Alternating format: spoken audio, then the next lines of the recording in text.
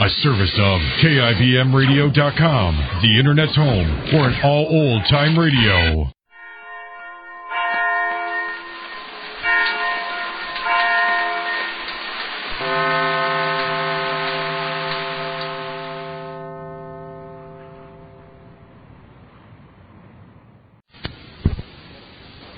And now, the Goldbergs.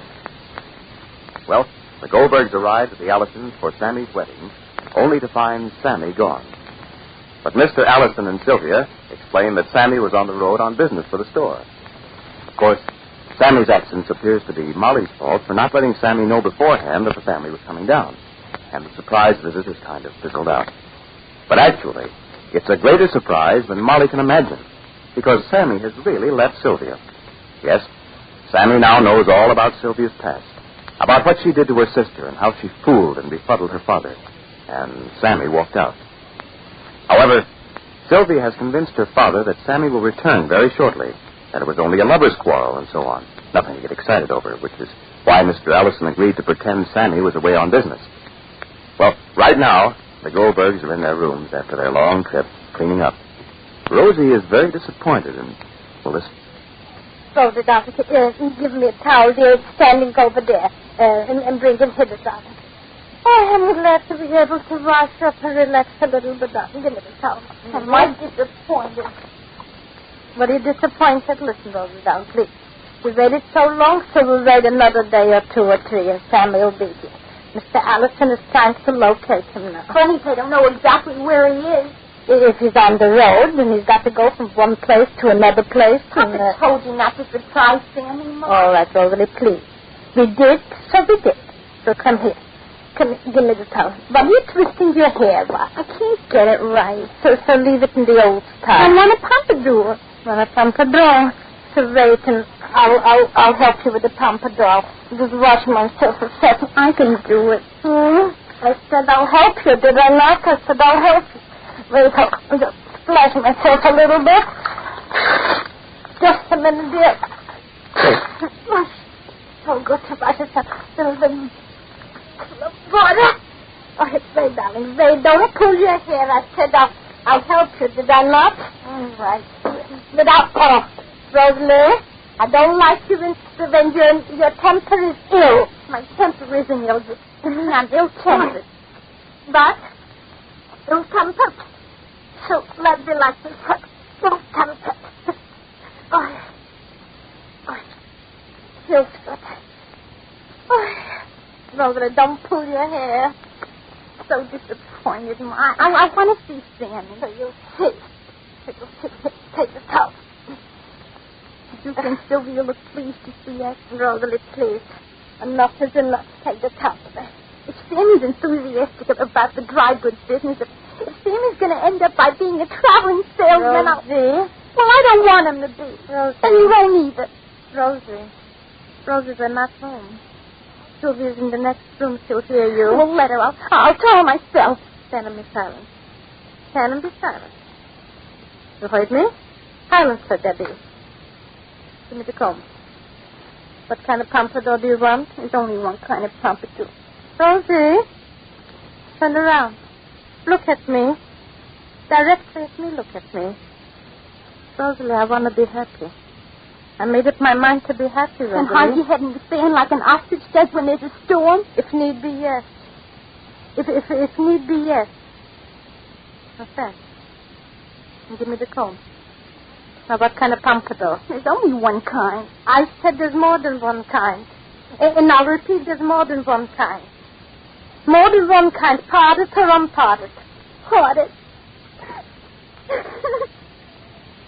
Rosalie. Let me try. I'll feel better. Why? I don't know.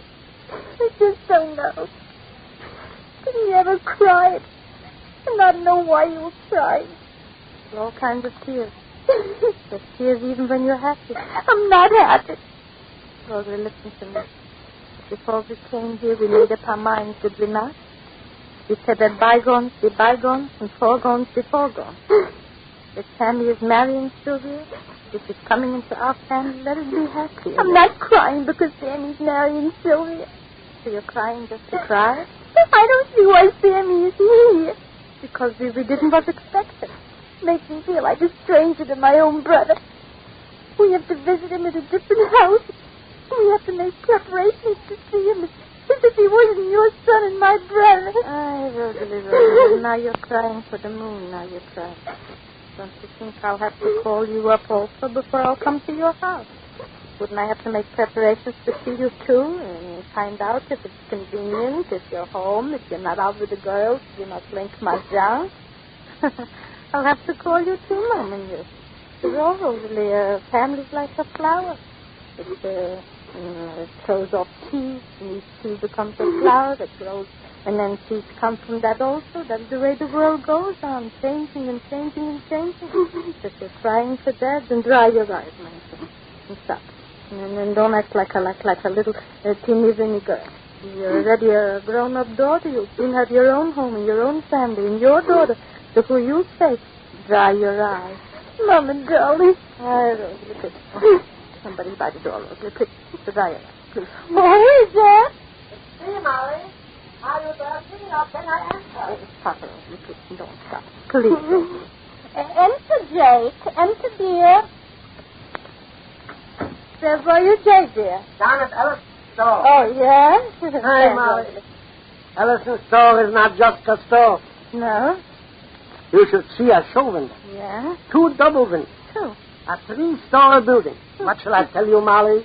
A miniature Macy's. A Macy of the South. So what, Rosie? What? Nothing. Rosie is disappointed that family isn't here. Sammy's getting training. The best thing that could happen to him. That's a matter of opinion. Rosie. Listen, my dear daughter. Reserve your remarks until you have lived long enough to know life and what it is. Under your mother's apron strings, Sammy was a baby and would remain so. But under Mr. Allison's reign, It's all right, Molly. It's all right. Okay. She asked a question. Let me answer it for her. Under Mr. Allison's reigns, as you quote, let me reply in quote. And this is from your father. Sammy will be a man. What kind of a man? Quiet. Well, what kind of a man? Not the kind of a man that I'd like to see my brother become. I know and you know that Sammy can write what he wants to write and that he should write. But just because he's in love with Sylvi and he's being led around by the nose, you think it's wonderful if Mr. Allison sends him peddling from town to town. Well, I don't think it's so wonderful. Rosie, did you see that? See that? They must have seen something happen from here already. You see that? Oh, who is it? Sylvia, Rosalie, I'll be one by an eyelash. Come in. Somebody's coming. Come in, dear. How do you like the store? Such a question. Mr. Goldbergs said this is beautiful. How do you feel, Sylvia? Your father trying to reach Sammy? He certainly is. I'm so sorry you didn't let us know. Sammy and I have been waiting from day to day to hear from you. Sit down, Sylvia, dear. Molly. Yeah. Show Sylvia the dress you brought down for the wedding. Oh, well, Sylvia has to show me her dress. Well, I will. Don't you feel well, Rosie? Rosie's a little tired, a little disappointed that Sammy is not here. Well, I know how you must feel, Rosie, but I'm not sorry. I'm glad in a way. You see, Mother Goldberg, this is the beginning of the most important thing in my life. I haven't had a chance to be with you and see you and talk to you. Get to know you the way I should. If Sammy were here, well, after all, he's your son and you haven't seen him for months. Can my presence make up for his absence a little? His family don't have to be absent, Sylvia, for me to want to see you and talk to you. If your marriage is going to be the beginning of the most important thing in your life, it's going to be the end of one of the most important things in mine. The end? I mean, the end of one and the beginning of another. If I lose a little of Sammy, then I get in return another child, another daughter, and that means it's a very good bargain, Sylvia. I'm glad you think that. I do, Sylvia. I really do. Is the wedding going to be a big one, Sylvia? Well, that depends. Who's going to be the best man? Your brother-in-law asked. Well, we just haven't decided yet. Did you send out all the invitations yet, Sylvia? Oh, we had them printed. And we have the announcements also. Yeah. If there's anything we can do on the details, we are not just guests. You are our child, huh? Don't forget that. I won't forget that. I just told Mother Goldberg I've been thinking of nothing else for the last few months. I want to be as much of a daughter to both of you as I can. You will be, Sylvia. Is Oh. that the phone? The phone. Oh, maybe it's family calling. I'll see. Huh? Excuse me. Maybe it's family calling. Oh, let us know, Sylvia. I'll take it, Caradale. Don't go about. I'll take it. Hello? Hello? Really, Bill 45? Yes.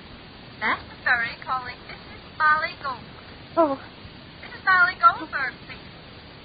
Is this Mrs. Molly Goldberg? well, she hasn't arrived yet. Who in Leicester is calling Molly? And what, if anything, might this call have to do with Sammy? Now remember,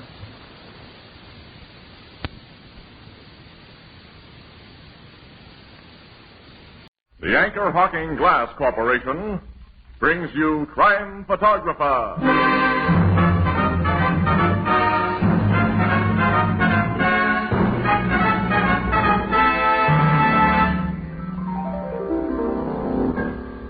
Casey, Mr. Marvin, all week I've been seeing the kids going back to school. Ah, school days, dear old school days. Education's a wonderful thing, all right. Sure is, Mr. Marvin. I didn't get past the fourth reader, but I learned something awful important since then. What was that, Ethelbert? You tell him, Mr. Marvin. Why, Anchor Hawking is the most famous name in glass.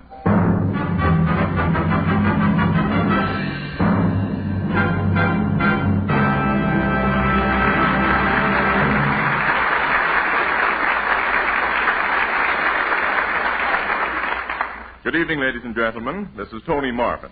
Every week at this time, the Anchor Hawking Glass Corporation of Lancaster, Ohio, and its more than 10,000 employees bring you another adventure of Casey, crime photographer, ace cameraman who covers the crime news of the great city. Written by Alonzo Dean Cole, our adventure for tonight, Graveyard Gertie.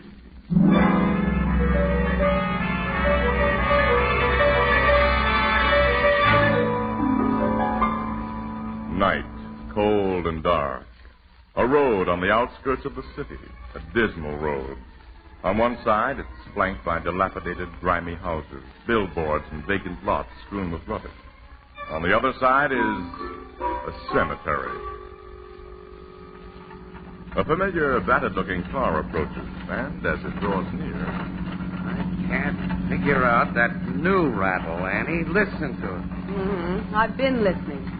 But, Casey, this poor old jalopy makes so many strange noises, it's hard to tell. Now, this is something new, Annie. Sounds like the battery supports. Well, I'm going to pull up here and see if I can locate it. Oh, you picked a fine place to pull up. In front of those cemetery gates. Oh, pooh. Graveyards don't bother me. Well, I don't like them. Especially at this hour. It's almost midnight, Casey. You see any spooks climbing out of the ground at the stroke of 12, Annie? Give a whistle. Here's what rattles. What? The license plate. The bolt all ready to fall out of it. Is that all? Yeah. Say, Annie, open the glove compartment, will you? Give me the pliers. The flashlight. Just a minute. Yeah, okay. Yeah, here you That's it. Huh. Won't take a minute. go. Midnight. Uh-huh. That's a good thing I stopped when I did. Another mile, this bolt would have fallen out. Hey, Casey. Huh? Something's moving among those tombstones. Well, where? Back there. I see, behind that mausoleum. Yeah, coming this way. It looks like a woman. Hey, it is a woman. Yeah, I suppose so, but she seems to be just floating among those graves, Casey. Floating, Annie. Nuts. She's simply walking very slowly and weakly. But why should any woman be walking in a graveyard at this time of night? Well, how should I know, Annie? Hey, Casey. What? The woman's figure, it sank out of sight behind that tombstone. Yeah, so it did. Now, it looked as though she went into the ground. You know darn well she didn't, but I'm going to find out what she did. Hey, Casey, don't leave me alone here. Come on with me, then. Into that cemetery? Naturally. Well, okay, but I don't like this. Just open the gate.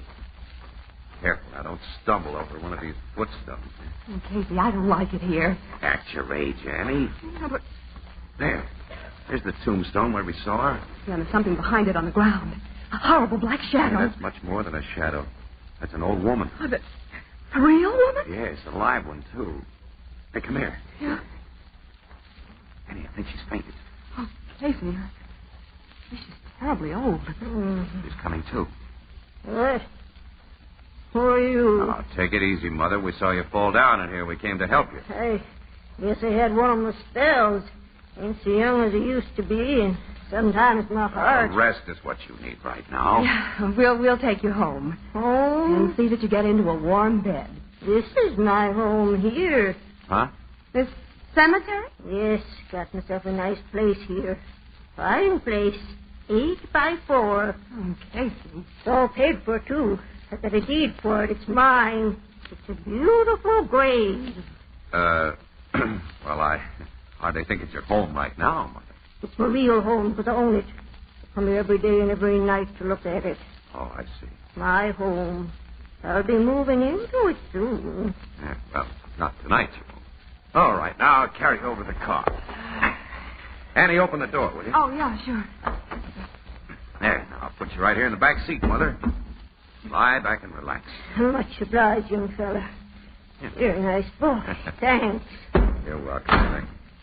Now, if you'll tell us where you live, we'll take you home. Yeah? Oh, yes, the place I rent. Thingsburg, just down the road a piece. All right, you point out the house when we get to it. I will. Will there be somebody there to take care of you? Somebody to... Oh, yes. Roger will take care of me. Oh, he's your son or grandson? No, Roger ain't no relation. He's just a friend. Best friend ever had. When he asked you two to come in and meet Roger. That's fine. When we meet your friend Roger, I'm going to tell him not to let you wander around cemeteries this time of night. You can tell Roger anything you've got a mind to, young fella. But he won't hear you. Huh? Oh, you mean he's deaf and dumb? No. I mean he's dead. Huh? Dead? That's right. Folks never suspected when they meet him first. You wouldn't if I hadn't told you. It never dreamed poor Roger'd been dead for 40 years. Been deaf? Say, what do you... Yeah, that's what I'd like to know. Won't tell you no more now. You'll find out when you meet Roger. You'll find out when you meet him.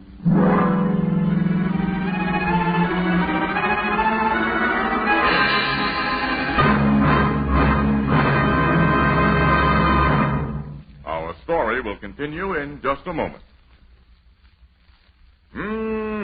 Is that good? Beer right from the bottle. Ah, yes, indeed, Alex. Beer right from the bottle. And that's the only way to serve beer. Beer in glass bottles. For glass and glass alone can bring you beer that's brewery bright. Beer as it's meant to taste. Well, what about this bottle, Tony? It's a new kind of bottle. The Anchor Glass one-way, no-deposit bottle. You mean I don't have to take it back to the store, eh? No, sir. I don't have to pay any deposit? Not a cent.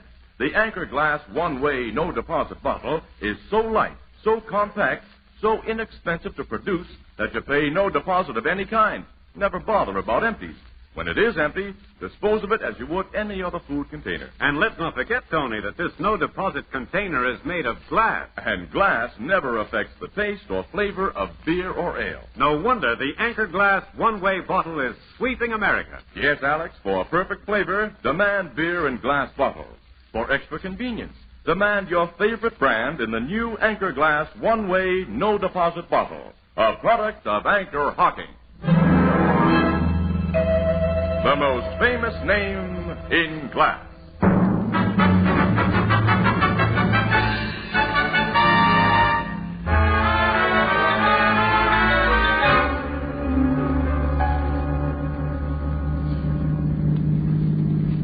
Here's where I live, young fella. You can stop your automobile.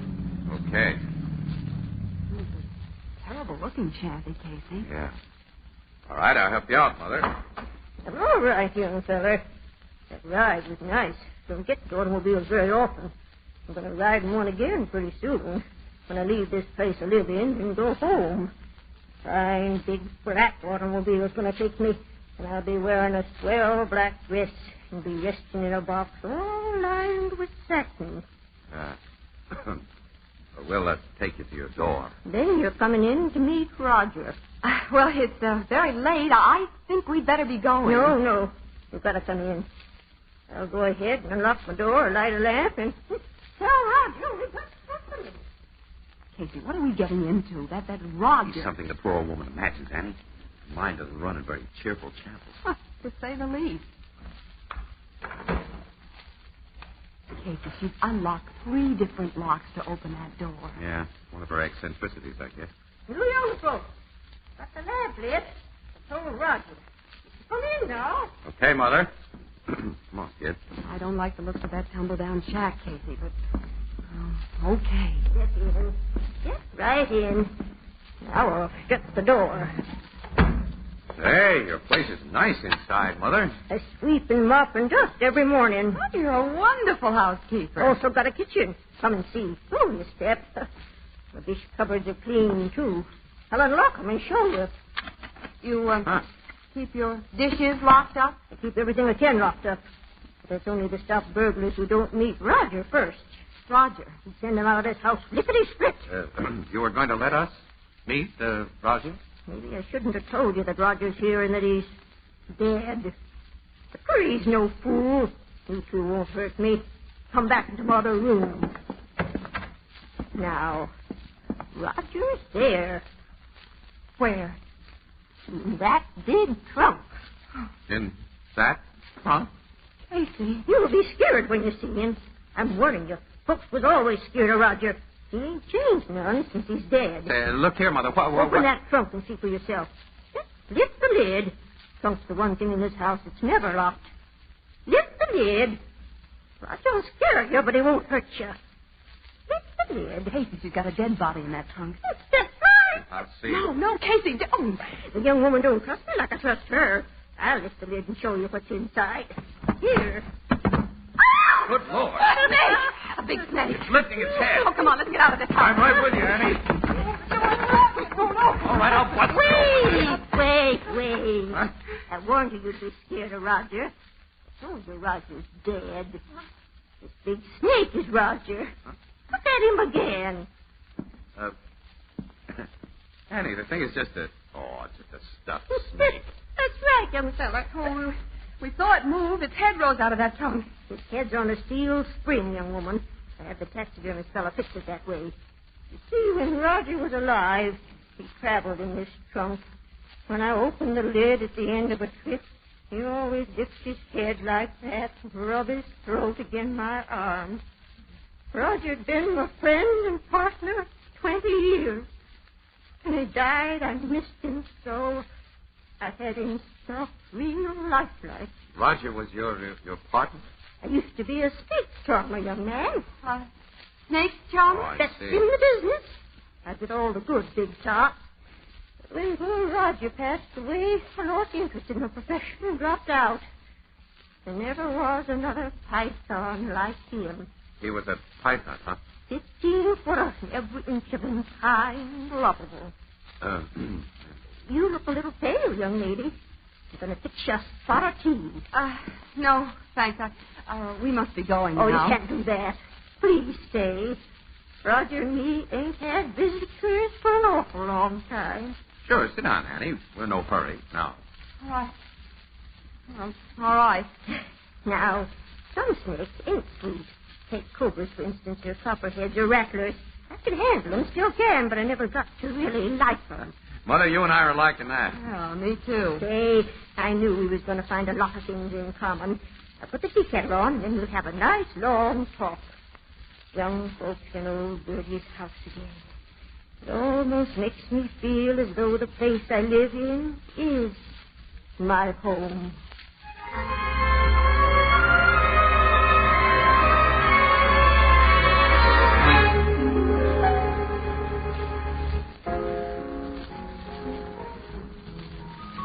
You and Miss Williams stayed up half the night with that old lady, huh, Casey? Sure did. We got a big kick out of it, too, Ethelbert. She had so many interesting things to talk about. Old circus days and the gay 90s. And it was a wonderful evening. Outside of Roger. Oh, don't mention him. I'll never get over that shock. That snake. Poor old woman living alone with a stuffed snake. Yeah, wandering around that cemetery. You know, I found out that people in the neighborhood call her Graveyard Gertie. She's had nothing to live for except the prospect of a decent funeral. You say she's managed to put enough dough away for that? Yeah, skimped and saved a few dollars here and there. Casey sold Burke, our city editor, on the idea of playing old Gertie up in a Sunday feature for which she'll be paid. Paid? Sure, for letting me take pictures and for giving Miss Williams an exclusive interview. How much will your city editor pay her? Well, the tightwad said $100 was his limit. But Casey got him up to $300. Hey, that'll look like $1 million to the old gal. Mm-hmm. And we're going to call on her with the check tomorrow morning.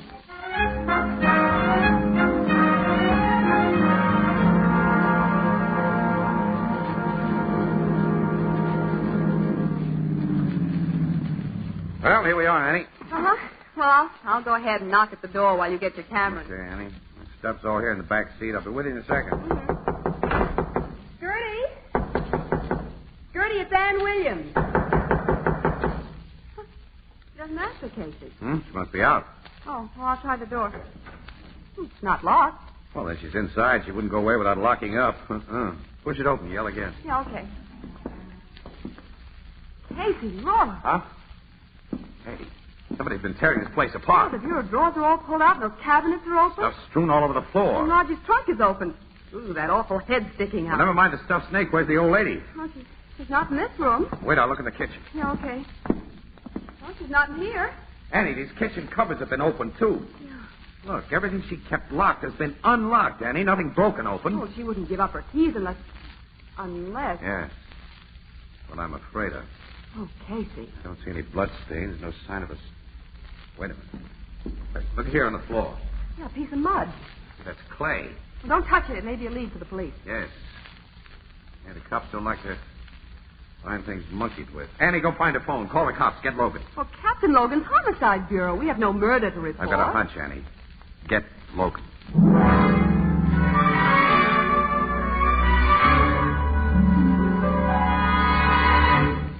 Casey, your hunch has wasted a lot of valuable time for me. My guys have searched every inch of this neighborhood, and there isn't a sign of that old woman or her body. Where do they go over that cemetery, Logan? She walked in there every night. They've looked behind every tree and tombstone. You had no business to call me in on this. Before the homicide squad can go to work, they have to have a dead body. Yeah, sometimes I think they got one. For a cat. Oh, yeah? Look, Logan, that old woman wouldn't have given up her keys without a scrap. And she was too frail to stand a scrap. Well, there's no evidence there was a scrap. This is a case for the precinct cops and the Missing Persons Bureau. I'm going back to headquarters. Okay, smart guy, go ahead. But my hunch still says this is a murder case, and I'm going to prove it. Yeah, so long, Miss Williams. Goodbye, Captain. Looks to me as though you'd put yourself out on a limb with him, Casey. How are you going to prove this is a murder? Well, maybe I did talk a little too big. He got me sore. Piece of mud. Must have come off the shoe of whoever ransacked this place. How did it get on his shoe? Well, how does anyone get muddy shoes? The cemetery. Now, Annie, let me think, will you? Old Gertie had so many locks and bars around this place that the neighbors probably figured that she had dough hidden here. So someone in the neighborhood laid for her, huh? Somebody who was familiar with the neighborhood and her habits. He killed her. According to your hunch. Yeah. Be quiet, Annie. Okay. Took her keys. Hit the body. Place unknown. Huh? I didn't say anything. Oh. And he came to this shack and searched for the dough that he thought was here using Gertie's keys. And he didn't find what he was looking for in a locked place, so he lifted the lid of that trunk that wasn't locked. And the head of that stuffed snake popped out. Yeah, the burglar reacted, Annie, just like we did when we first saw Roger. Only he got out the door, slammed it behind him, and kept going. Wait a minute. There's one place it's a cinch that burglar didn't look. And that's inside of Roger's trunk. The burglar thought the snake was the real McCoy and ran out. Annie, let's see. I'm right. Look. Hey, there's a metal box in the bottom of the trunk. Roger's coiled around it. A big cash box with a locked lid. Old Gertie did have money hidden here. She did. It's in this box. Annie. Yeah? I think I see a way to prove that Gertie was murdered and to get whoever did it. How? Whoever used that old woman's keys still has them. and still wants the dough that he didn't find. Well, I don't see how... Andy, go back to the office and tell him I won't be in for quite a while. Well, what are you going to do? First, I'm going to pay a visit to the sexton of that cemetery down the road.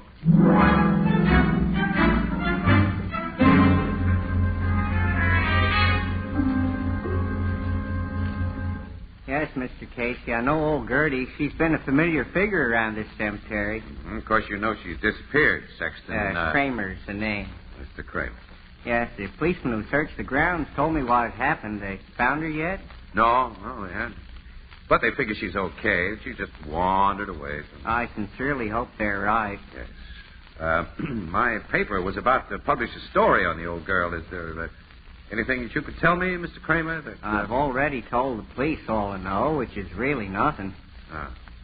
Well, maybe some of your workmen, the grave diggers, for instance. Maybe they could give me some dope on it. Well, you might talk to them. You'll find most of them working at the northeast end today. Oh, well, I'll look them up and get acquainted. Oh, was there a burial this morning? 3 of them. 3? Yes. Why do you ask? Oh, just wondered how business was. Matter of speaking. I'll tell you a funny one. If a burglar killed that old lady, he didn't find her money. Didn't? I think the money is in a locked metal cash box beneath a big stuffed snake she had.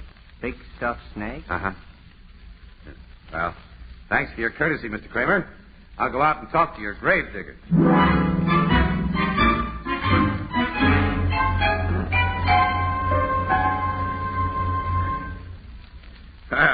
You fellas have really been swell, letting me interrupt your work and telling all you know about old Gertie.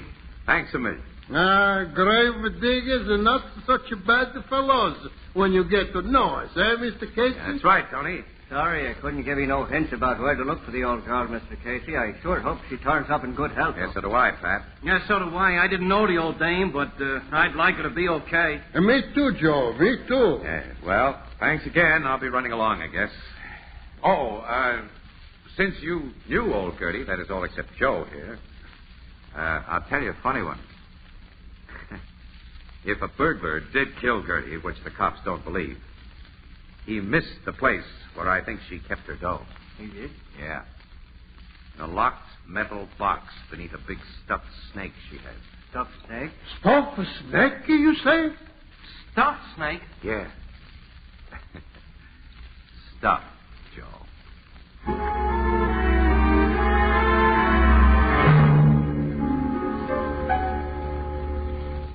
Casey, what makes you think the murderer will come to old Gertie's house tonight? I invited him to come. See, I talked to him today. I see. You talked to him? I think I did. I think he's a guy named Joe. That's identifying him for me. I also think I know where he hid the body, Logan. Huh? Where? I'll tell you. But first, look. First, you've got to agree to follow a plan that I've laid out. Now, is it a deal? All right, Casey, it's a deal.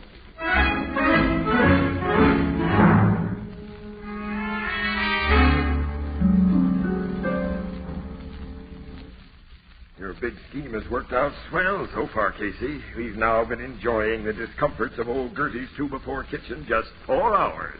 And in the dark. I don't think he'll show up at all. All right. We'll wait for him again tomorrow night. Oh, that's a pleasant prospect. Yeah. Standing in the dark. Yeah. Doing nothing. Yeah. Yeah. We can listen to Logan's sparkling conversation. Yes. Nuts. Casey, what do you suppose is in that box of Gertie's? We'll find out, Annie, when it's open. Well, I'm surprised you didn't have a locksmith open it, Captain Logan. Why should I? Hey, shh, quiet, listen. That key's turning in the lock. Who do you think is using that key, Logan? Shut up. Hey, the door's opening. It's a man. Yeah, he's turned on a flashlight. Comes back. He's heading for that trunk. He's opened it. Do yourself, Logan. Put him up, you. Put him up, I said. Don't shoot. Where did you get that bunch of keys, Joe? Yeah, All right. You can run me in for entering this house just now, but that's all you can pin on me. That's all. You think it'll be all when we find old Gertie's body where you buried it? I didn't bury no body. You killed that old woman. No. You killed her and buried her in one of the new graves that were dug yesterday. You dug one of those graves a little deeper last night, put Gertie's body in, and covered it to the grave's normal depth. I don't know what you're talking about. You tracked fresh clay into this house last night from the graveyard. Try to prove it was me, mister. I guess there's nothing to do but take him in, Logan. Come on, you. Wait a minute. He's got the keys, Logan, to that box we haven't opened. We might as well see what's in it. Yeah, that's right. Open it up, Joe. Me? That's what you came here to do. All right. So you got an attempted burglary rap against me. So what? So open that box. Okay, anything to oblige you, copper. And I'll open it up and take out what's inside. Okay. What's the matter? A snake's in a box, a live snake. Snake? Yeah, look at my hand, the marks of its fangs. So, Gertie kept a live snake in there, too. Logan, that snake's a copperhead. Copperhead? Oh, they're deadly. Yeah, I know that. Get me to a doctor, will you? Get me to a doctor, quick. We knew the old girl liked snakes, Casey. Hey, for the love of... I didn't know she liked copperheads, though. If a doc don't take care of me in a few hours, I'll be dead. That's right. Well, then do something for me. Not until you tell the truth about old Gertie. I told you the truth. Think it over, Joe. In a few minutes, your hand will begin to swell. The poison will be going through your system. Hey, you can't do this to me. You can't. That snake bite has to be treated quickly, or there's not much hope. Tell us about Gertie, Joe. Your hand's beginning to swell, Joe. Tell us about Gertie. The doc doesn't get to you quick. Tell us about Gertie. All right. I'll tell you to get a doc. Talk fast and tell the truth. I killed the old woman. How? I sneaked up behind her and hit her on the head. What grave did you bury her in? One of the new graves. I'll show you. You'll find her there, just like I said. Now get me to a doc. Get me to a doc. Just as soon as we check your story, Joe. After that grave is opened and we know you've told the truth. Hey, this poison won't wait till you open that grave. I'll be dead by then. Confidentially, Joe, we don't really care. You're gonna let me die. You're gonna let me Come die. on, loud. You're going to the cemetery and point out that grave. And I'll take your picture, do Hey, it. wait a minute, Casey. What? Sure, Annie. What is it? Did you and Logan know there was a snake in that box? Confidentially, Annie, we put it there. A copperhead? No, just a harmless hog-nosed snake that we bought from the zoo. Doesn't even bite. Well, it bit that man's hand. I saw the marks. We had the box rigged so that anybody sticking his hand in it would strike a pair of sharp-pointed nails and scratch himself. Oh, no, Joe won't die of snake bite. He's going to die in a chair.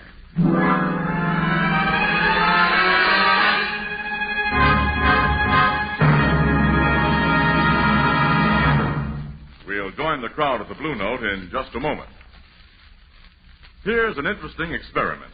Take a sunburst crystal pitcher, set it down on a fine linen tablecloth, and then ask anyone to guess what this pitcher should cost. Well, guesses would run up to very large sums of money. Many, many times as much as this sunburst crystal pitcher actually costs. Yet, believe it or not, you can buy this beautiful 2-quart sunburst crystal pitcher for only 50 cents, or slightly more in distant cities. It has the same diamond-like sparkle you see in the most costly hand-cut crystal, the kind of crystal that's handed down for generations as a family heirloom. Yes, here is truly an amazing bargain, a really great value. Now, you'll find this sunburst crystal pitcher and other equally great sunburst crystal values at any retail store selling household glass. Ask for sunburst crystal by name. You'll recognize the traditional sunburst pattern immediately.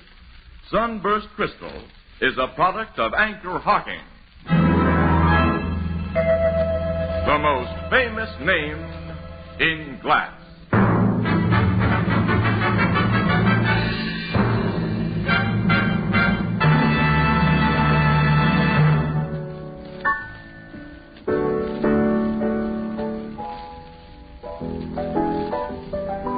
The cops found that poor old woman's body just as that guy Joe said, huh? That's right, Ethelbert.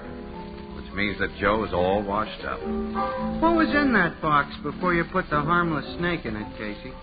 All of old Gertie's wealth. Huh? Yep.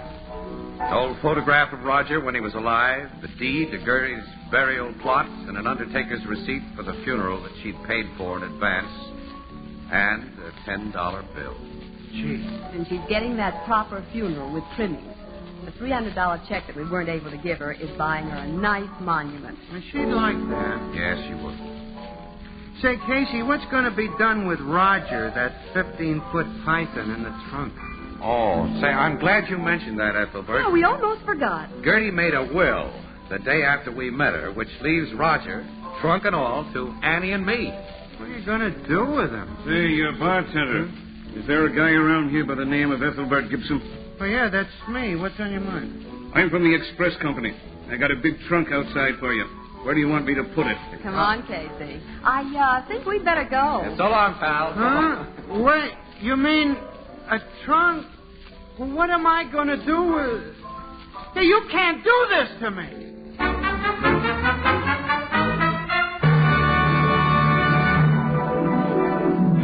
Crime Photographer, starring Stotts Cotsworth as Casey, is brought to you each Thursday by the Anchor Hawking Glass Corporation, makers of Fire King Oven Glass. Anchor glass containers, Anchor caps and closures. All products of Anchor Hawking, the most famous name in glass.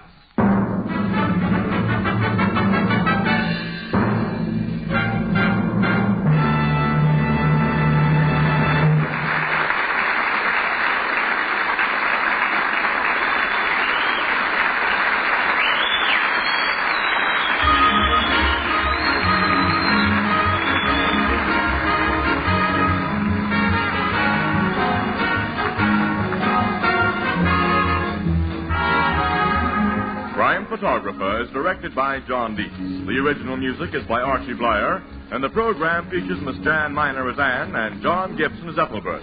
Herman Chittison is the Blue Note pianist, and Gertie was played by Abby Lewis.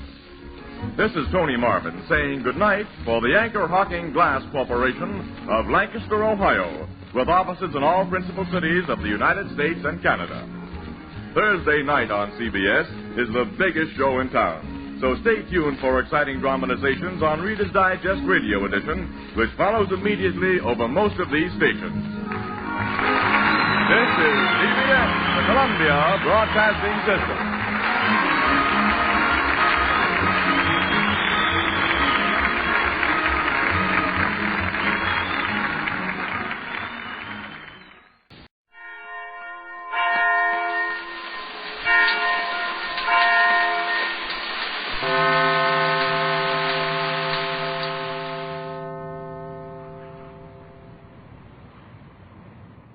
What you are about to hear is real. See you later. Goodbye. See you later, Tommy. This is Don Reed, police recorder. Tonight you're going to ride with Detective Unit 5-6 on the night watch.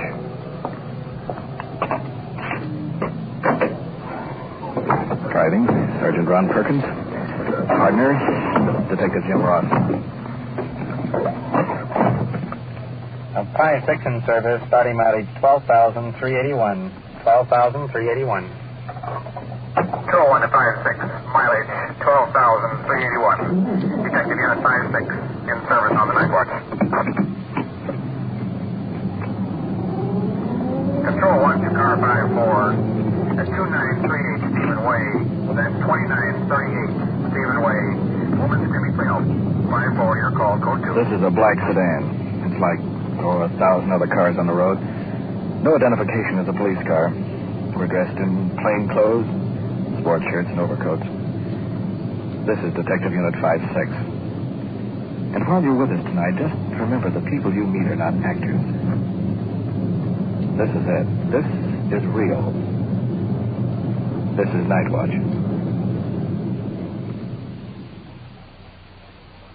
Night Watch, the actual on-the-scene report of your police force in action. There are no actors. There is no script. Every voice, every sound is authentic. The investigations are recorded as they actually occur. Night Watch, presented with the cooperation of the Police Department of Culver City, California, W.N. Hildebrand, Chief. And now we switch you to Detective Unit 5-6 on patrol somewhere in the field, and to the official police recorder, Don Reed. We're answering an unknown trouble call. Our only information is, see the man. And it could be anything, and it could be nothing. The district car was tied up, and we're rolling on this call in their place. That's a new housing project out here, and we've had difficulty finding the street. We're on it right now. 5-3, I have 23035. And just a matter of seconds now, we'll locate the number. Flashlights along the curbs. It's 26, 22, 18. Here we are.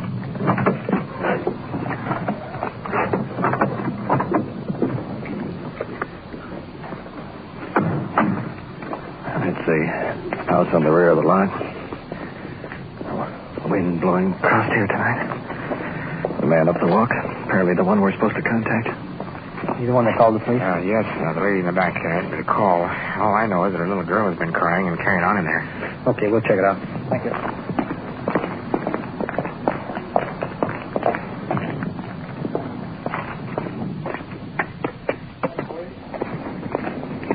The doorway. A lady. A little girl with pigtails hanging onto her skirt. Well, my cat's in the washer, and I can't lose it. Cat's still alive? Maybe I heard that wrong. Still alive. Sounded like she said the cat was in the washer. Go to the back porch and see what it's all about. And I couldn't move the doors down the bottom part. I'd pull the hose out, but let me get out of your way. Okay. How long has he been down there? 2 or 3 hours. Cat, apparently. Why? Stuck Maybe up longer. the agitator of an old-fashioned washing machine. You're sure it's still in there? Yes. Little side panel on the side of these washing machines. Yes, but you see, I couldn't get to it to unscrew it.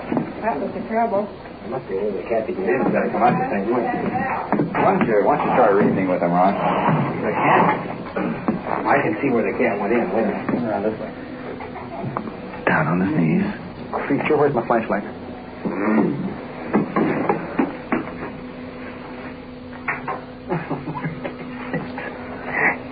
It's a kitten. It's clear back to the far end of it. Just tied up in there. No. I think you shouldn't turn it off. Now, Lyman, let's see. If we can swing this around a little bit more this way. Turned on. Don't turn it on. You'll have miss me or cat me. That chrome strip would have to come off the bottom. Or the top. Come out the little hole. Oh, he's in here. Then can't you get out now that you got the washer pulled out? Should be able to. How do you go about calling her? What's her name? Tippy. Tippy? Tippy, would you mind coming out? I'll tell you what we'll do. We'll get out and let's... You see if you can reason with him. Come on, Tippy. Kitty. Here. Wait, I know. We'll get something for her. Ever try to get an olive out of a bottle? Sort of our problem. Look, everybody's afraid. Well, it's a good thing you moved it now and see how dirty it is under there. Come here, Tippy. Kitty. Hey, Tippy. Come here. Come Oh, on. little cat. She's about 8 months old. Come on. She's out. Is she out? She's out. Eureka, we made it. 8 months old. This is a kitten? We'll put it back in place. Maybe she wants to sing back there while it's out. No, I wouldn't say that. Mission accomplished. Let's get back to work. I think that'll do it. Thank you so very, very much. One thing I could suggest is to put a screen over there. We're going to. Don't worry about that. Was one thing we discussed at the dinner table tonight. We get that. Good night now. Good night. Thank you very, very much. You bet. Did you record all the statements from that victim? Meow.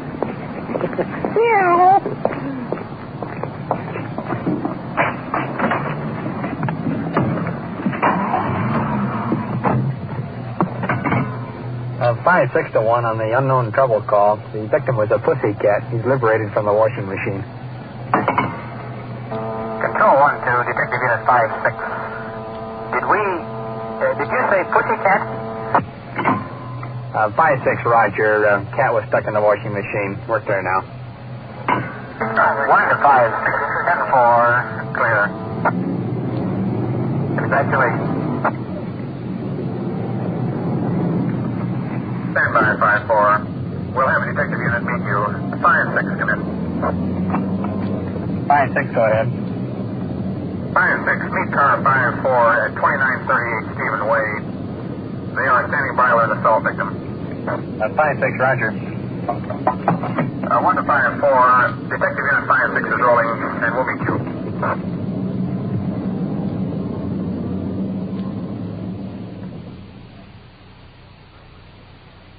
You are listening to Night Watch and following the activities of Detective Unit 5-6 on its tour of duty. Remember, the people and sounds you are hearing are real, and the investigations are recorded in the field as they actually occur. We'll bring you the final results of tonight's action at the conclusion of Night Watch. What are your plans for this coming Saturday morning? Working at home, finishing a pair of kitchen curtains, or cleaning out the garage? Will you be taking your family for a drive? No matter where you are, you'll enjoy them when you stay tuned to CBS Radio. Galen Drake is on hand with his friendly chatter and some swell musical talent to aid and abet him. Stuart Foster, Betty Johnson, Three Bows and a Peep, and Bernie Layton in his orchestra. There's a fast-moving show with Robert Q. Lewis, who has Ray Block and his orchestra, Earl Wrightson, Lois Hunt, J.P. Morgan, and Jan Arden to add to the merriment and music. And for drama, there's romance for touching love stories. City Hospital with its glimpses into the lives of doctors, nurses, and patients. Gunsmoke for action-packed adventure, Western style. That's just part of the story every Saturday here at the Star's Address. And now we switch you back to Detective Unit 5-6, somewhere in the field, and to the official police recorder, Don Reed.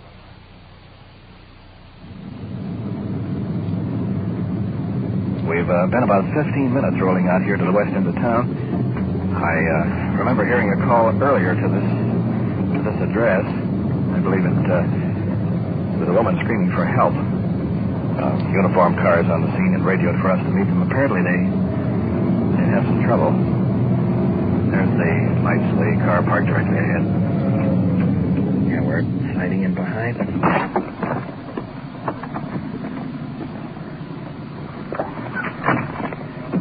It's a new house. Very modern, beautifully landscaped. Coming down the steps, the uniformed officer, Al Arnold. Let's see what it's all about.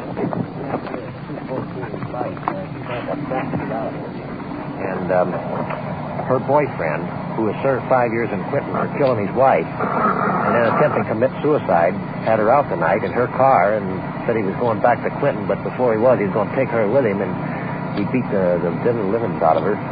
And he lives down here on East. He's down here on East Boulevard now. He's supposed to go home to his sister's there. So I thought you'd better bring you in on it. Yeah, let's talk. Yeah, she'll tell you everything. She's willing to file a complaint, get him all out of circulation. Move into the house. Have a talk with the victim.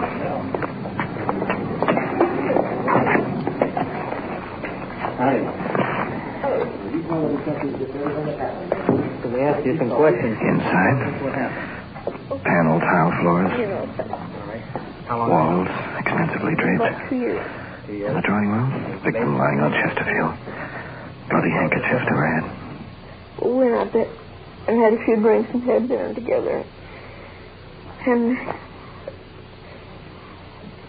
I don't know what you want to know. Well, tell me how the fight started, how he There was no fight. The fight started. He wanted to come over here to my place, and I didn't want him to come over here. He's staying over there for his sister-in-law and his brother. So he wanted to come over here, and that's what the argument started, because I didn't want him over here. So he slapped me on the side of the face. Where was this now? Where were you when this happened? In front of his sister-in-law's house. I see. He was driving a car, but I wanted him to get off there. Mm-hmm. So he says, I know I'm going to go back to San Quentin. So he says, you're going to send me back there. He went in court and got a divorce. He's only been married 2 months, and he got a divorce because his wife filed a complaint against him and said that she was afraid of him doing her bodily harm. But he's telling me how much he loves me. And he just hauls up and hits the side of my head, and he puts my neck over the back of the car, and I just scream. Wouldn't you if you're going to get your neck broke? He says, I killed one, I says I can kill another one. Has he been up? 5 years. What for? Killed his wife. Did he use anything on you besides his fist or hand? That's all he needs to use. You can see him looking at me. How about your teeth? Did you hear any of your teeth anywhere? No, he just hit me in the top of the head. He hit my head over there. Anywhere in the ribs or anything like that? No. No. How did you get back to your place here? He drove up there in the back in one of his parking lots. And he said, if you scream, I'll kill you. I ran out in the street and I noticed the gentleman. I don't know who it was, a man and a lady drove up out in the car. And I said, please call the police. I said, he's going to kill me. And he threw the keys and he left. He ran. He didn't take the car, though. He's on foot. No. What's he wearing? He said his sister-in-law's. I just called her. What's he wearing? What's he wearing? He had a pair of tan trousers, slacks, and a check coat. And how old man is he? He's 57, I think. 57, and how tall is he about? About 5'10". 5'10". Is he heavy, medium? No, just medium. Medium build. Has he ever done this to you before? Times before. Has he ever beaten you up as badly as this? No. Do you want to sign a complaint on him? Yes, definitely. You want to follow through with the arrest and everything like that? Yes. Now you understand we will assist you in making the arrest.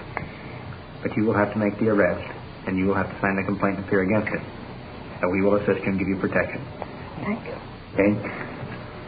You want to go with us so we be sure we have the right man then? I shall. See you. All right. Assisting victim to her feet. Hold on, it's kind of cold outside. Coat on. Heading now for our detective unit. You know the house when you see it, don't you, ma'am? All right. You live here all by yourself? Yes.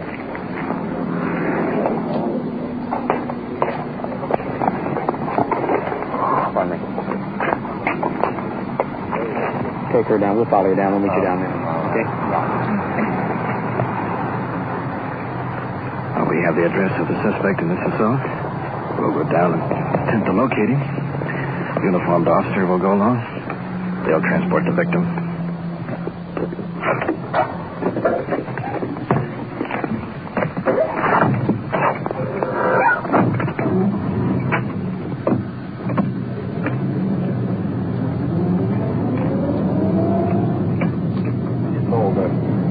The fellow there that's been drinking. But some of this unsteadiness is undoubtedly caused by her injury, her black eye, and the cuts and bruises. 5-6-1, we're clear on the home of the victim in this assault. And en route to question the suspect. Car 5-4 will assist us. 1 to 5-6, 10-4, Camry 394.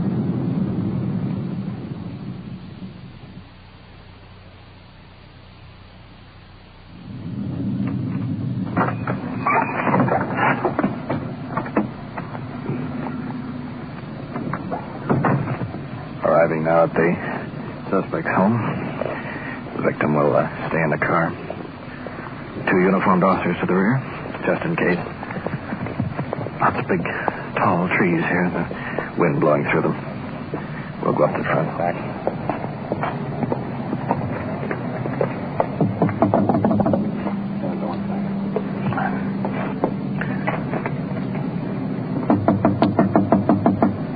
Somebody must be home. Lights? Police officers, open up, please. Can we come in and talk to you, please? Moving in.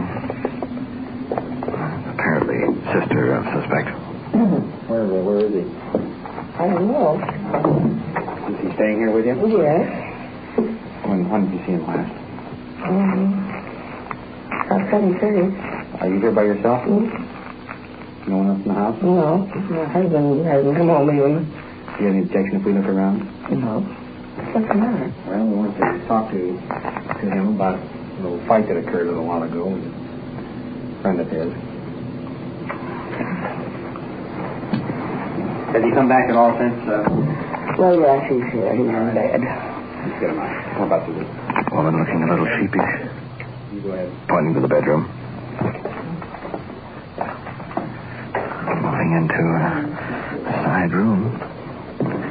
Howdy. Flick on the light. Suspect jumping up in bed, shaking his head. He can't believe his eyes. Don't mind if I look under the covers, eh? I'll be sure you don't have a gun or something. Don't be silly, man. Look how he covers you. What happened down here? Oh, she just got drunk. That's all. Did you hit her? I just slapped her, but she just told me all the doggone names in the garage feet now. What started it? Well, she just got drunk on me, that's all. You been drinking tonight, sir? Yeah, little, yeah. How did she get the black eye and the cuts and bruises on her? Well, I just slapped her because she just called me more doggone names you can think. Stick a fist up. No, I won't. Detective Ross checking. Make sure there's no weapons around. Is this, are you related? That's my sister. Did you inform her to tell us that she weren't here? No. Why did you do that, ma'am? Oh, just protecting my nothing by. She just protecting me. Well, I'll tell you, how about getting your clothes on with us and so I can find out what it's all about? Sure, I'll be tickled to death. Backed out of bed. Red flowered pajamas. Slipping his trousers over them. And she just told me all the doggone names you can stick a fist up. She bit me in the finger. That's when I... Sure, I'll be tickled to death to go away. Perkins checking his coat for any possible weapons. Not that we're suspicious. Just don't take chances. Yeah, let's take a look at what our man's got in his pocket. Yeah, absolutely.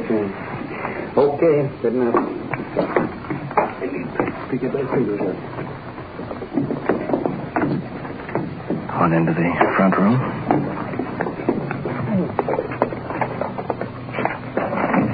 Outside, the wind is blowing in gusts. For a second it's blowing, and the next second it isn't. Now we're guiding the suspect up to our radio car now. Woman victim leaning out the window. That's the man that you want placed under arrest. That's right. Take her right into, get a crime report from her at the same time. We'll take him in with us.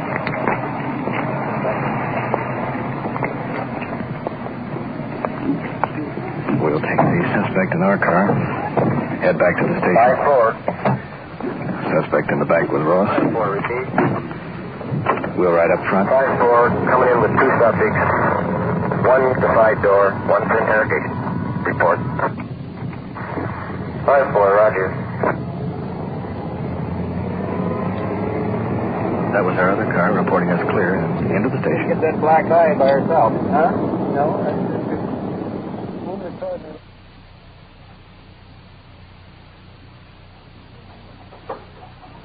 This is the Detective Bureau. Into the office. The victim of the assault. Detective Ross. Officer Arnold assisting. Still badly shaken. We'd like to find out a little information, if we can, on this situation. Do you understand the seriousness of this charge that you're placing against him? Yes, I don't want it to be too severe. Well, we have no say on the penalty at all. We're arresting officers. We're assisting you in making a citizen's arrest. You are the one that will sign a complaint, and then it goes before a judge, and we have nothing to do with it from then on. Well, when he choked and slapped me and put my head over the back of the seat tonight, he says, I'm going back to San Quentin. And he says, I don't give a...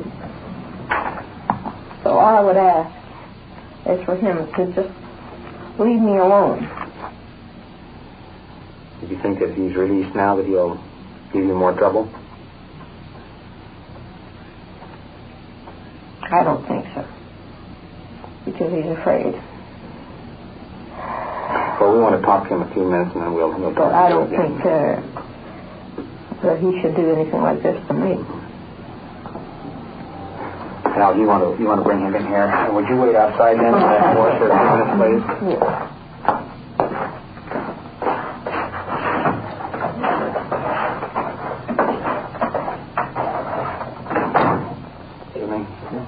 We ought to get Lang or somebody to photograph her black eye and her cuts and bruises, just in case we have to have them. Yeah, I'll take that. All right. Now that black eye is getting worse. Yeah, when I first saw it, black eye, what it is. Well, when I first saw it, it was just right in this area. I see now it's spreading down. You plugged it around. Yeah. So it didn't look like a fresh black eye. But how he killed his first wife? Huh? No. Stuck a gun in her mouth. Are you kidding? No, I'm not. Stuck a gun in her mouth? Yeah. Then he tried to kill himself. See the mark in his throat? Was it a suicide pact probably, or? It must have been. That's what that court's probably figured because they didn't have to be Come on, sit down over here. Coming in. Suspect. Short, stocky. Hair streaked with gray. Powerful arms and hands. How old are are you? 57. How many times have you been arrested? This is my second time. Second time? What was the first one for? Second-degree murder. And when was that? 1946. And how much time did you spend? 5 years and 2 months. What caused your arrest on it? What were the circumstances? My wife. Like I say, if I have to go back to the penitentiary, I'll go back. Well, that's too bad you bring it on yourself, though. No, I didn't bring it on. She helped bring it on. Well, what happened tonight? How'd the beef start? No. Like I That's said, when you got back there to in front of your place. Is where it started, wasn't it? No, it started at this... This bar? Bar. What's the name of that bar? I don't know, but I don't care the name of the bar. Well, it started right there. Well, anyway, we took off, I see. And then we started in front of my sister's place and my brother's place. And she started to cuss me out. So I told her, keep quiet. I said, why was she cussing you out? Because she was drunk. She always does. Okay. When she gets drunk, she always cuss me out. She called me a white killer. And she started calling me all different names. So I said, keep quiet or I'll slap the liver out of you. Which I did. I'll agree with you. I did. I slapped her. Like I say, I'll probably go back to the penitentiary and finish. How many times did you hit her? That I wouldn't know. I wouldn't say now. I'm not going to commit myself on that. How come you didn't control yourself? Well, I just couldn't. I don't know why. How come you just didn't say, good night, I'm going home? Well, I just couldn't. You're in love with her? I'm sorry, sir. I'm in love with a woman. You can say that again. You going to marry her? You going to marry her? I would, yes, if she would. Well, let's see what happens. Bob, in the meantime, you want to put him in the detention cage down. You want to...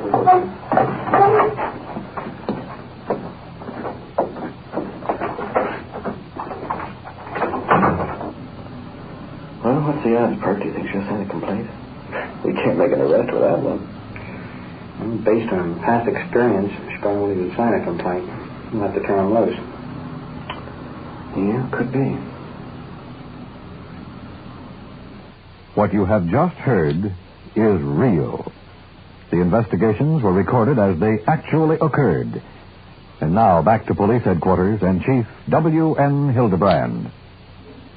As you toured the night watch tonight, I think we agree the first case of the cat stuck in the washing machine needs no further explanation. But a little humor in any profession has always proved good for morale.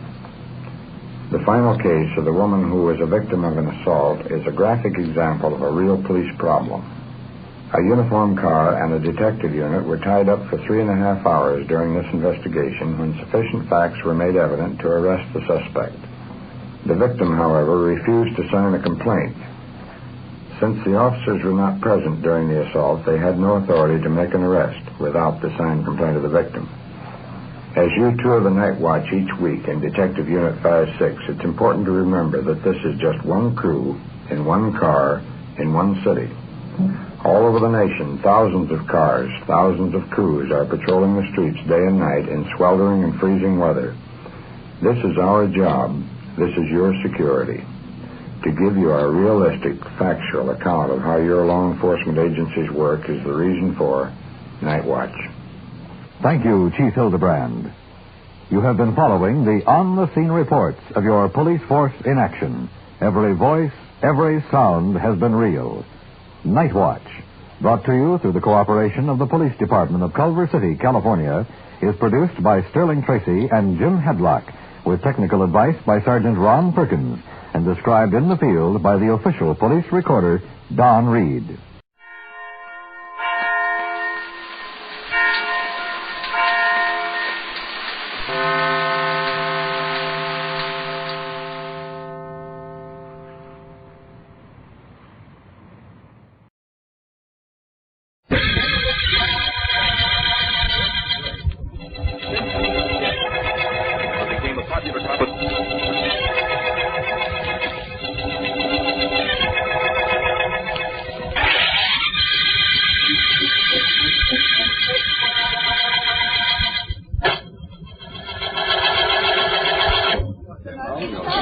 Well, Dr. Kent, here's where you get your medal. Yes, Lloyd, I know. You mean you know that I'm the one who should be getting it? and that you stole my notes. Lloyd, be quiet. They'll hear you. That would be terrible, wouldn't it? For you. Lloyd. Ladies and gentlemen, as president of the International Astronomical Society, it is my privilege to introduce our guest of honor at this banquet, the eminent astronomer, Dr. Humphrey J. Kent. Dr. Kent. Thank you, Dr. Hall. Ladies and gentlemen, permit me to thank you for this testimonial dinner and for the honor you have paid me in tendering it. It is an occasion for which I am deeply grateful and which I will long remember. I thank you. Before Dr. Kent returns to his seat, I should like, on behalf of the Society, to present him with this medal for his long and successful search for the first new planet to be discovered since Dr. Lowell brought to light the planet Pluto. Allow me, Dr. Kent. Thank you. Congratulations. Thank you very much on behalf of my two colleagues and myself. This has been a very great honor. This medal is not very heavy, but it carries a weighty responsibility. I think perhaps I had better sit down.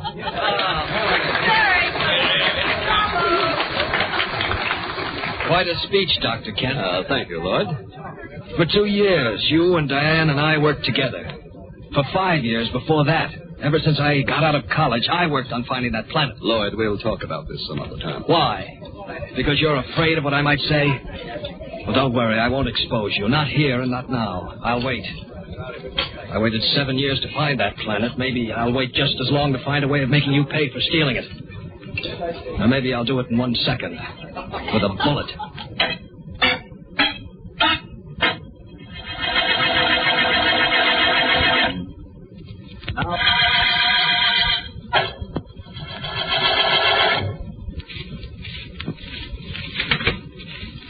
Oh, good morning, Dr. Kent. Good morning, Oscar. You do not mind if I finish sweeping, Dr. Kent? I will not be too long. No, go ahead. Doesn't matter. Oh, something is wrong. Yes, Oscar. Too many things. This morning, I read. Last night they give you a medal because you find a new planet. Yes, they gave me a medal. For a new planet, the medal. For me, a broom, a dustpan, a mop. Dr. Kent, I too know the heavens.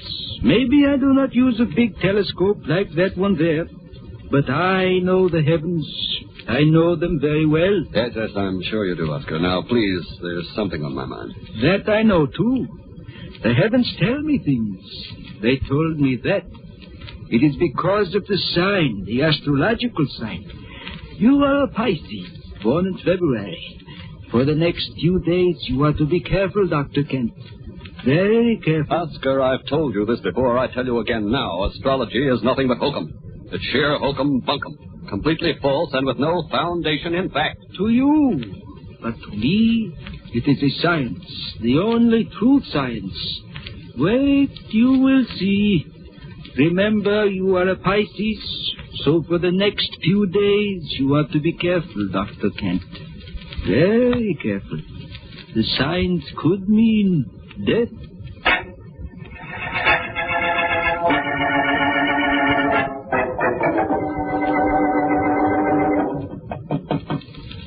Busy, Lloyd? No, I'm not, Diane. Come in. Well, better not let the indoors of this observatory see the learned Dr. Devons with his head on the desk. What's the matter, Lloyd? Plenty. I went to that dinner they gave Dr. Kent last night. Watched them give him a medal. Saw the smug look on his face when he accepted it. On behalf of my two colleagues and myself. Well, so we got a medal by proxy. I'm just as happy. Scientists work for science, not recognition. Recognition never hurt, though. Let me ask you something, Diane. Dr. Peters, please.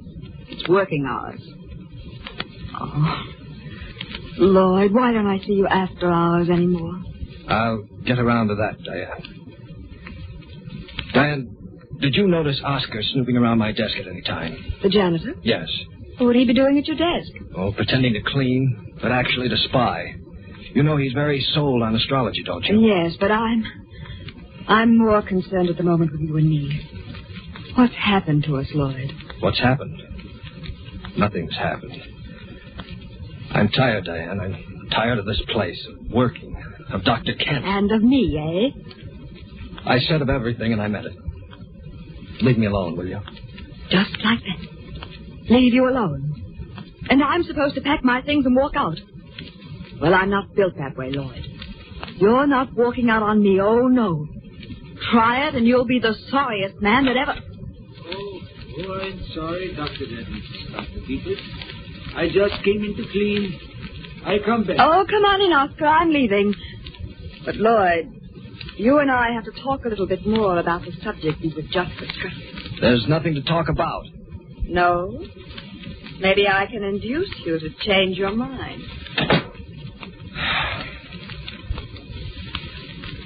Well, Oscar, you said you came in here to clean. So clean. I only say that because Dr. Peters was here. Actually, I come to talk to you. About what? About $300. I need $300, and you are going to give it to me. I'm going to give it to you. What makes you think that? Many things. I must have an operation, they tell me. Operations cost money. You will give me the money. I'll give you the money. Are you crazy? Get out, Oscar. Get out now. I have to clean. Not now. You don't have to. Get out. I want to be by myself to think. Think if you want to. Think about many things. But also think about the signs. You too are a Pisces. And for the next few days, the stars say there is trouble. There is more than trouble, they say. There is death.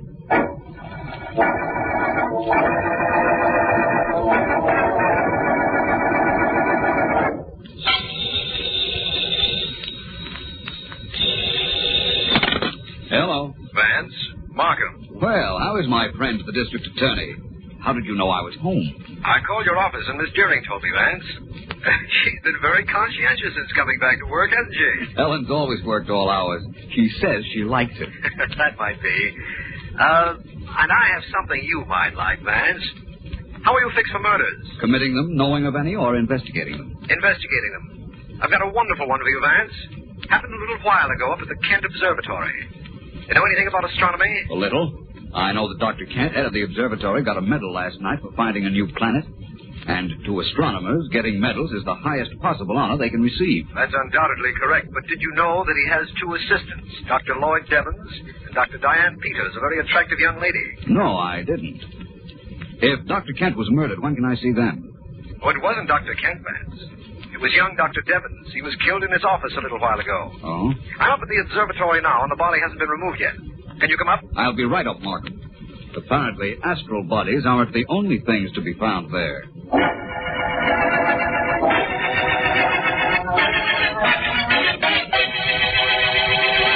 Vance, this is Dr. Kent. Dr. Kent, Philo Vance. How do you do, Mr. Vance? Dr. Kent, how long was Dr. Devons your assistant? For several years, Mr. Vance. He was a brilliant scientist. His experiments with the spectroscope will be studied for many years.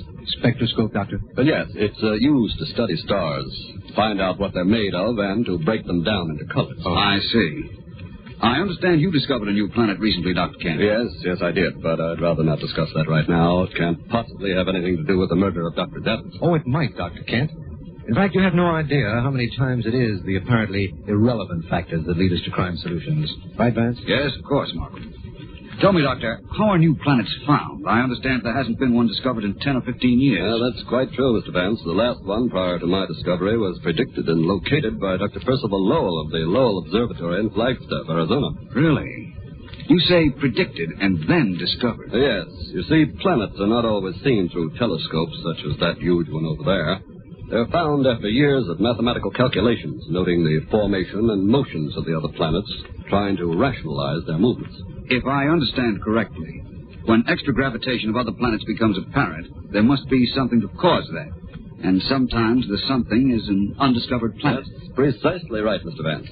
But it has no bearing on Dr. Devon's death, as you can see. Perhaps after I see Dr. Peters, I might agree to that. Anyone else you might suggest my talking to, Dr. Kent? No, I don't think so. Yes, there is, Vance. You might see Oscar, the handyman here. He predicted there might be a death in this observatory, although, frankly, I thought it was my death he was talking about.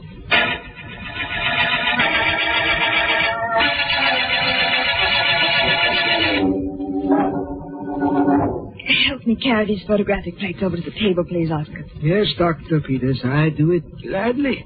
Oh, I've got to keep working. I've got to stop thinking about Lloyd. Yes, Doctor, I know. You want the plates right here? Please. Yes? How do you do? I'm Philo Vance. May I come in? Oh, yes, please come in. I've been expecting you. Mr. Markham said you might want to question me. I do, very definitely. And this is Oscar? I am Oscar. I wish you'd have a seat, Oscar. I want to talk to you, too. Very well. I sit down. Well, Vance? Dr. Peters, may I start by saying that I think you're a very attractive scientist? What are you going to finish by saying? I really don't know yet. How well did you know the dead man, Dr. Devons? I knew him very well. We worked together for years. I see. You and Dr. Devons were merely scientific companions? Not exactly. Except that he was very busy recently. Doing what? Trying to compute the location of the planet Dr. Kent found. Only his notes were stolen. His notes were stolen, eh? And Dr. Kent then discovered the brand new planet? Well... Well, what, Mr. Vance? It's a little too early to tell yet, Dr. Peters. The dead man's notes were stolen. Mine are not yet complete. Oscar. Yes. Yes. What do you want with me? I'm not sure yet, beyond the fact that I'd like to know how you could predict death as you did yesterday. How I could do it? Anybody could do it. Anybody who knows how to read the stars correctly. By that, I suppose you mean astrology? Of course. These are trouble days for everyone born under Pisces. Dr. Devons was a Pisces. I understand your original indication was that it was Dr. Kent who was to die. I do not indicate anything.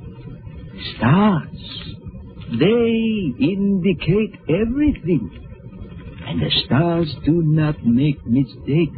Possibly not. And from all I've been able to find out on this case, neither did our murderer.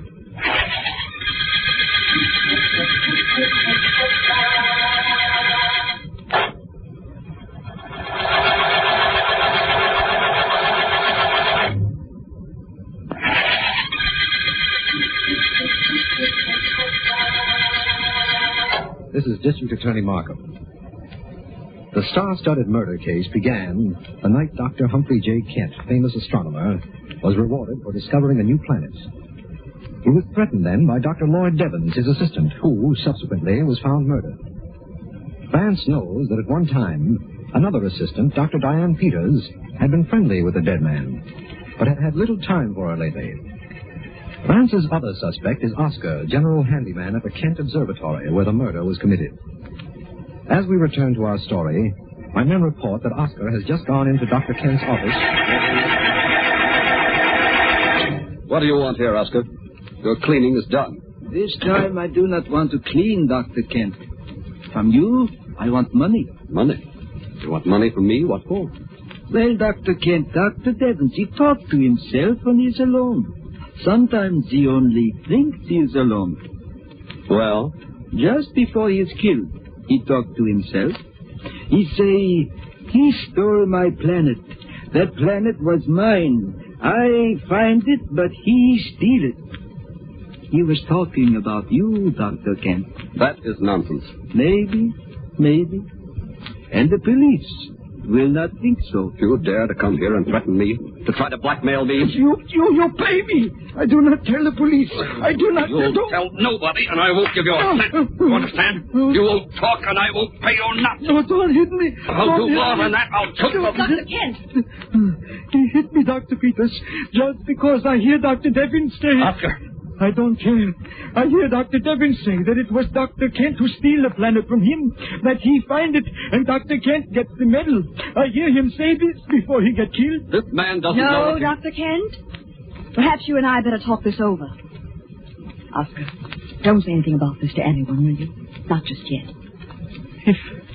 If you ask me not to, Dr. Peters. Thank you.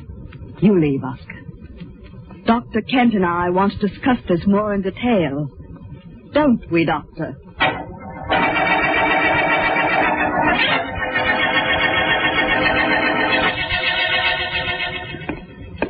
This place looks like a tomb, Vance, doesn't it? Scientific libraries aren't built for splendor, my friend.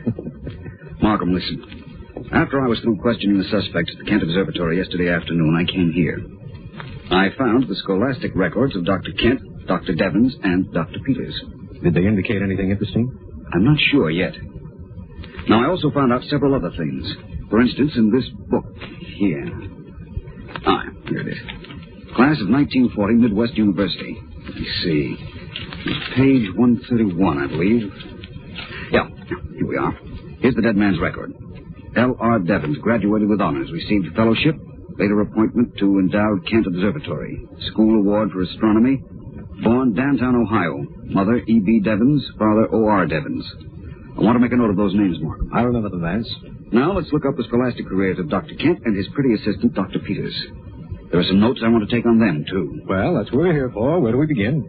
That, at the moment, is secondary in importance to a much more vital factor. Where do we end on this case?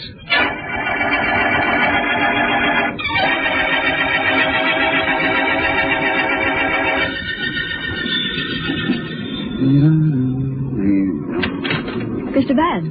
Oh, sorry to disturb you at your home, Dr. Peters, but it's a matter of necessity. May I come in? Well, I have company. I won't stay long. Thank you very much. Dr. Peters, I've found something very interesting at the science library this evening. What's that, Dan? Oh, Dr. Kent's voice, isn't it, Dr. Peters? Good evening, Dr. Kent. It's Philo Vance. Come in, Vance. Thank you. How are you, Dr. Kent? I'm well. I was just leaving. Well, please stay. Dr. Peters, I came to tell you I want you at the observatory at 10 o'clock tomorrow morning. And I'd like you there, too, Dr. Kent. Would you? Why? Very obvious reason. I've been doing some research. Dr. Kent, I've found out several very interesting things. For instance? Well, from what I learned from Oscar, I believe Dr. Devons died believing that you, Dr. Kent, had stolen his research information on the new planet. That's preposterous. Is it? Perhaps. Dr. Peters. Yes? You mentioned something to me earlier which I haven't thought much about, but which perhaps you might clarify just a bit. I will if I can. What is it? I had asked you if you and the late Dr. Devons were purely scientific companions. You said, not exactly. What did that mean? It meant just that. Not exactly. You saw him socially? At one time. And then? Then I didn't. Who lost interest, Dr. Peters? You or Dr. Devons? He was working very hard on his notes. And had no time for you. Look, Mr. Vance, don't try to shape a woman's scorn angle to fit me.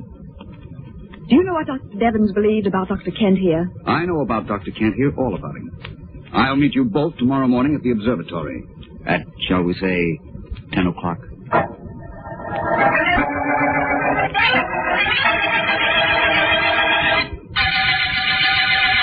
Dr. Kent, why must I be here, too? I have my cleaning to do. Mr. Vance, what did you hear, Oscar? He'll be off the phone in a minute to tell you why. This is a little ridiculous, you know. From what I've seen of him, nothing Vance does is ever ridiculous, Dr. Peters. Any word yet, Vance? Not yet, Dr. Peters.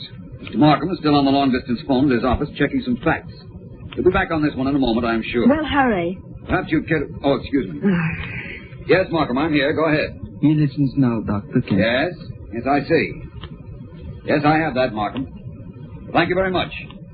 Yes, it's fine. Thank you. Goodbye. My apologies to you all. There was some information lacking, and I've just gotten it. Now, before I make any definite statements, I wonder if there's anything any of you would like to say.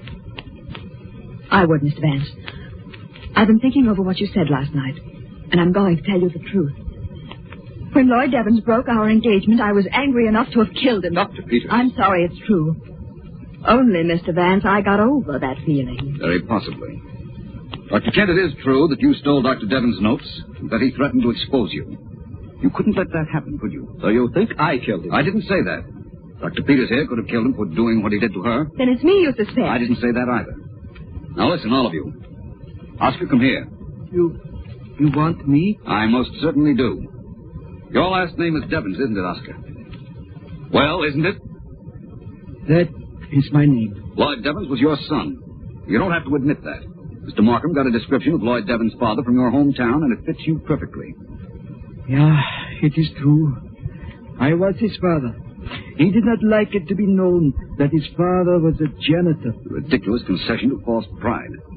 When your son's college record showed his father's initials were O.R., I thought the O might stand for Oscar, and Markham's telephone call corroborated that. My boy did not want it known that I was his father. But he was a good boy, Mr. Vance. Boys born under Pisces are brilliant, alert, resourceful, a little selfish. Was Lloyd really selfish, or is that astrology stuff all bunk? Bunk? Of course it isn't bunk. My boy, he was selfish. He refused me money. All I wanted was a few $100, but he refused me. You see, he was selfish. That proves it, doesn't it? You told me your son was a Pisces, and that these are troubled days for people born under that sign. Yes, that I told you, because that is true. Trouble, and sometimes death. The stars say that. Rubbish. Stars can't predict anything. That's ridiculous. Ridiculous? You say that is ridiculous. My boy say that too. I wonder whether he would say that now if he were alive to say it. When did he say it was ridiculous? When I warned him. When I warned him that his selfishness might lead to death, he looked at me. He laughed at me. He laughed at the stars. He was laughing even at the stars when I killed him. What? Oscar. Oh, Oscar, no. Oh, so you were clever, Mr. Vance. You tricked me so I tell the truth. But it does you no good. I go out that door, and nobody stops me. Nobody. I shoot whoever tries to stop me. You even, Dr. Peters. Oscar, don't be a fool. The police... Police? They are smart, maybe. But I am smarter. I have the stars to tell me things, to tell me everything. But I kill anyhow anybody who follows me. Let's get after him. It's quite unnecessary, Dr. Peters. I'd ask Sergeant Heath of the police to wait downstairs and arrest anyone who left here. If I know Heath, he has Oscar by now. Oh, what a terrible thing this has been. But I suppose I ought to thank you, Mr. Vance. You can in a moment. Dr. Kent, don't you have a medal given you by the International Astronomical Society that belongs to the late Dr. Devons? Yes, I guess it actually belongs to him. Don't you think you ought to write a paper for the Astronomical Magazine giving him full credit? Well, partial credit, anyhow. Perhaps. Yes, I'll write the paper and my resignation together. That's what I thought you'd do. Well, I'll leave you now. Thank you, Mr. Vance. Thanks very much. For Lloyd. It's quite all right, Dr. Peters. I guess Oscar thought he could get away with murder, but it just wasn't in the stars.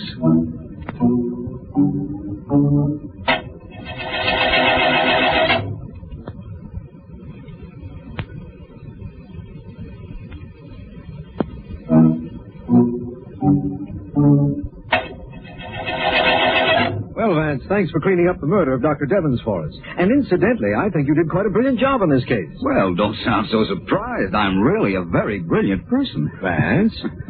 Oh, absolutely. I'm so brilliant that I had 3 suspects for the murder of Dr. Devons, all with motive, all with opportunity. I'm so brilliant that I didn't know which one of them actually did it. That isn't exactly true, Vance. You did know ultimately. Yes, I suppose so. But I had to make Oscar break down and admit it. If he weren't so sold on astrology, I don't know how I could have done it. You'd have thought of something, Vance. You always do. And I'll tell you a little secret. I knew you'd solve this case. Knew it from the very beginning. Did you, Markham? I didn't. I guess I'm not so brilliant after all. I had to wait for the end. The end of the star-studded murder case.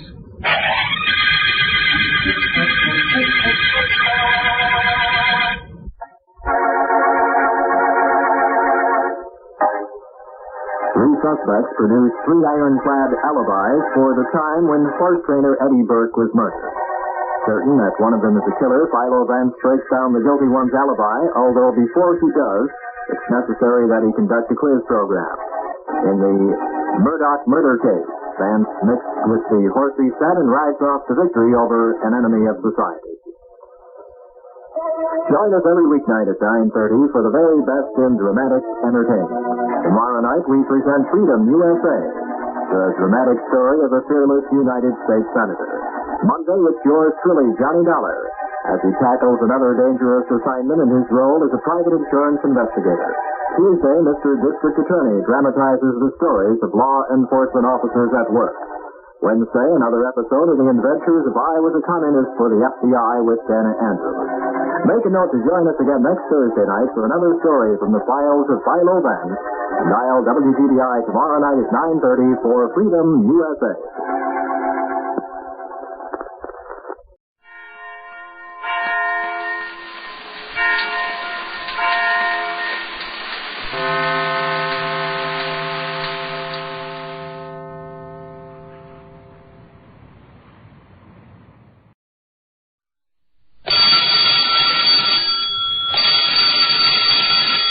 Calling all detectives.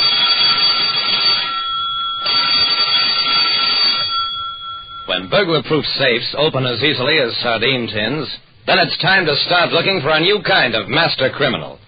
That is the problem on this page from my casebook, the casebook of Jerry Browning, private detective. Any private detective like me, Jerry Browning, loves tricky crimes, because the trickier they are, the easier it is to find out their pattern. Charles Conrad, president of the Conrad Tool and Die Works, was a very unhappy man. Browning, a bundle of valuable blueprints have disappeared from our safe, $2,000 in cash, and all my personal securities. I glanced at the open safe behind him. It was not only open, but empty. Cleaned out, Mr. Browning. Absolutely cleaned out. I took another look at the safe. It was a new, modern-looking job. How was the safe forced? It wasn't. A safe expert was over here this morning. Claims the safe hasn't been tampered with in any way. Okay. Then who besides you knows the combination? My secretary, Peter Bowen, and my controller, George Randolph. Both have worked with me for years. I'll stake my life on their honesty. That's fine. But I think I'd better check on both of them.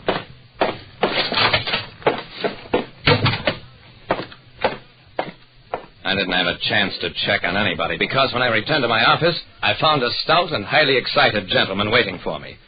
I am Kurt van Orten, president of Europa Import Associates. $50,000 and a packet of unset diamonds have been stolen from a locked safe in my office.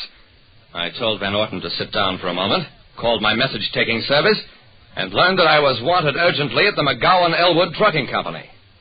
Yeah, their burglar-proof safe had just been burglarized. Within a couple of hours, I was offered 3 cases involving thefts from company safes in various parts of the city. I stood by as the expert tested the Van Orten safe. In your opinion, Mr. Wilson, how was this safe opened? Wilson shrugged. Mr. Anybody can open a safe if he knows the combination. Hey, here you are, Mr. Van Orten. I changed the combination, and this time keep it to yourself. Van Orten looked helplessly at the paper in his hand. Browning, I trust my associates. Our business is built on trust and honor. At this point, I don't know what to do. I've got 2 other cases like this, Mr. Van Orten. I suggest you do nothing until you hear from me.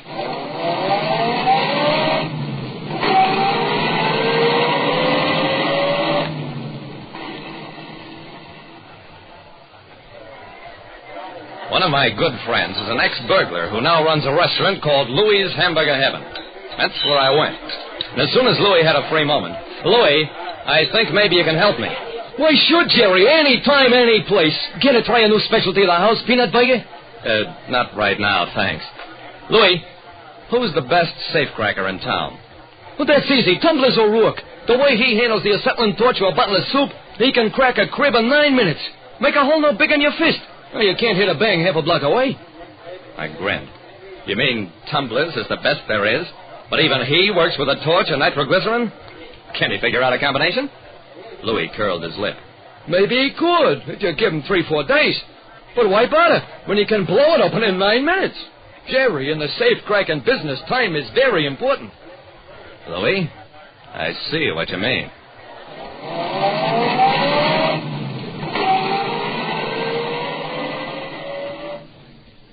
At the McGowan-Elwood Trucking Company, the third outfit whose safe had been burglarized, I found the company treasurer, Malcolm Thurston, in a state bordering on collapse. Mr. Browning, I'm the only employee with the combination to the safe. Mr. Browning, everybody thinks I'm a thief. I finally got the old man calmed down. Look, Mr. Thurston, there's been a series of robberies identical with this one. Don't worry about it. I'll prove you're not a thief.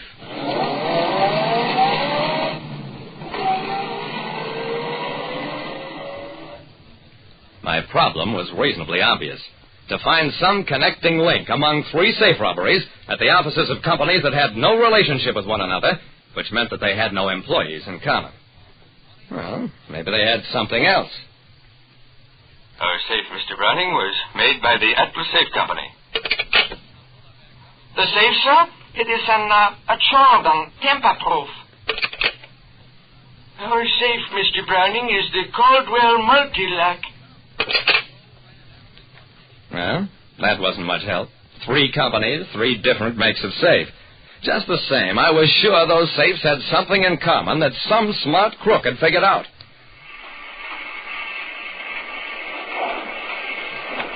At the Atlas Safe Company, I talked with its manager, a Mr. Harris. Browning, there's no such thing as a burglar-proof safe. Any safe can be opened by force, given the proper tools and enough time. Yeah, I found that out, Mr. Harris, from another source. Now, could somebody develop a super-sensitive instrument, maybe electronic, so that he could hear the tumblers drop? Harris grinned. Sure, maybe somebody could. Except that we don't use tumblers in our safe, so there wouldn't be anything to hear. Oh. Well, suppose something goes wrong, safe gets out of whack, or combination lost. What do you do then? What any other company does, we call it an expert. Most of the time he has to open the safe by drilling it, but then he has plenty of time and nothing to worry about.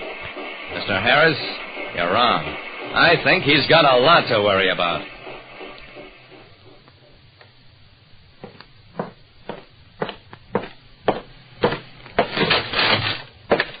I got to the little office of T.J. Wilson, safe expert, just as he was starting out on a job.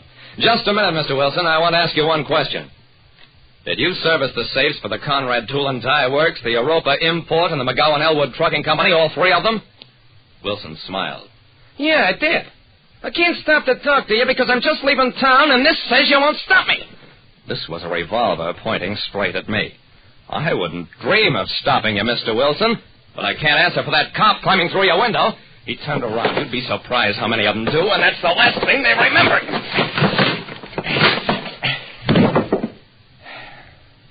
Sure.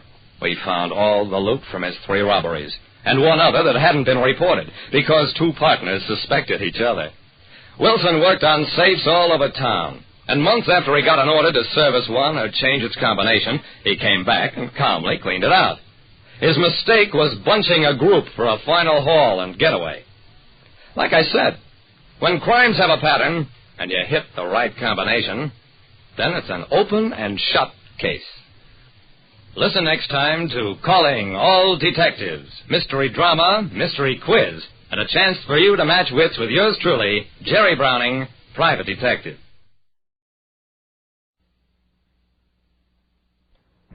Get this and get it straight. Crime is a sucker's road, and those who travel it wind up in the gut of the prison of the grave. This time, a friend with millions, a myopic chemist and a long-haired piano player, but thrown into panic because a brilliant young lady with a gun was taking a big step in the wrong direction. It happened like this. From the pen of Raymond Chandler, outstanding author of crime fiction, comes his most famous character in The Adventures of Philip Marlowe.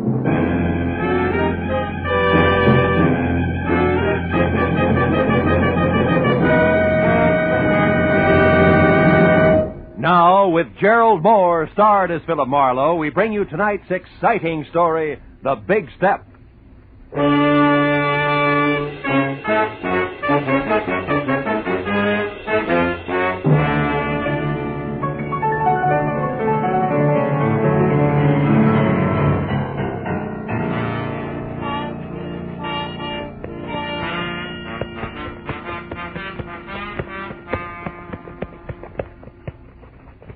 Yes, sir, Mr. Marlowe. I always figure shoes are just like faces. How's that, champ? Well, they make it old and they make it wrinkled, but they're still okay as long as they got a shine on them. Yeah, it keeps that right in condition, huh, champ? Yes, sir. Hey, let me just spank up this one again, huh? Sure. Oh, come in. Mr. Marlowe? Yeah? Oh, excuse me. I didn't know you were busy. That's all right. Okay, champ. I guess that does it. Here you are. Oh, thank you, Mr. Marlowe. I'll see you tomorrow. Right. Well, now that my shoes have a new lease on life, won't you sit down? Miss, Cantor. Mrs. Betty Cantor. Oh. I'm a waitress at the Shelton Cafe. I need your help, Mr. Marlowe. There's something you could do for me. You free to take a case? Well, I'm free, depending on the case. What is it? Well, today, this friend of mine, Shirley Vitello, comes into the restaurant where I work. Yeah. She takes her usual table, and while she's waiting for her order, she starts reading the paper. Well, it's all quiet so far, Betty. Yeah, but just when I'm bringing in the tomato juice, it happens. She sees something in the paper that scares her. Scares her bad. What was it, Betty? Do you know? I don't know. She mutters something, and then she runs out of the place. Her face was gray like ashes. Later, I got to worrying. I called her at home, then at the lab where she works. Even her husband's studio. No luck. Now, wait a minute, Betty. I don't quite get the connection. You and Shirley Vitello, I mean. Oh, I don't know we're social. We're only chummy at the restaurant. She's been eating there for years. Well, that's a basis for friendship. Well, about 6 months ago, I was in bad trouble. And Shirley came through with $200 when it seemed like more money than I'd ever seen. Yeah.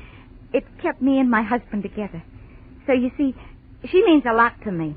Yeah, I see what you mean. Well, look, Bet, what was this about a lab? Well, Shirley's a technician. She works as an assistant to a chemist named Softman. Abraham Softman, out on Melrose someplace. Mm-hmm. What about Shirley's husband? Do you know him? Gilbert? Oh, yeah. He comes in with her a lot. He's a piano composer and a real nice guy. Mm. He lives for his work. He's unknown now, but he's a real genius, Oh, Shirley sure, says. sure. She'd do anything to keep him and his music going. Yeah, well, tell me, this friend of yours saw something in a paper you said that scared her. Now, that's all you know, huh? Yeah. And I want you to find out why and help her. Here's $50, Mr. Marlowe. That's what you charge, ain't it? More or less, yeah. By the way, Mrs. Cantor, where's your ring? I sometimes take it off when I'm working. You do, huh? Yeah. Or perhaps when you hock it to raise $50? Look, Betty, I'm a careless guy. You better hold the money, huh? Oh, but Mr. Marlowe... Where do the Vitellos live? But Mr. We're in Marlowe... a hurry, Betty, remember? Where's the address? Well, it's 3140 Veteran Avenue. Mm-hmm. And in case you want it, Gilbert's studio is Benedict Canyon, 510. Thanks, Mr. Marlowe. And you call me at Empire 17087, huh?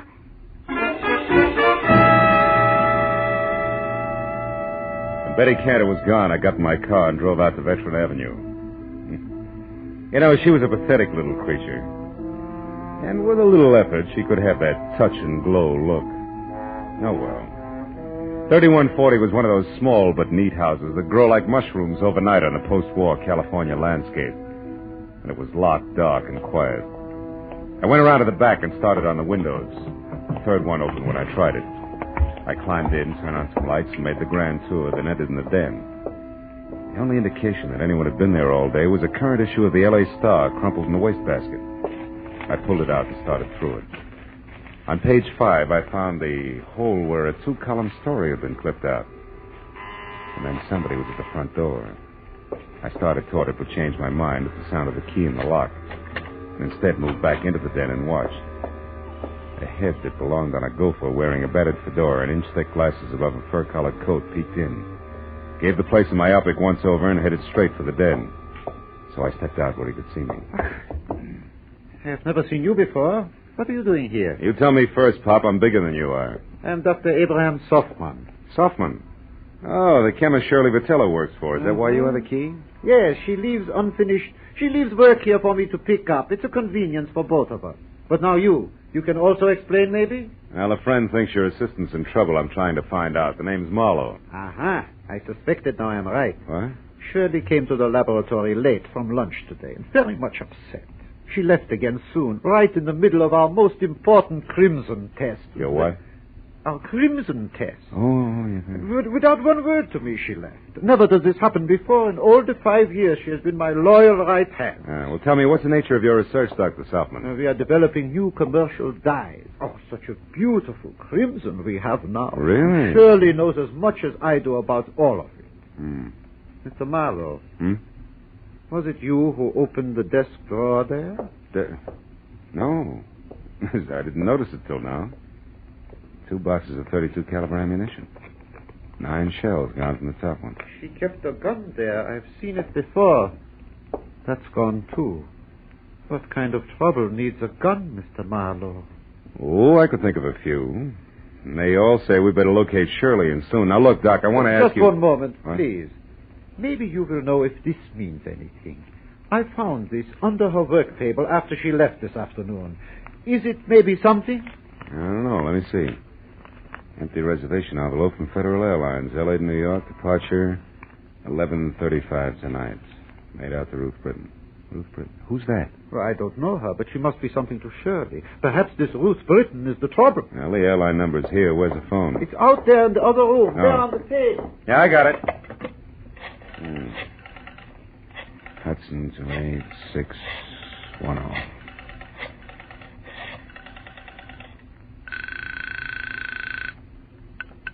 Good evening. Federal Airlines. Agent Frederick Stowe speaking. Frederick, do you have a Ruth Britton listed on your 11:35 flight to New York? Oh, just one moment now, sir. I'll check. Oh, no. Yes, we do. Yeah, well, I've got to locate it. Do you have an address or a phone number there? Oh, no, sir, I do not. And even if I did, I'm afraid I couldn't. Freddie boy, this is important. I need that information. Now, describe it to me. What does she look like? Oh, dear, I'm afraid I can't. I must have sold the ticket. I'm the only agent on duty, but I just can't seem to think where Try, will you? Think. I am. How do you expect me to remember awful. 75 or 80 faces every day? Now, listen, Good heavens, don't you think I get confused? Yes, I every do. Time Now 9 or 10 jerks come in here at once, all wanting tickets at the Never same mind. time. Don't you think I have the Skip right it. to do it? Frederickson. Now, look, Doc. Now, look, do me a favor, will you? What is it? Stay right here and wait for Shirley. If she comes back, hold her. I'm going to look up her husband, Gilbert.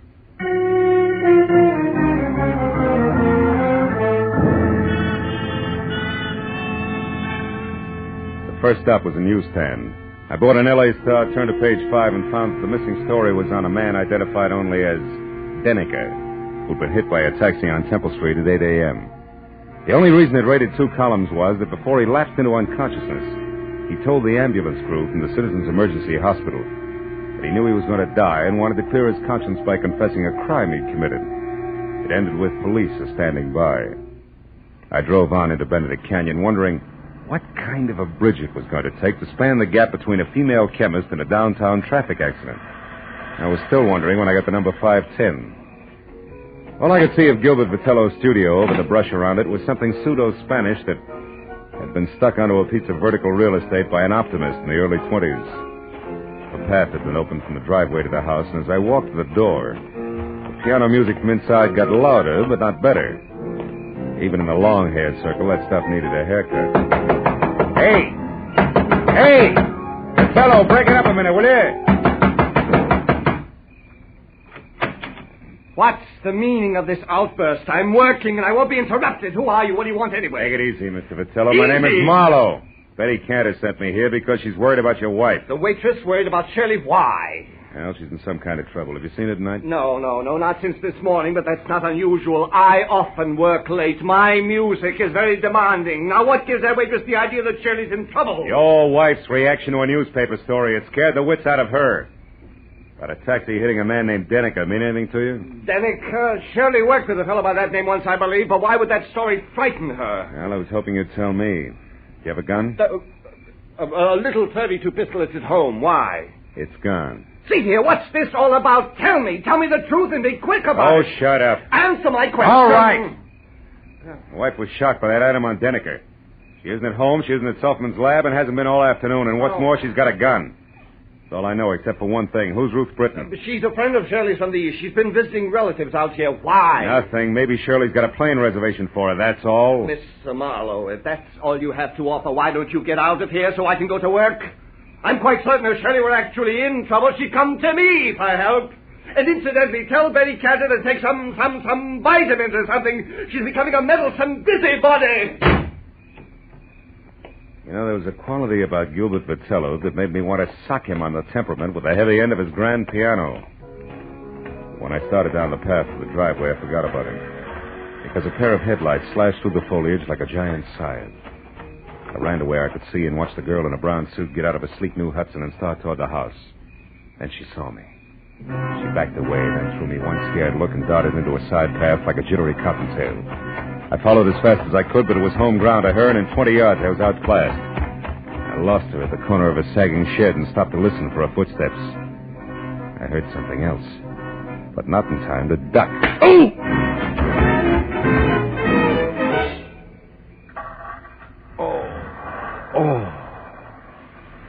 Oh. You there, you. Marlowe, is that you, Marlowe? Marlowe, what happened, Marlowe? I heard a car come into the car. Shut up. Surely she slugged me. I don't believe it. You're lying. Okay, I'm lying. For what it's worth to you, diehard, your wife isn't kidding. She told me personally with a blunt instrument. Play that knee flat, Jack.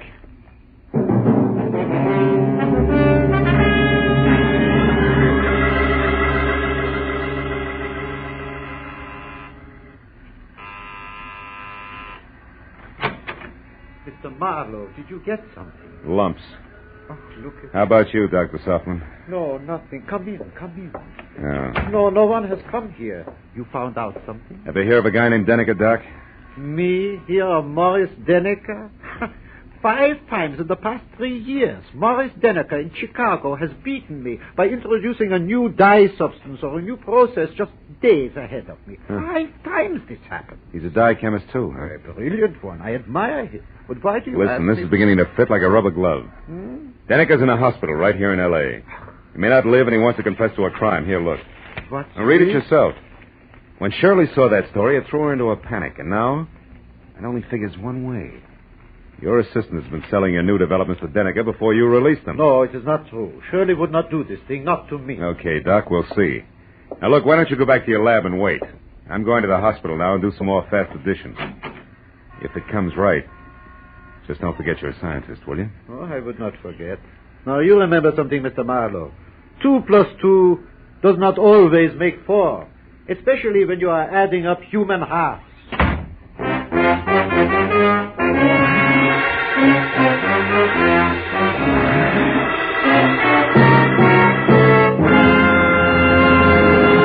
In just a moment, the second act of Philip Marlowe. But first, Wednesday's Wonderful on CBS, with Dr. Christian, Groucho Marx, Bing Crosby, and Burns and Allen all coming your way over most of these same CBS stations. This Wednesday, Brother Bob Crosby visits Bing. Gracie Allen stumps the income tax experts. Groucho will be on hand with his ad-libs and teams of opposition. And Dr. Christian makes a wily grandmother stick to the truth for once. So be listening this Wednesday, won't you? Now, with our star, Gerald Moore, we return to the second act of Philip Marlowe in tonight's story, The Big Step.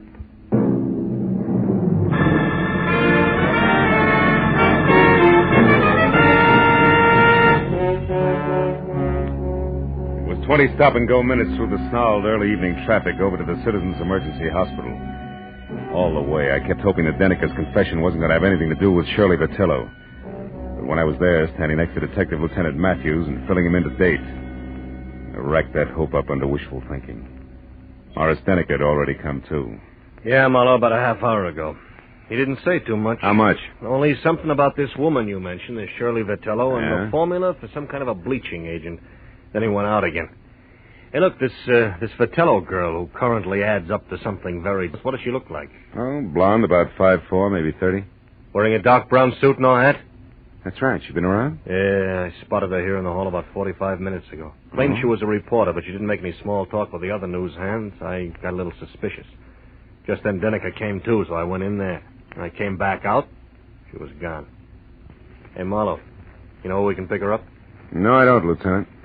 Doesn't look so good for her. She could be pretty desperate right now. Like a quick trip to the country. Or like worse, she's got a gun, Matthews. And now with Denneker starting to talk, very little hope left. I better be going. Where? Just going, Matthews. Hey, wait I'll keep in touch. Wait a minute. Look, we have a big organization, Mr. Marlowe. We're equipped to handle all kinds. We could do almost as good a job as you. Just keep that in mind, will you? Yeah. And I'm glad you said almost. So long.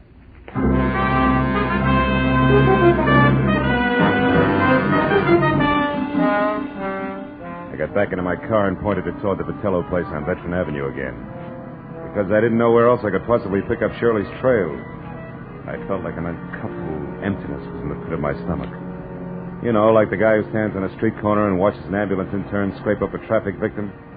He knows he didn't have anything to do with it, but that knowledge doesn't make him feel any better. Shirley Vitello was headed for trouble, bad trouble. And the pathetic little kid, Betty Cantor, who came into my office and started the whole thing, could get hurt in the process. Well, I parked in front of the place, which from inside, a desk lamp showed a circle of light the size and color of a lemon lifesaver, and the front door was open inches, as though somebody had left in a big hurry. I walked on eggs as far as the door and nudged it. And I saw it. On the table in the far corner of the room, a note propped up against the lamp and nothing else. I started toward it. Don't move. I'm behind you, and I've got a gun. Oh, fine. .32 caliber out of the desk drawer, no doubt. No doubt. Marlowe, why are you mixing into something that's no business of yours? I'm a private detective working for your friend Betty Cantor. She's worried about you, Shirley. Marlowe, what's done is done. Betty can't help me. You can't help me. Nobody can help me. I stole Softman's work, and I sold it to Morris Deniker. I didn't count on a deathbed confession. Why'd you do it? I love my husband, and he needs money to go on with his work. Oh. Gilbert's in on this with you, huh? Oh, no. No, he isn't. He thought my wages were high, that's all. The note I left there on the table makes that clear. Also, Also what? it's goodbye. I love him, Marlowe. When I'm gone, he'll have enough money to carry on. Keep the studio that means so much to him. And nothing can be taken away from him. I've seen to that, legal-like. Just what do you mean gone, Shirley? How far is gone? A long way, Marlowe. All the way. Suicide? Oh, no, Shirley, you Marlowe, can't mean let's that. not talk anymore. And don't bother about that phone. It's only Gilbert. How do you know? Well, when I pulled up outside here after I came from the hospital, he was home. I didn't want to speak to him, so I drove on until I came to a phone booth. And then I called here and told him to meet me at the Saffron Bar. It's an old hangout of ours. You wanted to leave a note for him, but didn't want to face him, is that it? Yeah. He'll keep calling on and off for quite a while before he comes back here. I figured it would be better that way. I didn't want him chasing me. The sea air might give the big lug a cold. It always did. Well, Marlowe, it looks like it's about time to put you away for safekeeping. I don't think so, Shirley. I think the phone is about... No! Next time, Marlowe, it'll be more than a vase, but just as fragile. Now, the closet cedar lined and strong. It should hold you long enough. Get in, Marlowe. Go on. Okay. And it is, baby. But first... What? The step you're about to take, Shirley, yeah, I listen... know all about it. It's a big step, isn't it, Marlowe? We'll save your breath. I wouldn't be any happier in prison or running away, believe me. Not a bit happier. So long, Marlowe.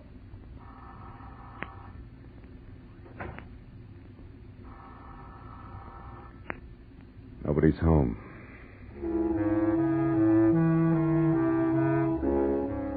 Shirley Vitello was mixed up about a lot of things in life, but that doesn't include closets, because the one she put me in was strong. The lining she called cedar must have been hand-me-down armor plate from a retired battle wagon. So all in all, I was 45 minutes alternately kicking and resting while the insistent telephone marked the 5-minute intervals for me. But finally, it was the wood around the lock that gave way. And I was out. Hello? Hello, sir. Who's this? Marlowe Vitello, and save your questions till you hear what I have to say. Marlowe, where's my wife? She was supposed to meet me here at the Saffron Bar. I said save it. Now listen. Your wife's out to kill herself. No, Marlowe, no! Yes, tell me, did you two have a favorite spot out near the ocean? I don't see what I don't care whether you see or not, did you or didn't you? Yes, the Redondo fishing pier below Santa Monica. Good. Now keep listening, Vitello, and do as I say. Come straight home. But, Marlowe, I surely... Do as I say, Vitello. Come back here and sit tight with fingers crossed. I'll worry about the pier. Goodbye. Broken. I picked up the phone again, dialed 116, got through to police emergency operator, and from there to Matthews, who was still at the Citizens Hospital. I told him to pick me up in a squad car and get ready for a fast 10-mile drive to the Redondo fishing pier, where Shirley Vitello was going to kill herself. Then I got outside and waited the 4 longest minutes of my life, until finally Matthews screeched up to a halt. When I piled in, we took off, siren wide open.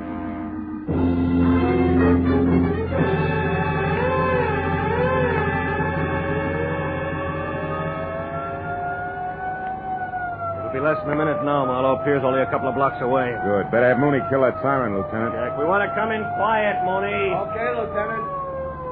Well, there she is. That power's out on the pier. Yeah, Mooney, pull up here, will you? We don't want to scare her into something. Matthews. What? That crowd there, halfway out on the pier. There's a cop with them. Yes, so there is. You better drive right up, Mooney. Looks like we're too late, Phil.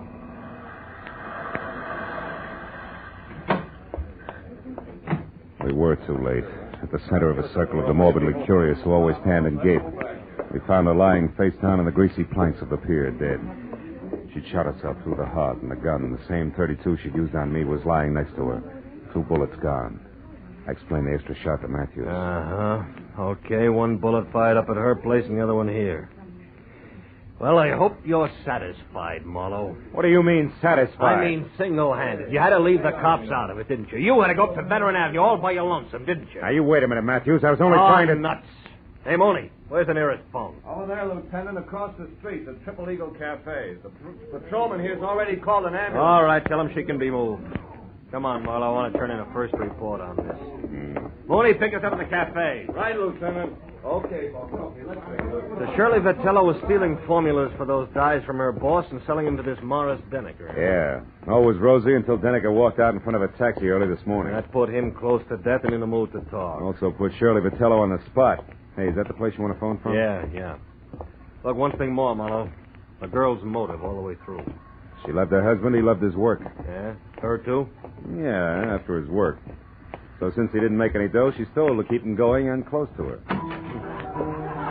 There's the phone, Phil. Come on, will you? I may need you to fill in the blanks for me.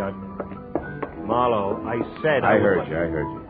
The phone can wait, Lieutenant. Come on over here. What? I want to talk to that piano player. Piano player? What about? The tricky way he has of playing Blue Skies. What? Yeah.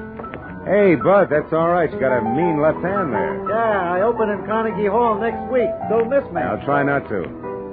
It's just terrific what you do with that tune, you know? My own particular arrangement. Nobody else's, huh? Oh, nobody. I've been working on this arrangement for a week. That's all I wanted to know.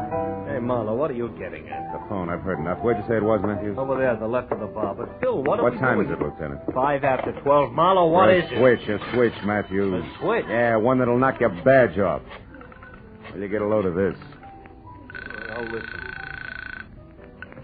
Good evening, Federal Airwaves. Agent Edric Stoll. Listen, Frederick, I'm the party who called before about the reservations for Ruth Britton on the 11:35 for New York. Oh, yes, I remember you. I'll probably... Never mind, it's police business, Freddie. Did the plane leave on schedule? Of course it did.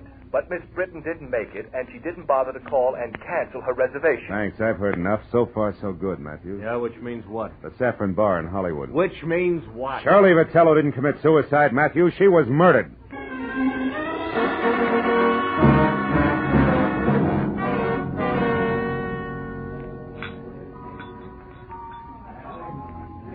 Okay, Phil. Where's your man? Right there. That table against the wall. Oh. Come on, Matthews. Hawaiian music. Sentimental rock. Degradation. Abomination. Oh, I don't think it's as bad as all that, Gilbert, old boy. Marlowe, you a cop, the most insensitive of all people. What would you know about music? Just for the record, he's not a cop. My question still stands. What do you know about music? As a matter of fact, not much. But you know, I'm fascinated by what they're doing with instruments these days. Really? Mm-hmm. What are they doing that might fascinate you? Well, for example, take that picture where the score is done by only one instrument, a zither. What's more, it doesn't sound like a zither. To a trained ear, a zither is a zither. You mean you can't make one instrument sound like another? Well, for example, a guitar like a piano? Don't be ridiculous. Now, wait a minute. Not so ridiculous. Why, only tonight I heard a guitar that sounded just like a piano. Real tricky arrangement it was, too. Sounded... You're joking. Oh, no. Well, you must have heard it, too. It was while we were talking on the telephone. The telephone? I talked to you? Sure you did. You remember? Mom... You said you were calling from here, the Saffron Bar, but the conversation was being scored by the pianist at the Triple Eagle Cafe at Redondo Beach. A real tricky arrangement in more ways than one. I didn't mean it. I didn't really want to. All right, what's the rest of it, Phil? He didn't want to quit his work and spend the rest of his life hiding in some forgotten corner of the globe. Which was her plan? Yeah. As I figure it, once Shirley knew she was finished, she decided they should both run for it. He was in on what she was doing all along. And the suicide note? That was part of her plan. Oh. Leave Puppy here and innocent with the money she got for her shenanigans. Then frame her own suicide, a trail that would lead us to the Redondo Pier, her hat and coat floating in the drink. Uh-huh. And after a couple of days of searching, we say the tide probably carried the body out to sea. Closed case. That's right. In the meantime, she's flown to New York as Ruth Britton and is heading on from there. Hubby here to join her at a later date. Yeah, fine. Only Hubby double-crossed her and shot her so he can sit tight with the money right here. That's it, Matthews. Please, give me another chance. Oh, shut up. Wipe them dry, Matthews, and take them away.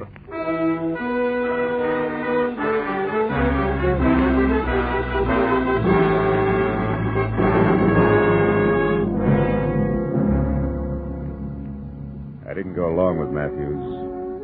I didn't even bother about my car, which I'd left in front of the Vitello place. I'd had enough for one night. Not for the kind of person who'd hitch his wagon to a star, only if the twinkle he saw on the horizon was the reflection of a dollar sign. Oh, yeah, they were a pair, all right, the Vitellos. A pair who finally canceled each other out. You know what? I'm glad of it.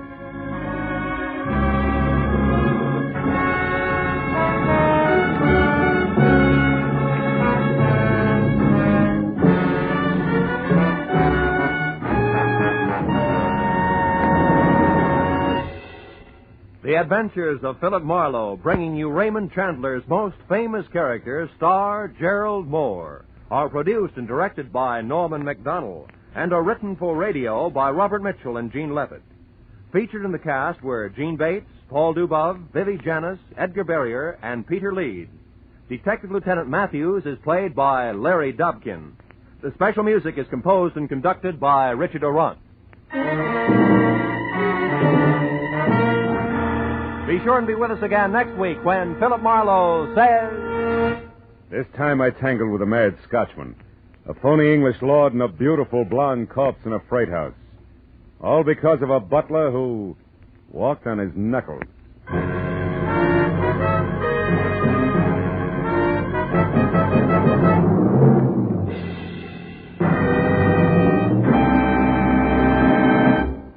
How about tying a mental string around your finger today to remind yourself to file your 1949 income tax return as soon as possible? The 15th of March isn't several miles down the road the way it used to be. It's almost at your front door. And you'd certainly get a scare if you came home one evening to find it sitting right smack in your living room saying smugly, "Well, you forgot to file your income tax return. What now, little man?" So why not set aside tonight as income tax night and file your 1949 return? This is Roy Rowan speaking. This is CBS, where Burns and Allen are heard every Wednesday night, the Columbia Broadcasting System.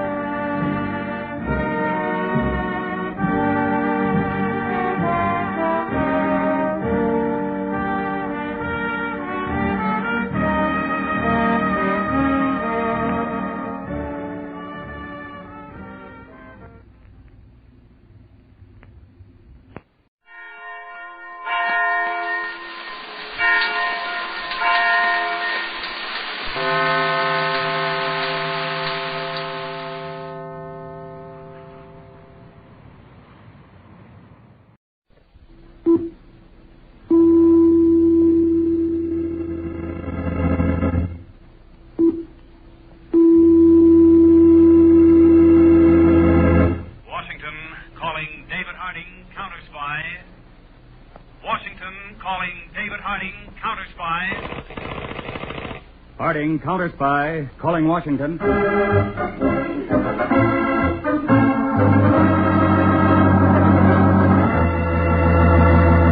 David Harding, Chief, United States Counterspies, especially appointed to investigate and combat the enemies of our country, both at home and abroad, and to secure for every American the rights which are his under our Constitution.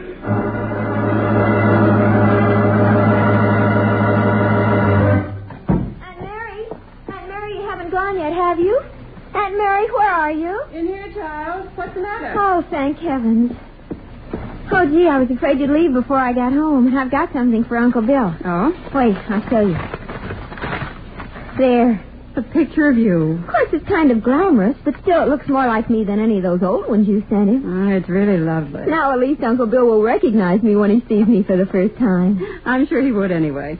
Aunt Mary, do you think he'll look the same? The same as what, Anne? You've never seen him. Well, I mean, will he look the same to you? Yes, I think he will. 2 years can change a person a lot. Look at me. I wonder. You wonder what, Aunt Mary? Oh, nothing, Anne. Now, I expect to be gone until Friday, but if the boat should be late getting in, I'll send you a wire. Oh, don't worry, Aunt Mary. It's only 4 days. I can take care of myself. I'm a big girl now. Yes, of course you are. A young lady. Well, I'd better be going, or there'll be no one there to meet your Uncle Bill, and I don't think he'd like that.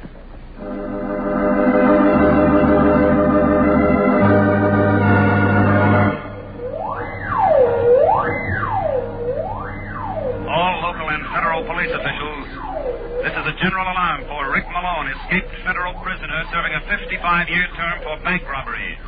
He may be armed, is considered dangerous.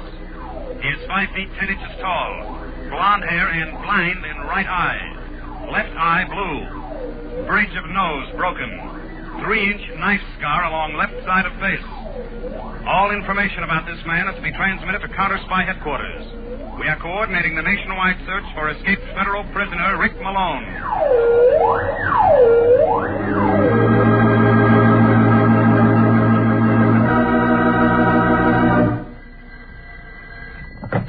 Counterspy headquarters, Peter speaking.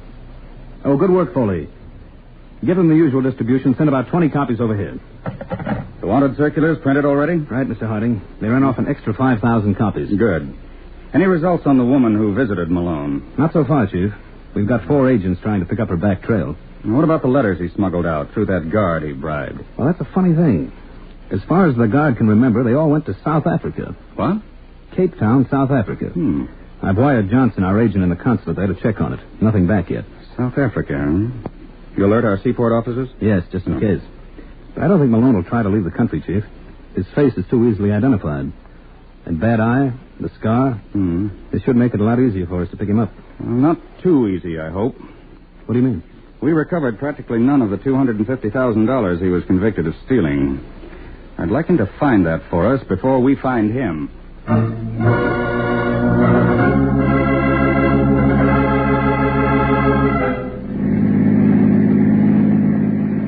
That water tower we just passed, Mary, means that we should be getting close to Caldwell, huh? Another couple of minutes, Bill. Then we should be coming to that ledge you described. Just past that curve up ahead on the left side of the road. Oh. You're going through with the whole scheme, Bill. Of course I am. How long do you think I'll be free if this face of mine stays the way it is? Why do you think I had you set up house here with that kid of my brother's? Suppose something goes wrong. Suppose Dr. Franklin can't do anything for you. I've read all about him. He can. What if he suspects something? If you played your part all right for the last 2 years, he won't. As far as he's concerned, I'll be just Bill Gordon, returning home to his beloved wife, Mary. That cute little niece, Anne. They'll have descriptions of you all over the country by now. He may recognize you. Slow down, Bill. There's the ledge. Slow down nothing. Hang on. Bill, we'll go over the edge. Bill. Did that purposely, Mary, so the cops would see the skid marks.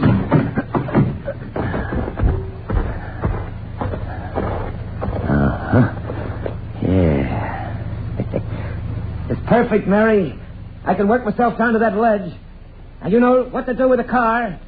Don't forget to leave it in high gear before you jump. I spent 3 years in the pen for that dough I stashed away. I'm not going to lose out on it for 3 hours of pain.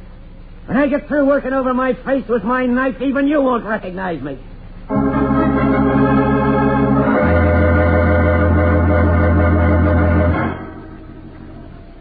Please, Aunt Mary, don't cry. I should never have let this happen. Oh, you can't help accidents. Uncle Bill will be all right. Why are they so long? Why don't they tell us something? Miss Gordon, I have good news for you. You'll be all right, Dr. Franklin? Yes, it'll take a little time, but when we're finished, he'll be better than you. Oh, when will he be able to come home, Dr. Franklin? Well, he can go home in a few days if you get a nurse to take care of him. That soon? Oh, I'll take care of him. Well, I'm sure you would, but we'll need a little bit more expert care than that. And now, if you'll excuse me, I'd like to talk to your aunt for a minute. Oh, of course, Doctor. Dr. Franklin, is there anything... Oh, no. I just want to clear up this point of sending him home. You see, he'll still be under my care for several months to come. His case requires extensive plastic surgery. There'll be operations? There's quite a few, and he'll have to heal completely between each one. He can do that just as well at home. Oh, we'll see that he's well taken care of. One thing more, about his eye. Yes? I doubt if there's any sight left, but I'll have an eye specialist look at it. Then we'll see what we can do. Thank you, Doctor. And it's going to be a most interesting case. Oh, by the way, about a nurse. Will it be all right if I send out a young woman who's worked with me in a number of cases? Whatever you say, Doctor. Her name's Jane Wilton. I think her salary is either $10 or $12 a day. I'll send her around as soon as I send Mr. Gordon home.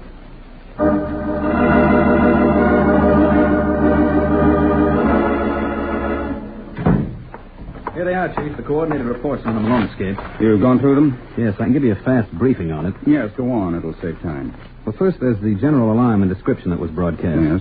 We got 4 reports that fit a definite pattern. Huh? All from diners and roadside stands. Mm-hmm. 2 on Highway 28 and 2 on Highway 55. And the sequence indicates that if it was Malone, he's heading west and north in the general direction of Ohio and Illinois. Yes. Well, now, what about those letters to Cape Town, South Africa that Malone smuggled out? I just got a cable from Johnson in the consulate there. I'll read it to you. Good. He says, check on address here. It is commercial mail drop. For a fee, they mail letters from South Africa to any part of the world. Their records incomplete. Wiring list of 14 American addresses they forward mail to. Cable if additional information is desired, Johnson. And the addresses come in? Yes, here they are. Mm-hmm. You'll have them all investigated. It's already being done on all but 2 of the addresses, Chief. Right. I thought we might look into those ourselves. Oh? Which ones? Caldwell, Ohio, and Evanston, Illinois. They're both directly in line with the route Malone may be taking if those reports are true. Well, it's a cinch he won't come to Washington, so we may as well get out into the field. Arrange transportation to Caldwell. We'll direct operations from there until further notice.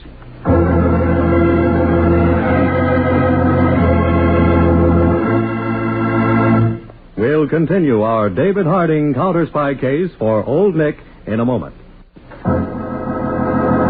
Now, back to our Old Nick David Harding counter-spy case.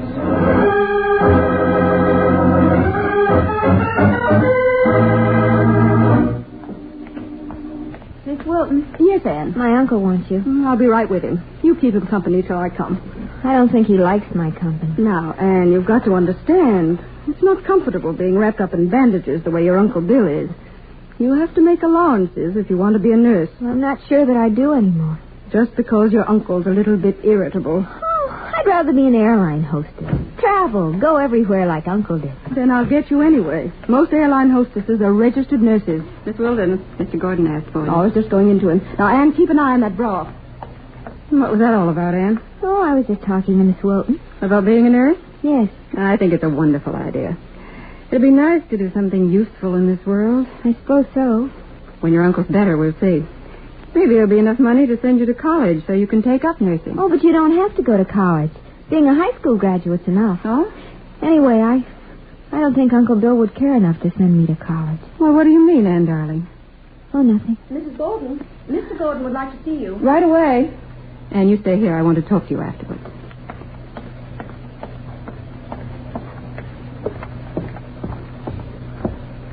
How is he? Splendid. He's coming along fine. Just a little bit impatient. Oh, that's good. I'll get his broth. Close the door, Mary. All right. What's the matter, Bill? I'm just going nuts sitting around here. Well, this is your idea. It's so dead and quiet. Worse than the pen. You're there at least to keep you from leaving. Here, you got to be your own guard. And you're not a very good one, Bill. What do you mean? Anne, you ought to treat her more like an uncle should. Well, I can't stand the bread. I never did like kids. You told me to get her when your brother died. Yeah, sure. So you could set up a respectable front in this burg. And I'm not sorry I did. No one's going to connect a nice Mr. and Mrs. Gordon and their lovely niece with Rick Malone. I thought we were forgetting Rick, burying him. Of course we are. What do you think I'm putting up with all this for? But the burial is only skin deep. Is that it? What? Nothing. I saw Dr. Franklin. Yeah? What do you say about the eye? He's going to start on it next week. Well, can he match the color? Am I good one? He says he can. Oh. Something about restoring the color by tattooing. No, don't tell me. That part I know. Read about it every day for 3 years. How we could make a bad eye look just like a good one by tattooing in the color. Is that why you picked this town? Because Dr. Franklin practiced here? Sure, of course. You know, after he does that, maybe we can pull out. And that's the big thing the cops will spot on me, my eye. With that fixed, we can blow this burg. Start enjoying that dough. Enjoying it? You bet. Yeah, I'll make up for these 2 years that you were buried in this hick town. All right, Bill. Only you've been making up for the wrong years.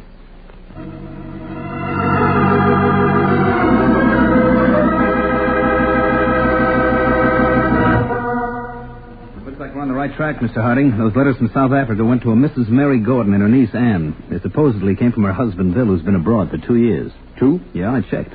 Malone was in the pen for 3, but Mr. Gordon just came back a few days ago. Did you see him? Sure.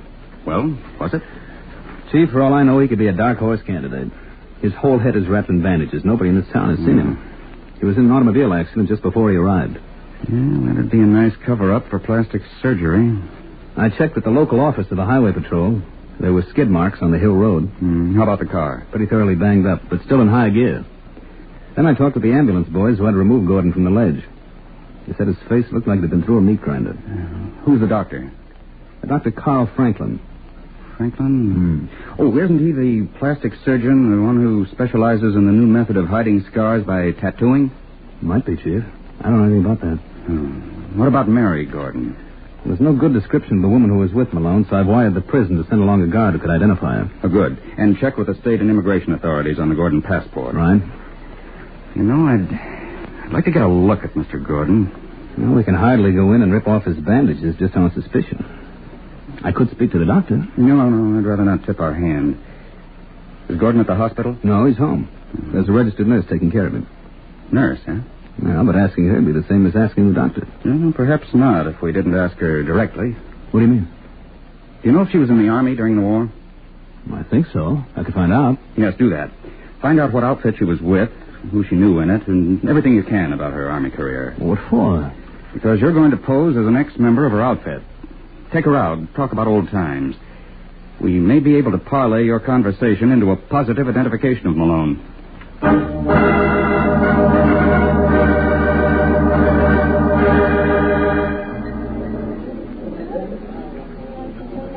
This has been a wonderful dinner, Mr. Peters.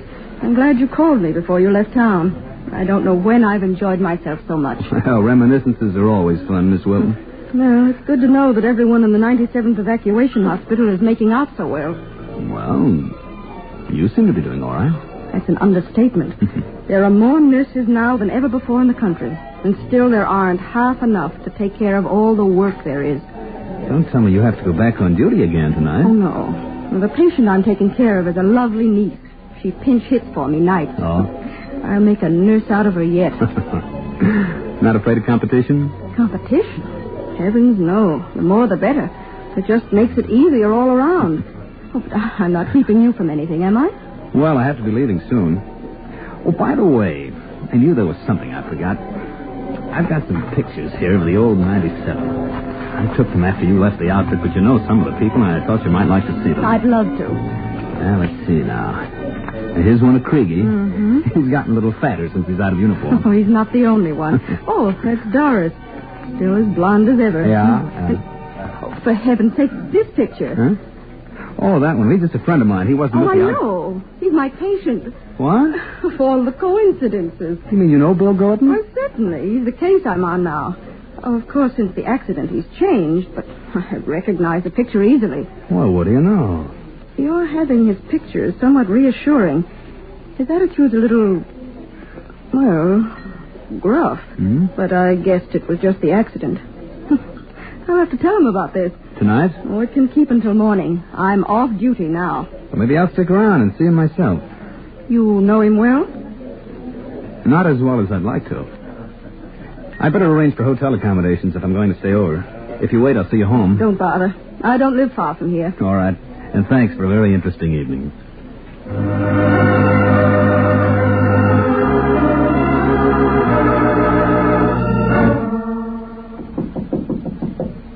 Come in.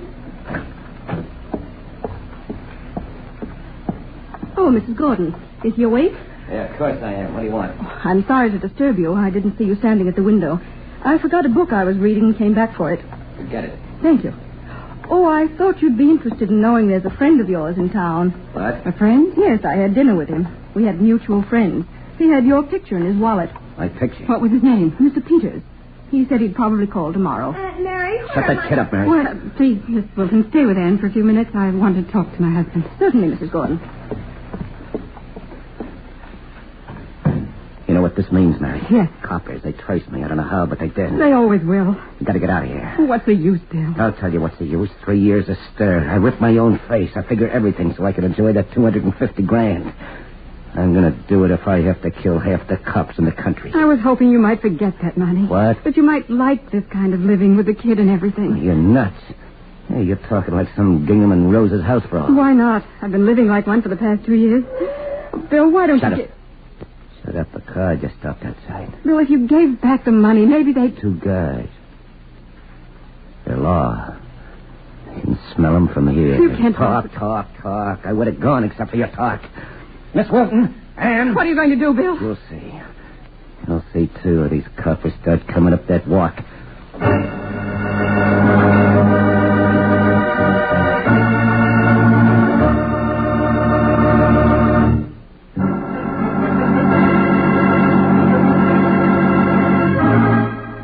Now, back to our Old Nick, David Harding Counterspy case.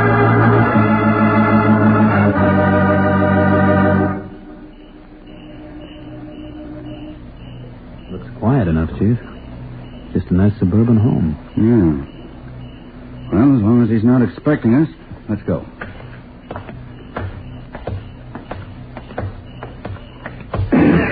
Duck thief.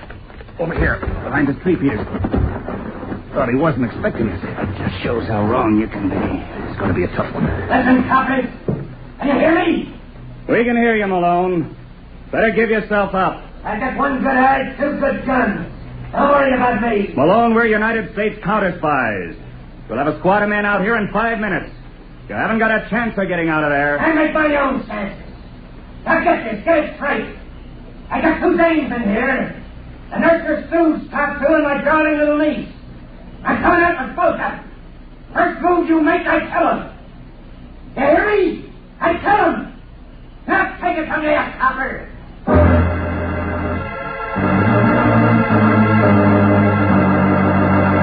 You're crazy, Bill. You can't do it. Shut up, Mary. You're out of this now. Aunt Mary. Mrs. Go Gordon. and start moving, you two. I won't let you do it, Bill. Get out of my way, Mary. No. Okay. Now, come on. You start moving. Bill, don't. So help me, if you two don't move, I'll kill you right now. Aunt Mary, no. No. Mrs. Gordon, don't. What? Goodbye, Bill.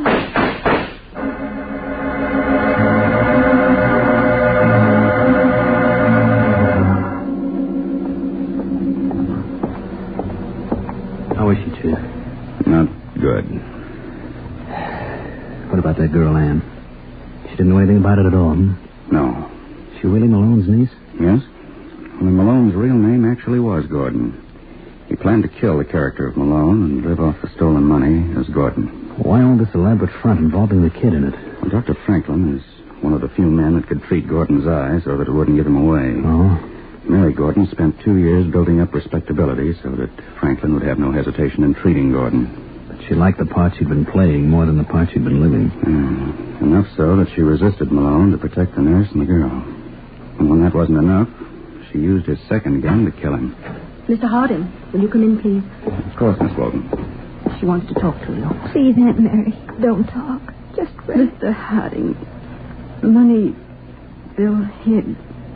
There's a reward for it. By the insurance companies.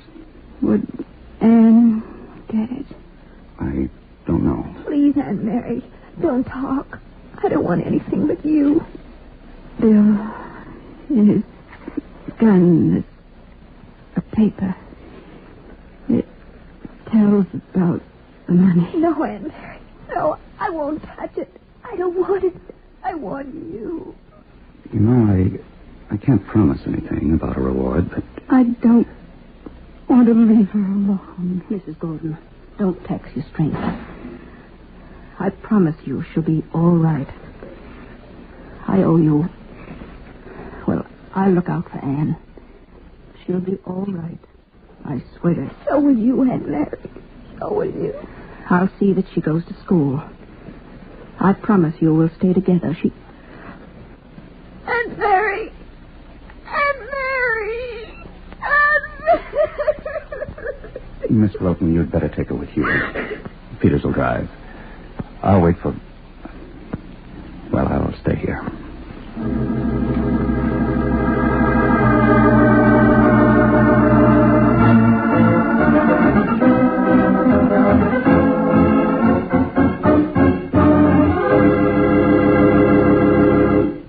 And now we're happy happy to present the First Army Surgeon, Brigadier General Guy Blair Dennett. I'd like to talk with our young women who will be graduated this month from secondary schools all over the country.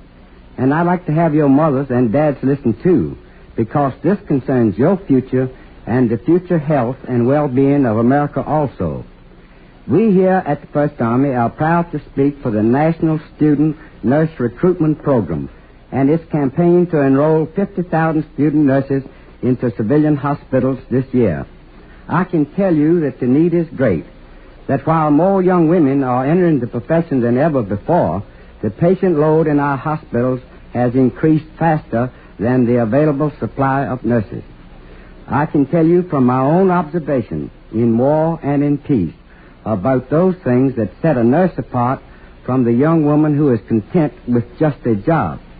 If you've ever watched the capable hands, the courage and the clear mind of the nurse as she ministers to a child, to a soldier brought from the battlefield, to the man or woman who is helpless, you will know what I mean.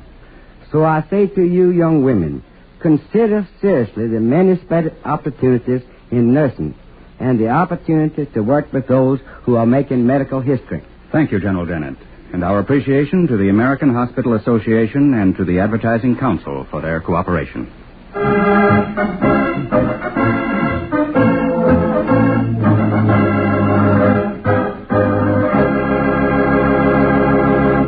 Tonight's David Harding Counterspy case was dramatized by Palmer Thompson with music by Jesse Crawford and featured Mandel Kramer and Bryna Rayburn.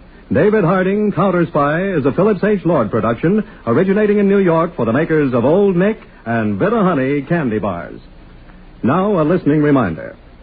Predictions and inside Washington stories. That's what Drew Pearson brings you every Sunday night. Hear Pearson tonight over this ABC station. This is ABC, the American Broadcasting Company.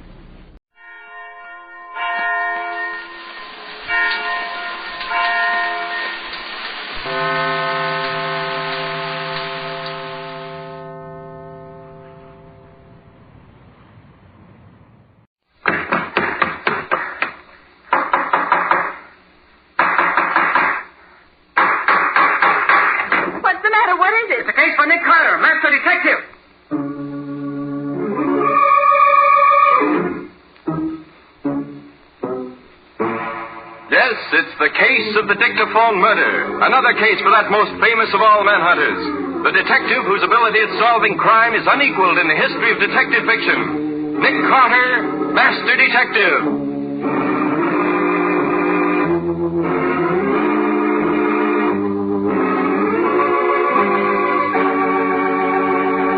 Nick should be here any minute, Mr. Buckley.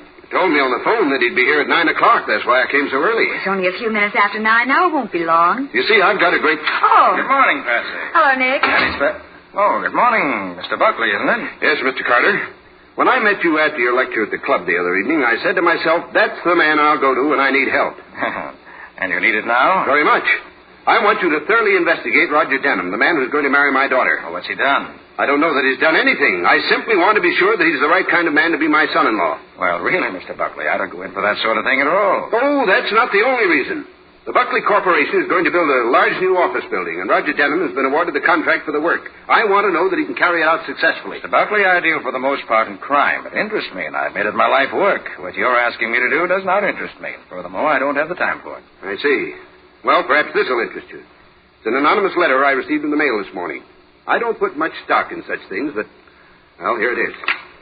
Roger Denham is married, has been for 6 years. His wife is now on her way to the Royal Arms Hotel. Better warn your daughter. Does that interest you, Mr. Carter? Not very much. Information like that can be checked too easily to offer any problem as far as I'm concerned. Nothing very mysterious about this note. It's typed on a decent grade of paper by a fairly good typewriter. Half of the letter L is missing because of a defective type bar, and there's no thread in it, except one fact. Sorry you won't act for me, Mr. Carter, but I suppose you'll have your reasons. Nick Carter's office, Patsy Bowen speaking. Oh, morning, Patsy. Nick there? Oh, yes, he is. Just a minute. For you, Nick, Sergeant Matheson. What got you down to your office so early, Matty? What do you mean, office? I've been there, and now I'm up here at the Royal Arms.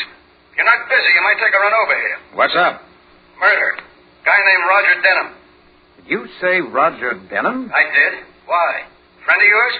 No, just a coincidence, that's all. What about Denham, Mr. Carter? What's the story, Matty? He's been strangled to death. If you're not busy... I'll be right over. What room? 312. I'll wait for you, Nick, but make it snappy. I will. So long. Carter, has something happened to Denham? Buckley, when did you see him last? Yesterday evening. I called on him at the hotel to see if I could find out something about him personally. Why? He's just been murdered. Murdered? Denham? Yes. Police are there in his room now. Let me have that letter again. Yes, of course. Here. Thanks. Top of the morning to you, Patsy. Nick. Hello, Waldo. Don't bother to sit down, Walter. You and I are going out immediately. We're going to look into a murder.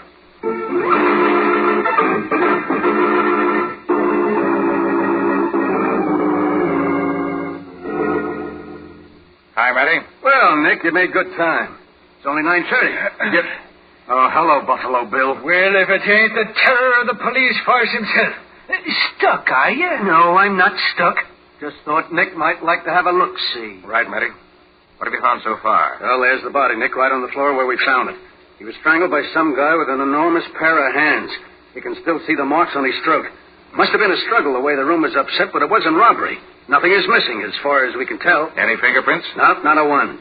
Maid found the body when she came in to clean about 9 o'clock. Coroner says death occurred about 8:30 this morning. All-night party or an early morning blowout? I checked with the room clerk, and he says he saw no visitors this morning, but the telephone operator says a guy named Johnny Casper called about 7:45 this morning. She said she knew his voice because he'd called so often before. If he came here, he'd know the way without asking at the desk. Yeah. Said she wasn't listening, but she gathered from what she just happened to hear that Casper wanted to see Denham right away. Well, we can look into that when we... Wait. Room 312. Is Mr. Denham there? Who's calling? Mr. Allen of the Buckley Corporation. I'd like to talk to Mr. Denham. What do you want to talk to Denham about? Who are you? This is Nick Carter. I'm sorry to say you can't talk to Denham. He's just been murdered. Denham? Murdered? Did you say murdered? I did. What do you want to talk to him about? Why, I'm the chairman of the board for the Buckley Corporation. We've just awarded a contract to Mr. Denham for the construction of the Buckley building, and I wanted to make an appointment with him to settle a number of details. And you say he's... Unfortunately, yes, Mr. Allen. It's terribly unfortunate. Well, goodbye. Goodbye. Some friend of Denham's, Nick? Business acquaintance, apparently. Wanted to make a date with him. It's a little late for that, I'm thinking. Hey, Nick, here's something. Yes, what is it, Matty? It's a piece of silk. Pocket off a shirt, I'd say. Found it clenched in Denham's fist. Must have been ripped off in the struggle. A clue, by golly. Now we can start investigating, Nick. Looks like it. Matty, will you let me have this? Oh, now, look, Nick, that's the only real piece of evidence we got. I know it, and I'll take care of it. Just want to find out what mills made it and what they did with it. Oh, but, Nick, look, why Now, look, I can do it faster than you can, Matty. You know that. Oh, I suppose so, but I still... Yeah. Waldo, suppose you dig around and find out what mills this piece of silk came from. Shouldn't be difficult because there's a flaw here in the weave. Should make identification easy. You better get going. Legwork. Always legwork for Waldo. Oh, a good detective like me, and I ain't allowed to detect. A good detective follows orders, too. Don't forget that. Oh, sure, Nick, sure. I was just... So long, Waldo. I'll see you at the office later. Okay, Nick, okay.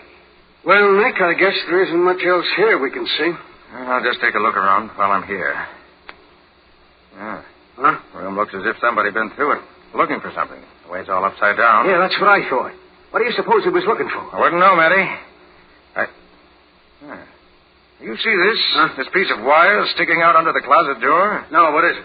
Well, let's see. Hey, it goes up the closet wall and through the ceiling. The maid still here? Yeah, right outside. Hey, maid! Yes, sir? Who lives in the room over this? Nobody, sir. It's empty. Or it was yesterday afternoon when I cleaned it up about 4:30. That sounds suspicious in itself, an empty hotel room these days. Going on. Desk clerk, please. Desk clerk. This is Nick Carter on the murder of Denham. Who has room 412? Mrs. Denham has it now, sir. Mrs. Denham? Yes, sir. When did she come in?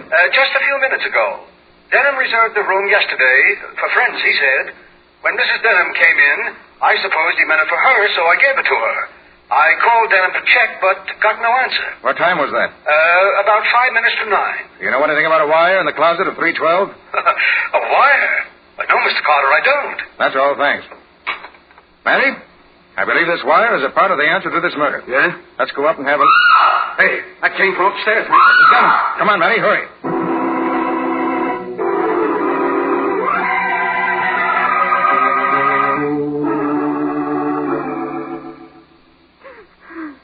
Oh, it's no good, Nick. He disappeared somewhere, went down the fire escape, and either got to the bottom or slipped into a room on the way down. Too bad. Now, Mrs. Denham, suppose you tell me the whole story right from the beginning. Well, I got here this morning just before 9 o'clock. The clerk said Roger had engaged this room for me, so I came up. I was too tired to unpack, so I just lay down on the bed for a few minutes. I didn't sleep because I had a queer feeling someone was watching me. Then about 15 minutes ago, I got up, washed, and started down to get some breakfast. But after I'd gone a few steps, I thought I'd forgotten my lipstick, so I came back for it.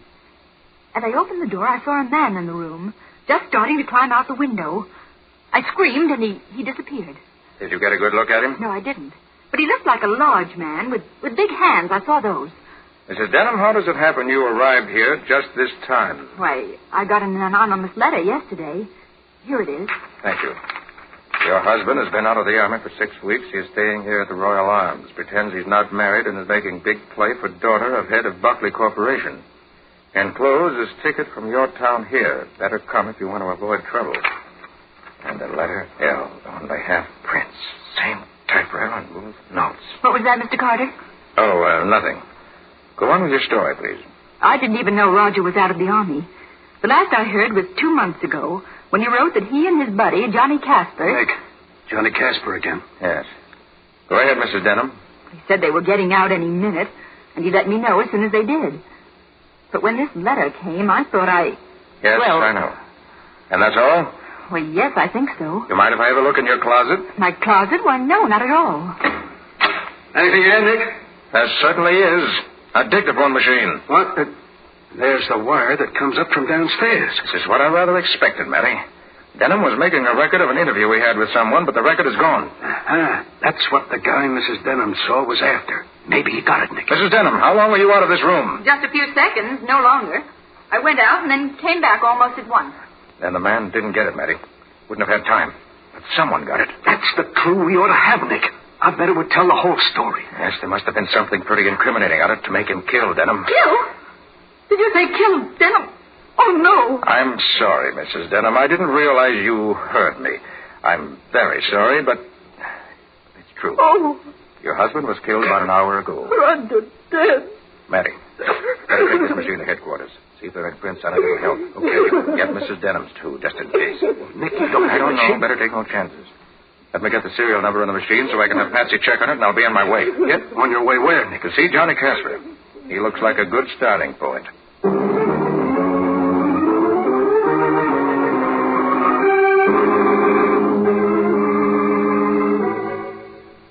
You see, Mr. Carter, we were buddies in the service.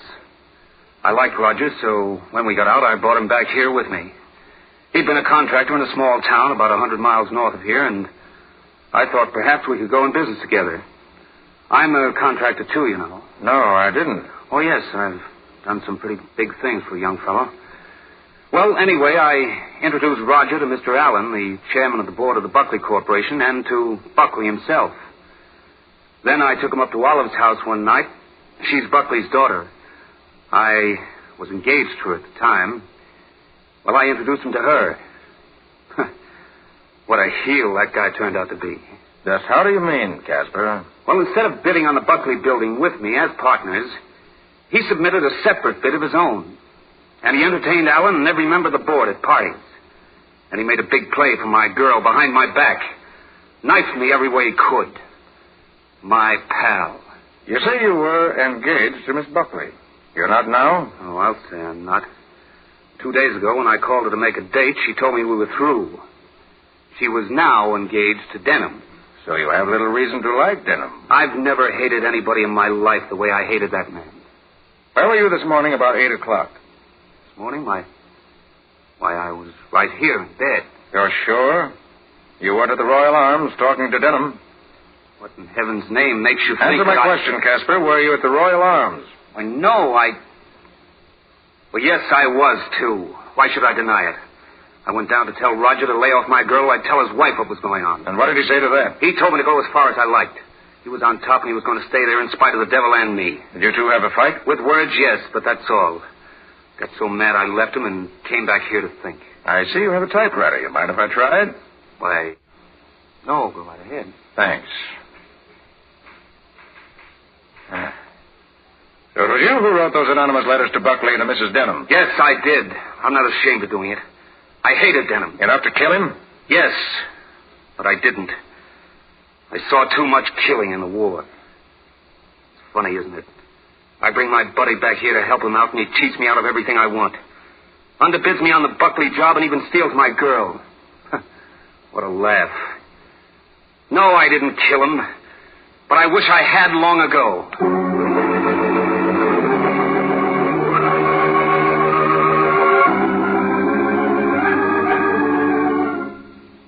Pardon me, but I was referred to you to... And am I glad you were? We don't get many in here like you, baby. I want to find out something about... I'm the boy that can tell you, baby. Anything you want to know. I have here the serial number. Now, look, let's not talk about numbers. Let's talk about you. You're the number I'm interested in right now. Well, look, will you please listen? Am I listening to every word you say, gorgeous? Go ahead, talk. I want to find out about dictaphone machine number 248749AY. Hey, look. What are you doing tonight, slick chick? Working. Number 248749AY, please. I bet you do a mean rumba. How's about giving me a whirl tonight, hmm? Oh, look. I want to find out about this... Yeah, baby, I'm trying to find out, too. How late are you working tonight? Huh? I don't know. No, I bet you're not working at all. Just stalling me along to see how far I'll go. Well, I'll go a long way for you, good-looking. Oh, will you please? Oh, listen, Reb, how's about letting me call you when I get through tonight? Come on, what do you say? All right, you win. Call me at Pennsylvania 68601. Ask for Patsy. But baby, now you're cooking on all four. Now, what do you want to know? Where this machine 248749AY has been for the last 48 hours. Well, leave me look.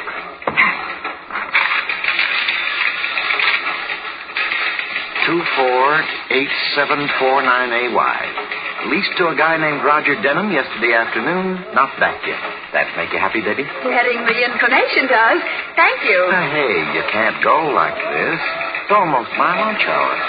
How's about putting on a pair of bibs together down at Mike's place, hmm? You've got my phone number and my name, and that's all you're going to get from me. Goodbye. Oh, don't be like that, gorgeous. I just want...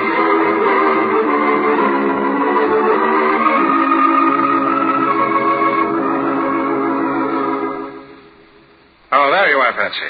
We've been waiting for you. Find anything? Nick, do I look fascinating to you? Hey, Patsy, this is police headquarters, remember? Other men find me irresistible. Do you? Snap out of it, Patsy. Did you find out about the dictaphone? Huh? Oh, yes. Leased to Roger Denham yesterday afternoon for 48 hours. That check's Matty. Huh? He expected a visitor and wanted the interview recorded.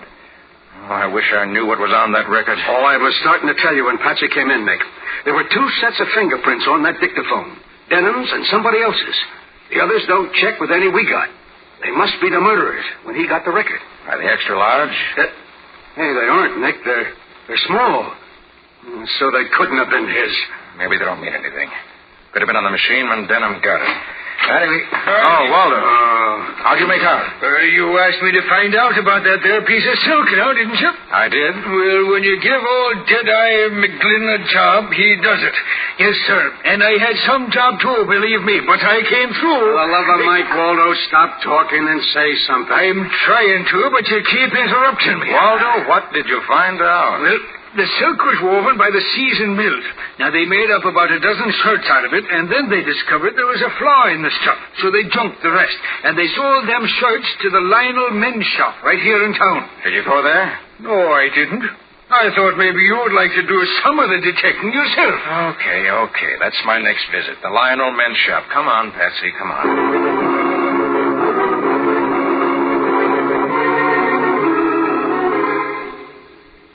This is Buckley speaking.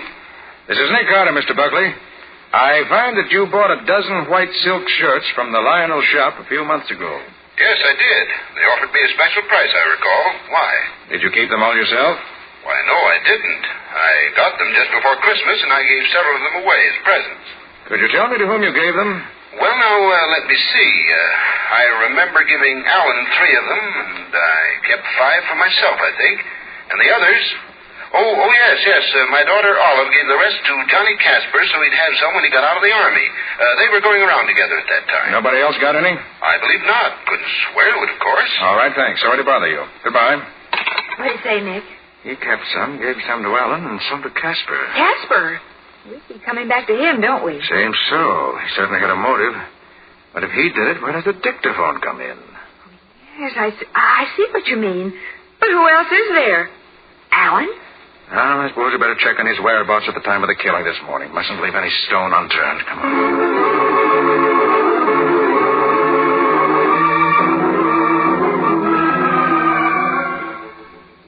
No, Mr. Allen isn't at home just now, Mr. Carter. Can I do anything for you? Perhaps. What time did Mr. Allen get up this morning? At his usual hour, sir. About 9:30. Are you sure of that? Oh, absolutely, sir.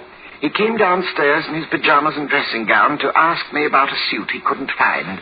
It was at the cleaner's. What time were you up this morning? I start work at 8 o'clock regularly, sir. It's my habit. And you didn't see Mr. Allen until 9:30? Why, no, sir. May I inquire why you're asking all these questions? You may, but I'm not going to answer just now. Thank you. Yes, sir. Thank you, sir. Come on, Patsy. Let's try something else. Maybe we'll have more luck there.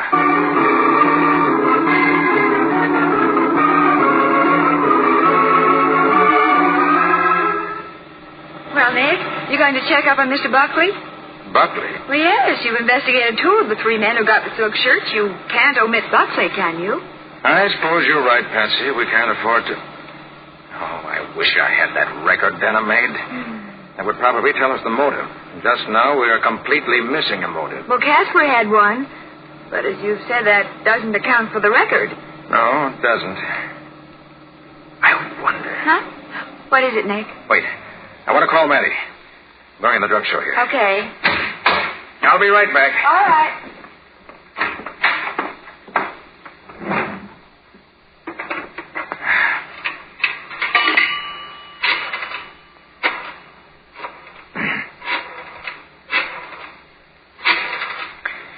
Homicide, Sergeant Matheson. Oh, Matty, Nick, tell me. When you examined the prints in the dictaphone, did you find any of the smaller prints lapping over Denham's prints? Why, come to think of it, yeah, Nick. Some of the little prints were on top of Denham's. Why? Thanks. I'll see you later. Bye. What's going on, Nick? I think I know now where the missing dictaphone record is, Patsy, and when I get that, I should have the motive. And the murderer. Let's go, Nick.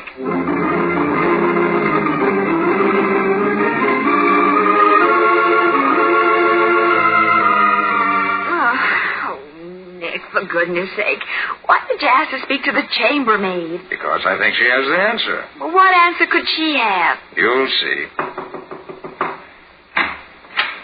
You're the chambermaid who found Mr. Denham's body this morning in room 312? Yes, sir.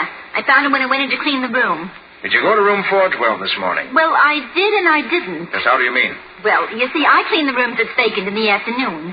The deadline's 5 o'clock, so I got to get them cleaned before then. So I cleaned up 412 yesterday, like always.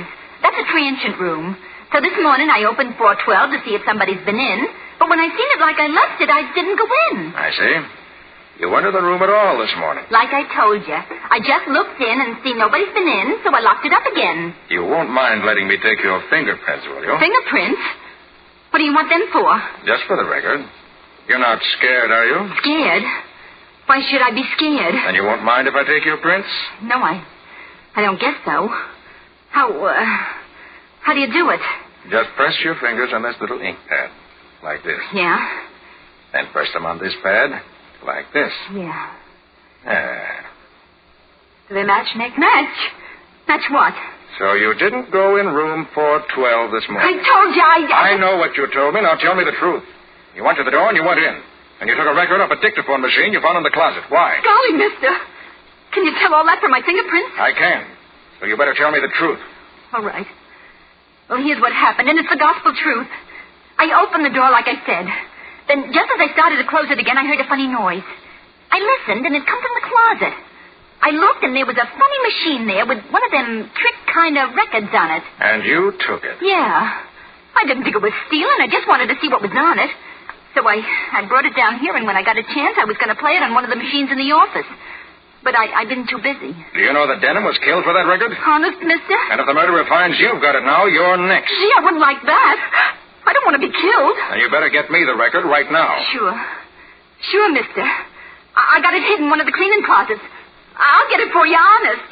You wait right here. We'll wait. And then we'll play the record, Patsy. I've got to know what's on it.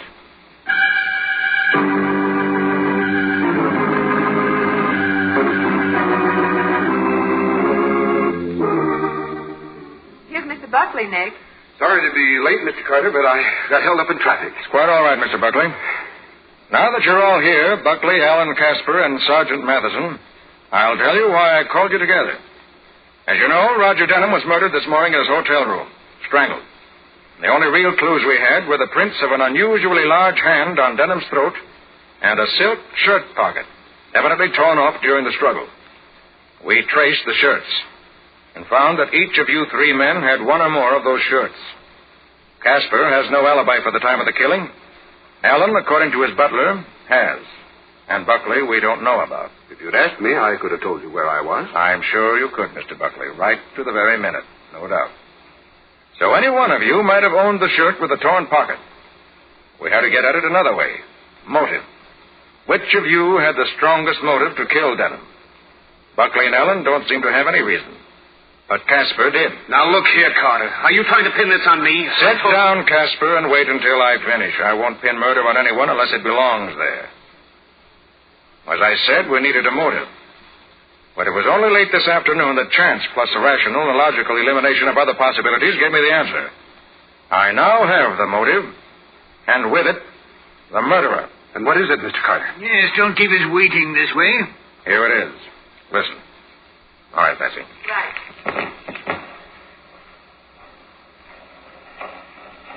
Hello, Allen. What brings you out so early in the morning? I think you know, Denham. You stop that machine.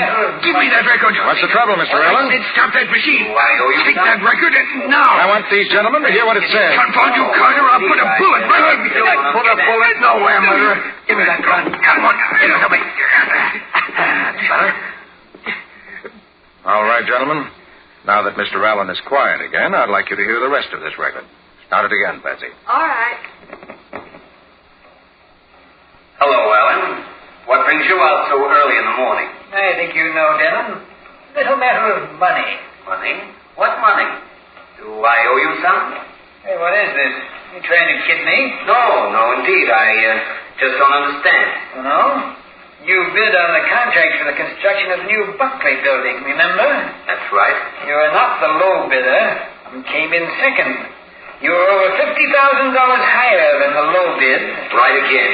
I reported to the board that I was convinced that the low bidder was not equipped to do this job and recommended giving it to you in spite of your price.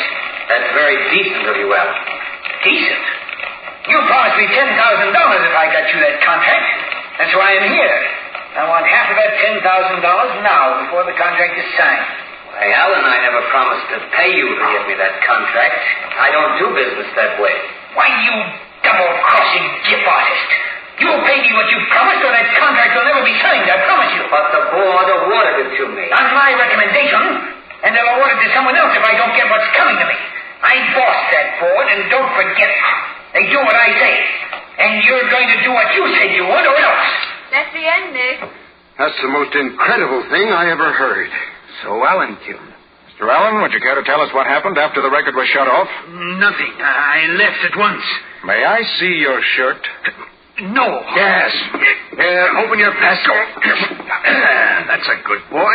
Nick, he hasn't changed his shirt. His pocket's missing. Very probably didn't even know it was gone in all the excitement of the murder. And if further proof is needed, I believe his hands will correspond to the marks on Denham's throat. I see you have unusually large hands, Mr. Allen. Denham was a louse. He shut the machine off and told me he'd been making a record of our conversation. Said if I tried to collect what he promised me, he'd take the record to Buckley. I knew that would ruin me, and so You killed him so you could find the record, so you could destroy it.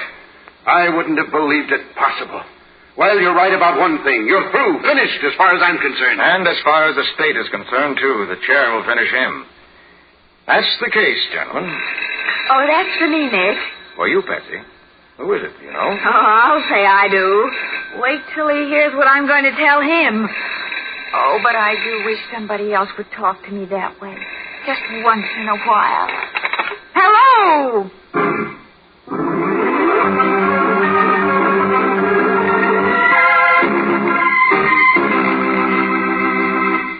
Nick, isn't it about time for you to give us a glimpse into next week's story? Why, I shouldn't be surprised if you were right, Ken. Well, suppose you take over then. Right. The ingredients of my story next week are, first, a man who died of heart failure, but who was really murdered. A will, which was the will the old man wrote, but which proved to be not the will he wrote. And a signature which was forged by a person who wanted it known it had been forged. Sounds like a fine collection of contradictions to me. What do you call it, Nick? I call it the case of the clumsy forgeries.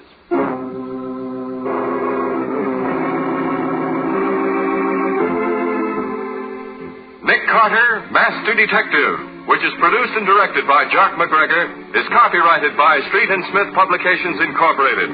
Pictured stories of Nick Carter appear in every issue of the Shadow Comics. In the broadcasts of Nick Carter, Master Detective, Lon Clark is starred as Nick, Charlotte Manson is featured as Patsy, Matty is played by Ed Latimer, Waldo by Humphrey Davis. Original music is played by George Wright. Script is by Jock McGregor and Peggy Mayer. Any resemblance in these programs to actual persons, living or dead, or to actual places is purely coincidental. Nick Carter, Master Detective, is presented over most of these mutual stations each week at this same time. This is Ken Powell saying so long until next week.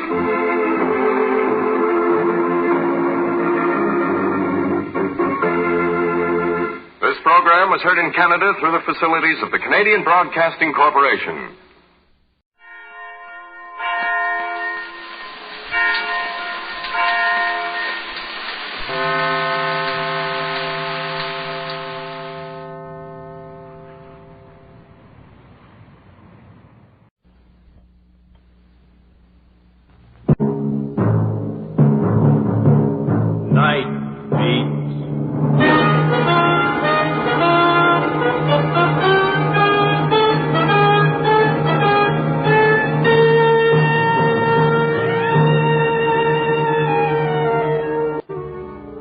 This is Randy Stone. I cover the night beat for the Chicago Star.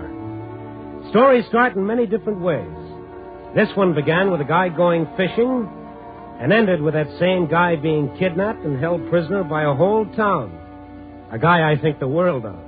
One Randy Stone, Esquire.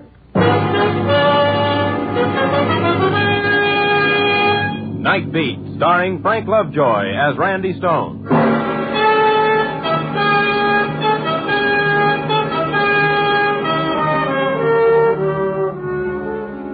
The remnants of my so-called vacation this summer was spent at a fishing lodge near Duluth, Minnesota.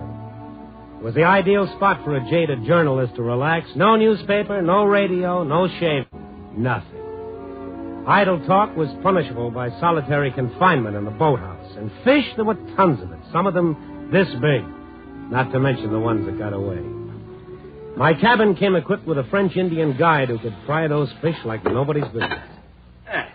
Come and get it, Mr. Stone. Magic words, LeBois. You catch them, I cook them. Stone.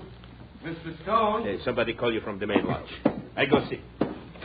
Mr. Stone's wanted on a telephone. Chicago calling, Mr. Stone. Chicago? Well, tell him I'm not here. I'm gone for the day. Okay with me, but they said it's urgent. Yeah, well, tell him you couldn't find me. It's a Mr. Burton that's calling. My city editor? What does he want? Where are you going? Like you said, I'll tell him. Wait a minute. I'll tell him myself. Civilization. I cursed the tentacles of the telephone system that could smoke you out of paradise itself. I wish I had the guts not to take the call, but we're all slaves to the telephone one way or another. After all, you never know what might be at the other end. I hiked across the clearing of the main lodge and into the big empty lobby. The phone was still off the hook. Hello? Randy, this is Burton. Mr. Stone is not here. He was last seen chasing a city editor through the forest with a tomahawk. How are the fish biting? Just fine. I'll tell him you called. Bye. Hold on, Randy. How far are you from Duluth? Oh, 40, 50 miles. Why? Remember that Pierce kid who shot the gas station mechanic a couple of weeks ago? Well, you see Canfield on the police beat? It wasn't my story. I know it wasn't, but do you remember him? Yeah, I remember. What about it? He escaped a couple of days ago, got out of the hospital ward. Oh, thanks for calling. I'll do my best to avoid him. His family lives in a town north of Duluth, Pierceville. Can't be very far from where you are. He may be headed there. Well? Why don't you drive up there, Randy, and look around? Some beautiful women in those small towns. His His name's Einar Pierce. Stands 6'1", 24 years old, fair hair. Yeah, I know what he looks like. You had him all over the front page for 2 days. Get out there right away, will you? You asking me or telling me? Okay, I'm asking you. Well, that's nice. Yes, Mr. Burton. Get going. LeBois told me how to get to Pierceville, but he frowned at the idea of me going out there. He told me the whole town was full of Pierces and that they weren't too friendly if your name wasn't Pierce. I climbed up and down hills for a couple of hours, and then from the crest of one of those miniature mountains, I saw a small cluster of buildings, Pierceville. I crawled down the side of the hill in low gear, hit the main street. The place seemed deserted, so I pulled up in front of the general store. A couple of men watched me as I got out of the car. When I walked into the store, they turned away from their window and stared at me. There was an Ichabod Crane character behind the counter. Something for you, mister? Yeah, cold drink, anything at all. Orange? Very fine. Any place a guy can get some supper? Nope. No cafe in town. Ain't that right, Gus? That's right. There's no hotel, neither. We don't cater much to the tourist trade. Yes, it's easy to see. What happens if a guy wants to stay over? You just don't. That's nice and cozy. Maybe you need a passport to drive through your town. Not if you're passing through. If I was you, I'd get going. Them roads is hard to drive at night. Mm-hmm. Mind if I use your telephone? It ain't working. Hello? He's not here yet, Mr. Pierce. Yeah, he is. Just stopped in for a minute. He's leaving now. That's right. I thought that phone was out of order. You can call in, but not out. Well, you mind if I try? I've got a way with broken down telephones. Keep away from it. I see. Somehow I knew you'd say that. Pete, get out there and head him off, quick. Right. Hey. The fellow out there in that car, that's him. Einar Pierce. Hold him! Stay put, mister. That's the gun I got in my hand, a real one with bullets and all. Are you crazy? That's Einar Pierce. He's wanted for murder in Chicago. Let me get the sheriff and... Just stay where you are. Well, I can't argue with a gun. Now get moving. Into the back room. You know what you're doing, fella? You're helping a murderer escape. You're mistaken, mister. Now get moving.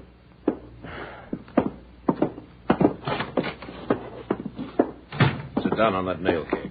You can't let that guy get away. He's a killer. He shot a man during a holdup. You realize what that makes you? Shut up. Listen, just put down that gun. Let me get out of here. Some other time, not today. Mister, you're holding me against my will. You know what the law calls that? Kidnapping. Maybe you'd like me to tell you about some of the penalties for kidnapping? Save your breath, mister. I know all about it. I ought to. See, I'm the sheriff. I don't know whether I was being kidnapped or pinched, but with that .45 staring me in the face, I wasn't asking any questions. The big guy who said he was sheriff kept me there about 10 minutes, and then he steered me out the back door and followed me up a gravel pathway that stopped in front of a 2-story frame house. He knocked on the door. Yes? He's here, Paul. Bring him in. Go on. Sit you down, Mr. The prisoner's name is Stone, Randy Stone. Mr. Stone. Are you with the Duluth police force? I'm not a policeman. I'm a newspaper reporter. He's a tricky one, Paul. You come looking for Einar? Yeah, I should have brought a troop of infantry with me. You recognized him in the car. That's too bad. But it's not to be helped, I guess. Oh, by the way, Mr. Stone, I'm Rolf Pierce. This is my son, Gus. I've met him on the wrong end of a gun. Hey, Gus, go see your ma. She's asking for you. Take my gun, Paul. Keep your eyes on him. I will, boy. I will. Mr. Pierce. Now, your son, Gus, who calls himself sheriff. He is sheriff, Mr. Stone. Well, if he is, a lot of the rest of you are getting yourselves into an awful mess. Einar Pierce is wanted for murder. To help him get away adds up to some serious complications. Not to mention the fact that I'm being held a prisoner. It was bad luck for us when you came along. Well, I don't get it. Your son is sheriff, and still you're willing to let him ruin his life. And at this minute, Einar's making good his escape. You're wrong about that, Mr. Reporter. Einar will not run away. He's a desperate man, Mr. Pierce. You don't know what he's liable to do. But I do know, Mr. Stone. You see, Einar's my son, too. A nice little trio. Einar Pierce wanted for murder, his brother the sheriff, and his old man keeping him out of the hands of the law. Gus came downstairs after a while and sat opposite me, his gun in his hand. Then the front door banged open and the old man got up. That you, Einar? Who's this guy? This is Mr. Stone, Einar. Officer Stone, you mean? He is no cop, Einar. He writes for the papers. Just as bad. Newspapers have been pretty good to some criminals. You'll not refer to my son as a criminal, Mr. Stone. Why don't you let the court judge that? Can't you see what you're doing? Keep minding your own business, mister. He'll get to court in good time. At midnight, we'll be turning him over to the police from Duluth. You're going to turn him over? I kept telling myself, get home, Einar, and you'll be all right. They'll never get you.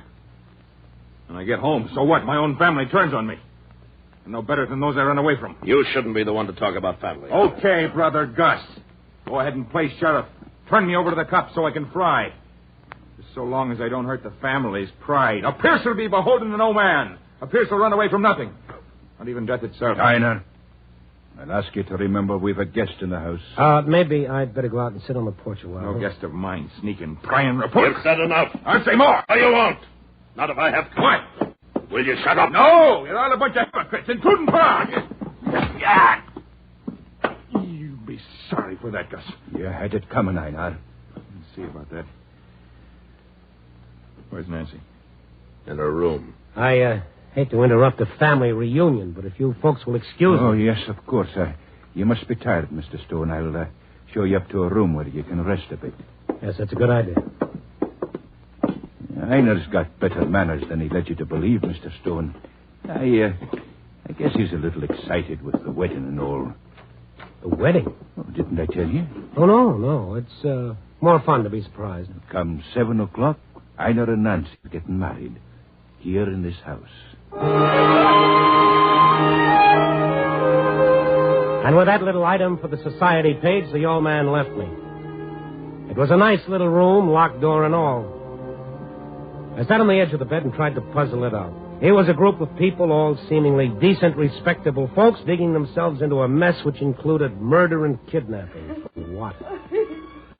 The sound in the next room interrupted my mental gymnastics. It was a woman crying. I couldn't figure out why the sound seemed so close, and then I saw a hole cut in the wall a little over my bed. It was meant for a stovepipe to go through, but it served even better as a peephole. By standing up on the bed, I could see clearly into the next room. There was a girl in there, standing in the middle of the floor, crying her heart out. Einar Pierce was pacing up and down in front of her. I pulled my head a little to one side so that I couldn't be seen. Oh, Nancy, please stop your crying. Our wedding day, Einar. What a wedding day. Well, it don't have to be like Pa wants, honey. Do what I say. Come with me tonight and you'll never get us. And hide out the rest of our lives. What about your father? What would it do to him if you were to run out on him? Oh, the island will be our own. Nobody knows about it but me, Nancy. They can look for us until doomsday and not find us. We couldn't do that to your folks. We'd never be happy if we did. You know it. No, Einar, we'll have to wait till you're... Till I'm what, Nancy? I killed a man. And give me the chair. Can't you understand? I can get away tonight. I've got it all planned. The boat will be waiting. Nancy, if you love me, you'll come with me. I love you, Einar, but I can't. All right, then I'll go myself. I want to tell them where I am. Go ahead and do it. Where are you going, Einar? To get cleaned up for my wedding. Nice wedding. A ring for the bride's finger, another one for the groom's neck. Einar!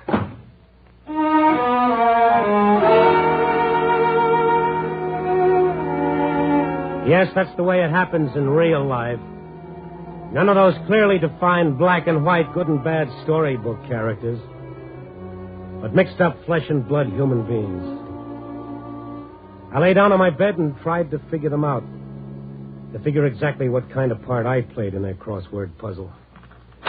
And the key turned in the lock of my door, and Mr. Pierce came into the room. Yeah. Have a good rest, Mr. Stone. Not bad.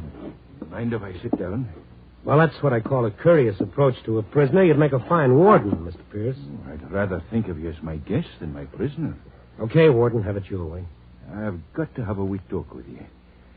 I want to remind you, Mr. Stone, that when this is over and you make your report to the police, this whole thing's my doing. Nobody else's. Well, it's not that simple. As far as I can see, you've had lots of help. The whole town, I might say, not excluding the sheriff. I've been giving the orders, Mr. Stone. I see. Now that you understand that, I'm asking you to attend my son's wedding on one condition. And that is? That you talk to no one about Einar. That you'll not mention a word of it to Einar's mother. And if I don't promise? I'll keep you locked up till the dance is over. The dance? Well, you didn't think there'd be a Pierce wedding without a dance, did you? There'll be the whole countryside at the town hall tonight. Well, what do you say? Supposing I tell you that Ina's planning to get away tonight. As my guest, I'd say you're mistaken. As a prisoner, I'd say you were a liar. I suppose I couldn't convince you that he is. No. I'm waiting for your answer. Will you be my guest? Well, under the circumstances, yes. You say that Ina's mother doesn't know about this? No, she's been spared. Now, if you'll come with me, I'll have you meet her. She heard your voice downstairs, and we had to tell her that you were one of Ina's friends from Chicago. You'll bear me out on that, won't you? I'll do my best. Come, then. How do you expect to keep it from us sooner or later? The good Lord's arranging for that, Mr. Stone. She's dying.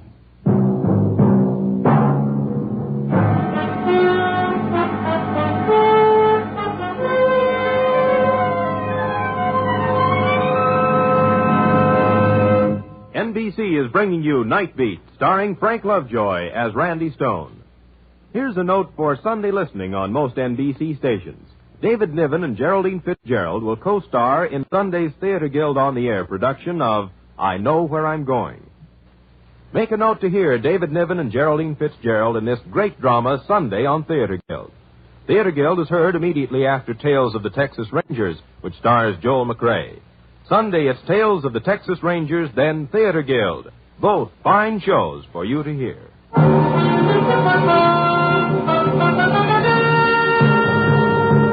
Now back to Night Beat and Randy Stone. After I picked my heart up off the floor, we walked downstairs to Mrs. Pierce's room. There was nothing left to say. I stood alone in the doorway and watched the old man walk over to his wife's bed as though it were a shrine. She opened her eyes slowly, and the stamp of death was in them. She was past pain already, and if her voice was slow and halting, there was a serene dignity about her that seemed pretty close to this thing we call happiness. Father? Aye, Mother. I thought you might be sleeping. Sleeping with my son's wedding an hour away. Hello there, young man. Hello, ma'am. You're Einar's friend from the city, aren't you? They worked together in Chicago, Mother. Yes, that's right, ma'am. We were very good friends. I'm so happy you could come. And you'll not be angry with us for keeping him here. He belongs with his folks, you know. Oh, yes. He belongs with his folks. The land's waiting for him. And Nancy, to make him a home and give him children. Poor orphan that she is, with no folks to be at her wedding. Nancy came to our house when she was just a baby. And from the first time we saw them standing together, we knew they was to be married one day. And this is it. Their wedding day. How long before the preacher will be here? Oh, little more than an hour, Mother. You'd best have a nap now till he comes. A nap? Goodness, it'll take me that long to make myself pretty for the wedding. The pieces of the puzzle were falling into place now. Only from where I was sitting, the picture was beginning to look like a king-size lump in my throat. The old man was holding Einar till he could get him married off to Nancy, taking a chance on going to prison himself just so he could give his wife something she had to have before she died. I got to feeling mean and ugly for butting in. And all through the ceremony, I made myself as small as I could. When it was over, the newlywed Mr. and Mrs. Einar Pierce stood around and accepted the sober congratulations of the few guests. And after supper, as sad a wedding feast as I've heard of, we all went down to town hall.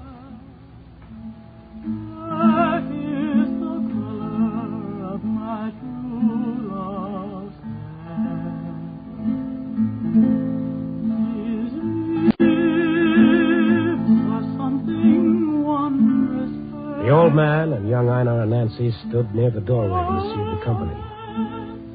I sat against the wall right behind them. Time the dancing was starting. Too many long faces around here, including yours, Einar. They stand there gawking at me. When they're out of hearing, they say, look at him, the rotten, murdering thief. They'll get He'll get what's coming to him. Ah, Tosh, lad. There's no one here but wishes you luck. There's no one here that won't pray for you. Ah, there's more here that wish me the electric chair. You can see it in their faces. That'll be enough. You'll go to trial with the best lawyers that can be hired. The judge will mark you for a fool, not a criminal. And they'll be fair to you. When are they coming from? Midnight. Now then, folks, limber up. The dancing's about to commence. And first, of course, comes the bride and groom special. Grab your Mrs. Einar. Choose your partner, skip to the loop. Choose your partner, skip to the loop. Choose your partner, skip to the loop. Skip to the loop. Skip to the loop. Go on, Einar. They're waiting for you. I'm not dancing. Einar, please. Come on, Mr. Groom. We'll wear out a hole for just standing here. Maybe he knows he ain't the boss anymore. Nancy, you bring him out. Go on, boy. Go on. Einar. It's like walking behind your own coffin. Come on, then.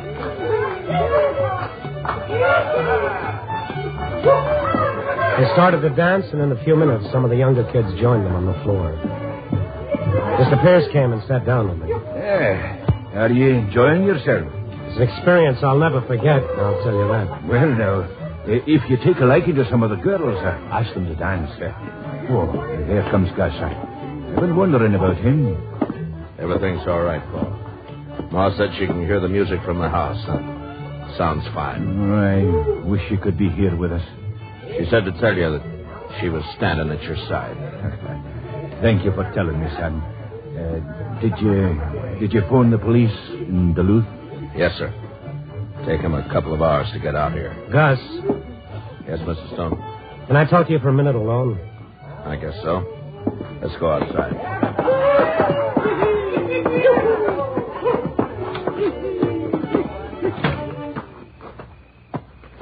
What'd you want to see me about? Einar. What about him? Einar's going to try and make a break for it. What makes you think so? I heard him tell Nancy he was, to some island. Oh, he said that 50 times today, but he won't try. Oh, yes, he will. He's not like you and your father. Frankly, that's why I'm thinking about your dad. You think Einar'd walk out on his dad knowing the old man would be held responsible? That's exactly what I'm saying. Mister, you don't know us Pierces. What you're trying to say should get you a punch in the nose. Okay. Okay. But keep your eye on him. Now, get out of my way.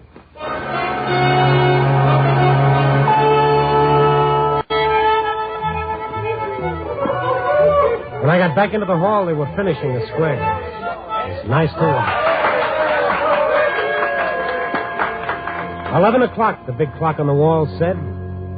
I moved up close to Einar and his wife. If he was going to try to get away, it would have to be soon. The music blared up, and suddenly Einar grabbed hold of his wife's arm and steered her onto the floor. A frightened look came into her eyes, and she tried to pull back, but Einar whispered something to her, and she let herself be led away. I knew that something was going to happen. I wanted to be near and try and stop it. I walked up to a gorgeous brunette standing against the wall, the girl who'd been singing a while ago. May I have this dance, please? Love to. First time you danced tonight, isn't it? Yeah, I was afraid you girls wouldn't dance with a foreigner from Chicago. Well, come on. A 1 and a 2 and a 3 and a 4. Oh, hey, wait a minute. Take it easy, I kind of knew it. This better? Yeah, for a beginner. Isn't it sad about Einar and Nancy, I mean? Yeah. Mind if we dance a little closer? Not at all. No. I'm to them. That door there near now. Where does that go to? Downstairs, the basement. Why? Oh, nothing. I'm just curious. Can you get out of the building through the basement? Yeah. Why do you ask? You don't think... Oh, how can I think, lady, with you in my arms?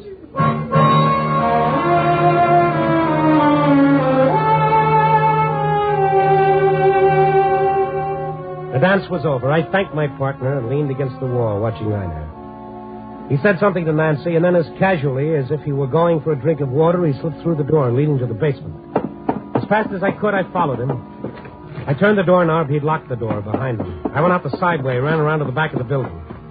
Then I saw him moving toward a clump of bushes. He heard me, he turned around. A piece of lead pipe in his hand made a wicked silhouette in the moonlight. It's you.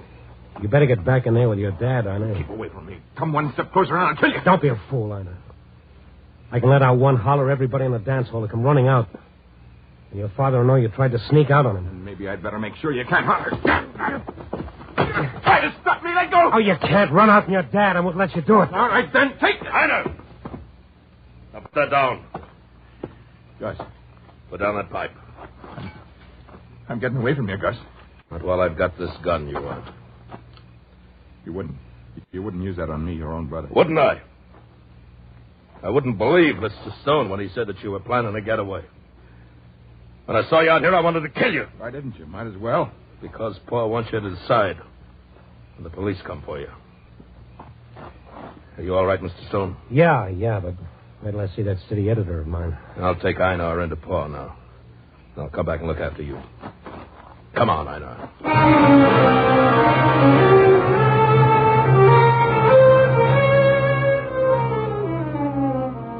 Gus came back and he nursed the lump on my head until it felt a little better. You think you can make it now?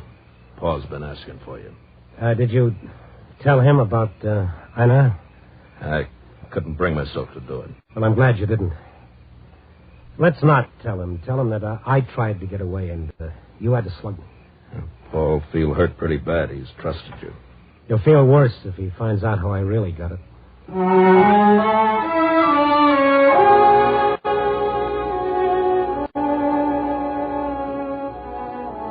There was hurt and disappointment in the old man's eyes when Gus told him I'd tried to run out on him.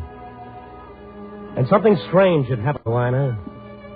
He stood quietly beside his father, his head bowed. It was a little before 12 now. Gus walked over to the orchestra and spoke to the dance caller. Then the drummer crashed the cymbals for attention. Attention, folks. We're leaving now, so you'll pay your respects to the host and guest of honor as you file out.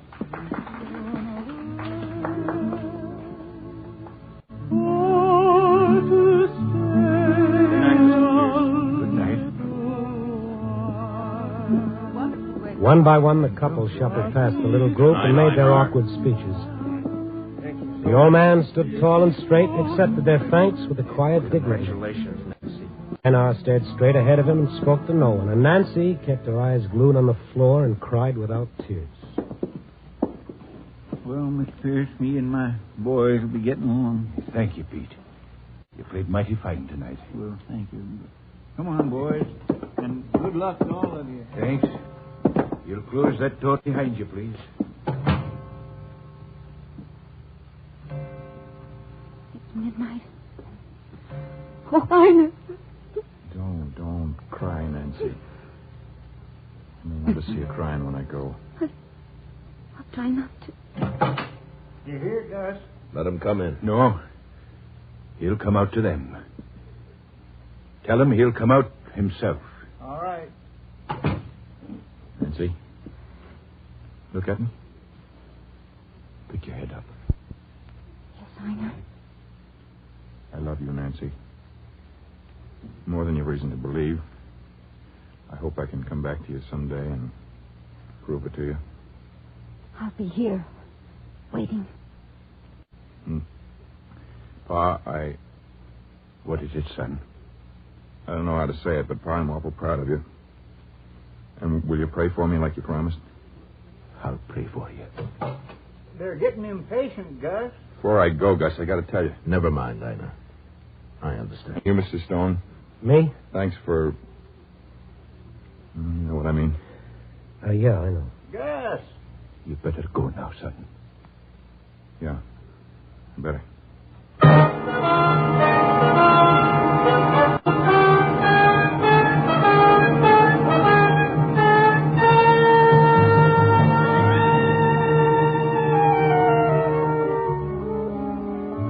Well, it's 3 weeks now since all that happened, and I'm back on the job again, turning out the required amount of grist for my nightly stint. But every time I close my eyes, I can see the picture of old Mr. Pierce standing straight and proud while his son walked out of the door to the waiting cops. And a thought comes over me that's kind of tough to put into words. It's that God created more majesty in a man like old Mr. Pierce than he did in all of his other works put together. We kind of forget sometimes what real greatness is made of. Yep. Copy, boy.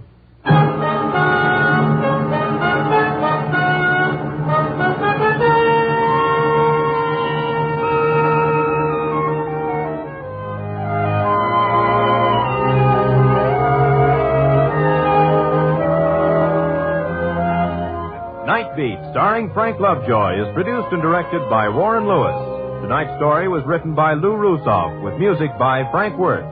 Mr. Pierce was played by Bill Johnstone, and Bill Conrad was Gus.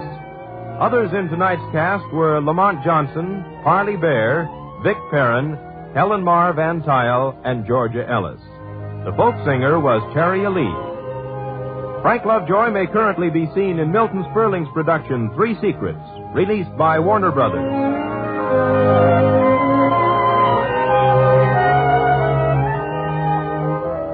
Listen next week at this time and every week as Randy Stone searches through the city for the strange stories waiting for him in the darkness.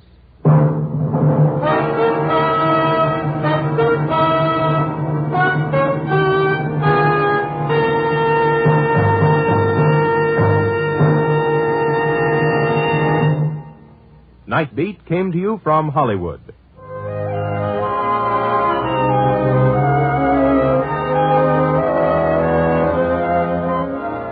Three chimes mean good times on NBC. Tomorrow's radio fare on most NBC stations includes the premiere of two programs.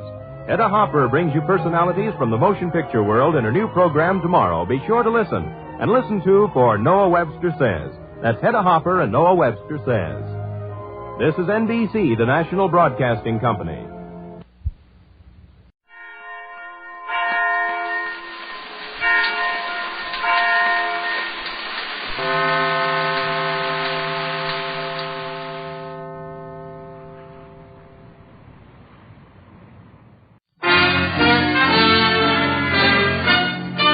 Listen while the makers of Rexall drug products and 10,000 independent Rexall family druggists bring you Dick Powell as Richard Diamond, private detective.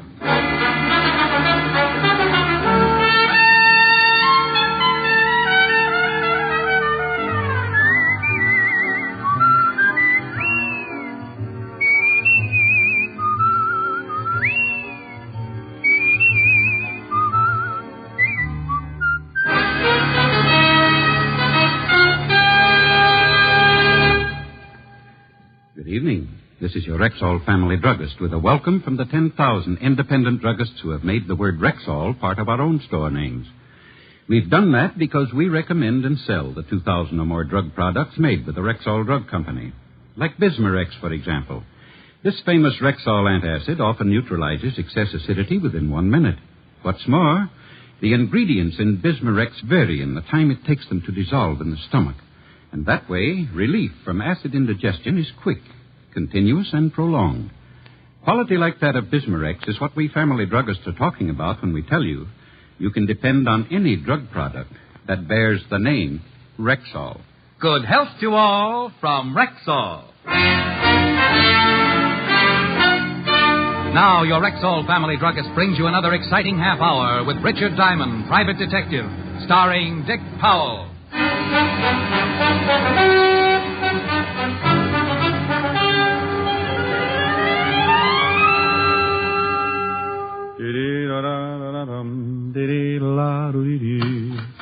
Mr. Diamond? Well, are you Mr. Diamond? Oh, my goodness, yes. Come right in. My name is Wolfe. Well, unofficially, so is mine. Sit down. Thank you. Oh, no, my pleasure. You must get a dividend from the nylon companies. Be terrible if there was a shortage. I'm well stocked. Yeah. What can I do for you? Start by calling me Edna. Then what? I'd like you to follow my husband. As a detective or a replacement? I think he's been seeing another woman. Why? Have you been running around the house in a diving suit and swim fins? I've always tried to keep myself attractive for my husband, Mr. Diamond. Well, then if your husband is seeing another woman, Mrs. Wolfe, it's got to be an optometrist assistant. Well, thank you. I think you and I are going to get along just fine. Well, now that we're all agreed, tell us some more about your husband. What makes you think there's another woman? Usual things. The way he's been acting. Business appointments every evening. Nothing else?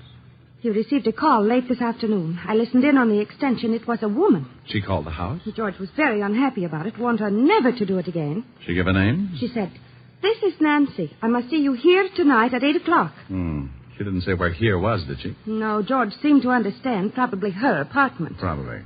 If he's seeing another woman, I want a divorce, Mr. Diamond. And you need grounds. Yes. 100 a day in expenses, Mrs. Wolfe. Edna. It's still 100 a day in expenses. Here's 200. I hope that's enough of a retainer. Oh, that'll keep me interested for quite a while. Now, tell me, what does your husband do? I mean his business. He's in steel. How much in? Oh, very much. He's vice president of his company. What does he look like? Here's a picture of him. Well, I'll start right away and see what I can find out for you, Mrs. Edna. Yeah. Well, look, after I found out just how unfair your husband's treating you, I might lend you my shoulder to cry on. And I'd just about have to call you Edna then, wouldn't I? By 7 o'clock, I was standing across the street from her house waiting for her wandering husband. By 7:30, a man stepped out on the sidewalk and hailed a cab. I recognized him from the photograph as George Wolfe, and I started the tale, following him east across town to an apartment house on 47th Street. By the time I got in the lobby, it was deserted. A list of names on the mailboxes showed the only girl named Nancy in the building was a Nancy Fowler. So I headed for her apartment. Her door was at the far end of the hall, and I was halfway to it when George Wolfe bounded out and ran right into me. Let me go. Take your hands off of me. You forgot to close the door. Get out of my way. What's the matter, friend? You look like you ran into a yard full of snakes. Will you get out of my way, or must I use force? Well, use all you like, but I think you better go back and close the door. No. Yes. Stop it. You can't do this to me. Well, I hope you aren't always this wrong. No, please. Now get in the room. Oh, swell. No wonder you took off like that. I didn't kill her. I swear I didn't kill her. Nancy Fowler? Yes, I guess so. You guess so? Well, this is Miss Fowler's apartment, but I've never seen Nancy Fowler before in my life. There was the .38 revolver lying next to the dead girl, so I took out my own gun and covered Wolfe while I called Lieutenant Levinson of homicide to get right over. Wolfe yelled, screamed, and pleaded, and even offered me a nice fat bribe. But we waited for Fatty Levinson and his squad of New York's finest. He finally arrived, but New York's finest was poorly represented. Hello, Shamus. In trouble again, huh? Walt, did you have to bring Otis? I promised he hasn't used the siren in 4 days. Who's this guy? George Wolfe. Caught him running out of the door. Well, Mr. Wolfe, what about it? I had nothing to do with it, but I'm not saying any more until I see my lawyer. He was crying all over the place before you got here, Walt. Claimed he got a call from a Nancy Fowler who asked him to come up here. That's the truth, Lieutenant. She said she had something important to tell me. Says he never even heard of Nancy Fowler before the call. That also is the truth. When I came to the apartment, I found her lying just as you see her. How'd you get in the door? She told me she'd leave it open for me to walk right in. Bullet came out the back just below the shoulder blades, Lieutenant. You on the gun, Mr. Wolfe? I refuse to answer any more questions. Okay, take him down to the car, Otis. Come on, you. Rick, just how did you happen to be in this building at this particular time? Well, that was hard, but that guy's wife, the tail M. He was supposed to be playing illegal footsies with a female named Nancy. The dead girl? Well, the wife just knew the first name was Nancy. The girl who's supposed to live here is named Nancy. Nancy Fowler. I've never seen her before. Maybe the dead girl is one and the same. Well, I'll get an identification and have the gun checked by ballistics. In the meantime, I'm going to give this apartment a good going over. Mind if I help? Now, what kind of an answer do you expect to that? You will anyway. He was so right. We started going over the apartment room by room, closets, drawers, everything. In 10 minutes, the coroner and the boys from the lab arrived, and in the bedroom, Walt found something. Take a look at this. Ah, a jewelry box. Hey. Pretty expensive. Regal Jewelers. Very classy establishment. There's a card in the box. For my darling love, George. And the guy said he never saw her before. If this is his handwriting, he's as good as strapped in the chair. Well, it looked as if my client, Mrs. Wolfe, had a killer for a husband. But a couple of small items still worried me. So I left Walt and went downstairs to find the switchboard operator. Oh, are you with the police? I just left them. Tell me, dear, do you keep a list of the calls that are made through the switchboard? Sure, it costs the tenants 10 cents a call. May I see the list? Yeah, I guess so. Here, handsome. Gee, nobody's called me that since I had long blonde curls and a gold yo-yo. I looked over the list of telephone calls and found the ones made by Nancy Fowler during the past 3 or 4 days. The last call listed from her apartment had been made at 7:45 that evening to a familiar telephone number. The same number Mrs. Wolfe had given me when she left my office earlier. I left for the home of Mrs. Edna Wolfe. Yes? Oh, Mr. Diamond, you shouldn't come here. What if my husband... Your husband's spending the night out. What? In a cell, all alone. Oh, you'd better come in. Now, what in the world are you talking about? Well, it looks as if your husband killed a girl this evening. Oh, no. That's the way it looks. Oh, please, sit down, Mr. Diamond. Thanks. I caught him running out of the girl's apartment, forced him back, and found the girl shot to death on the floor. Nancy Fowler? Yes, I think so. It was her apartment. The police are making identification now. Oh, it's just terrible. I wonder why he did it. Were you here in the house at 7:30 this evening? Well, no, I was with a friend until about 8:30. Well, a call was made to your house from Nancy Fowler's apartment. She was charged for it, so the call was completed. But she probably talked to George. Your husband swears he didn't know the girl. Claims he got a phone call, and she asked him to come right over. That she had something to tell him. He knew her all right. You remember, I told you I overheard them talking. Your husband own a gun? Well, yes, I believe so. You know what caliber? No. I don't know anything about guns. A bracelet was found in the dead girl's apartment. The card with it was signed Love, George. It looks pretty bad, doesn't it? If it's his handwriting, it does. Well, I guess he deserves it, but I'll call our lawyer and see what can be done. I'll keep in touch, Mrs. Wolfe. I hope you will. Just because the case is finished. Well, there are still a few things that bother me, so I'll just kind of keep looking around until I'm satisfied. You mean you think maybe my husband didn't kill the girl? There's an awful lot of evidence that he did, but there's still a motive to be found. You've got the grounds you wanted, so from here on in, anything I do for you or your husband will be on my own time. Anything you do for my husband, I'll be glad to pay for. Oh, well, now, that's really nice. Well, I'll take a run down at the precinct and let you know what the lieutenant has found out. Good night, Mrs. Wolfe. Still can't get used to Edna? It'll take a while.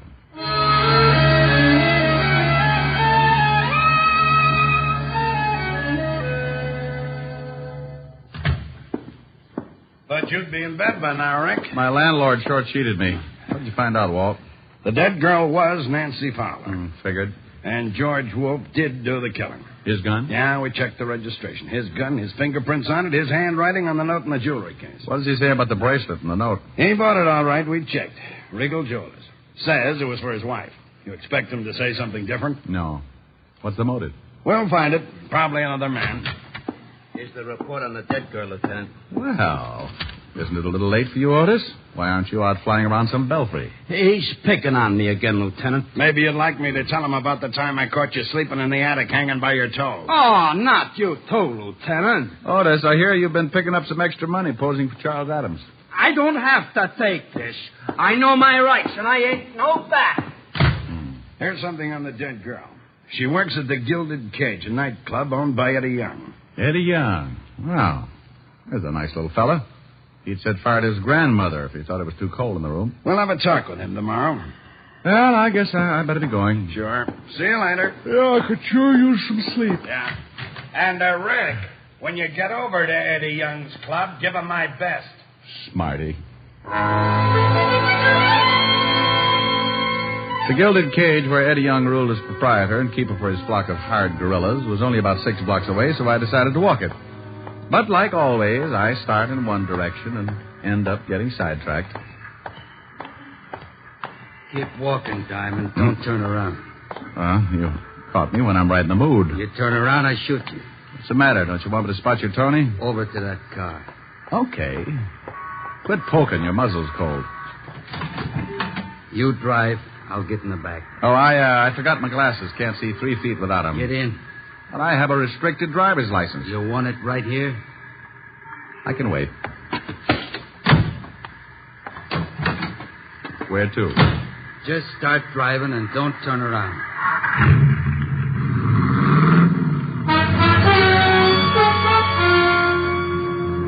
We headed east across town with a gun pointed at my neck. I tried to get a look at the guy in the rear vision mirror, but he was sitting too far to one side. I didn't know where we were headed, but I had a pretty good hunch why we were going there. Turn right. And take it a little slower. I don't want to have to shoot a cop. Well, if we're headed for the river, I've seen it. From the bottom? Don't you think we'd better stop at a bathhouse or something? I know a spot where you can go in, clothes and all. Okay. But if there's anything I hate, it's getting my money wet. Turn right again. We were headed for a cross street. I could only turn right or left. A big warehouse was dead ahead. I eased down on the gas, and we picked up speed as we neared the intersection. As I started to make the turn, I stamped down on the gas hard, and at the same time threw myself toward the floorboard. His gun went off so close to my ear, I felt like my head had split wide open. Then we hit the building.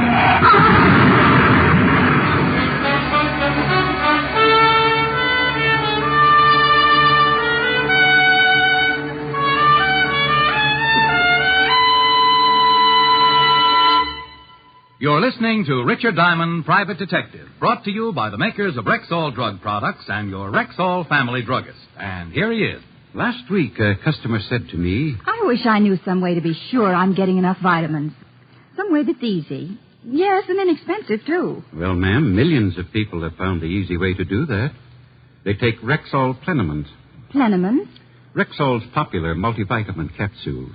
Just 2 Plenamins a day give you more than your minimum daily requirement of every vitamin for which such requirements have been established. Well, you can't expect much more than that. Yet Plenamins do give you more than that, for they also contain valuable liver concentrate and iron, plus other factors of the vitamin B complex. Say, they sound expensive. On the contrary, Rexall Plenamins cost you only a few pennies per day. Ask for Plenamins at Rexall drugstores everywhere, and remember, you can depend on any drug product that bears the name Rexall. And now back to tonight's adventure with Richard Diamond, Private Detective, starring Dick Powell.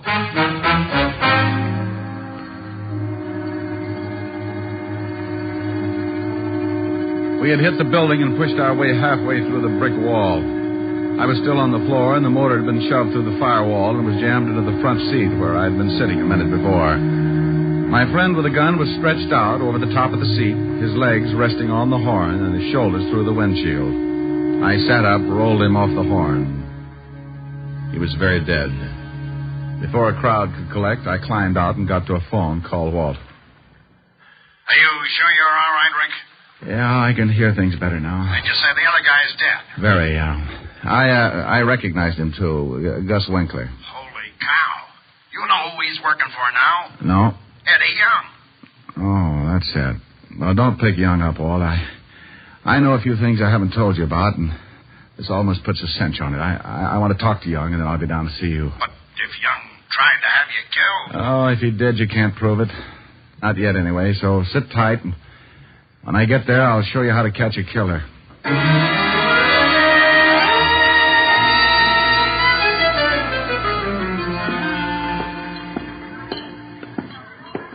You going someplace, chum? Yeah, right through that door, chum. That's Mr. Young's office. Maybe he don't want to see you. Maybe he don't. He's going to be disappointed. You ain't going in there, chum. I see. Everybody gets disappointed sooner or later, chum. Yeah, what... Aren't you in the wrong room? That's what your boy outside thought. I changed his mind. Are you sure you ain't looking for Bellevue, Shamus? You're kind of a mess. One of your boys, Gus Winkler, tried to give me swimming lessons. He can claim his body at the morgue. I don't know what you're talking about. Somebody else who works for you got killed tonight, too. Yeah, who? Nancy Fowler. What? Oh, come on, Eddie. I couldn't stand it if you started crying. Who killed her? The police are holding a man named George Wolfe. Know him? No, I don't know him, but Nancy's talked about him a couple of times. Hey, boss, that guy just... Forget it, Lou. Well, look, boss, Forget it, will you? Go on, beat it. Okay. You know, Shamus Lou's a pretty big boy for you to go pushing around. He's liable to stay mad. So Nancy said she knew this George Wolfe. That's right. Ritual guy, from the way she talked, she was taking him good. Where were you between 7 and 8 this evening? Right here in this office. I got witnesses. Oh, I'll bet you have. Okay, Eddie, I'll see you around.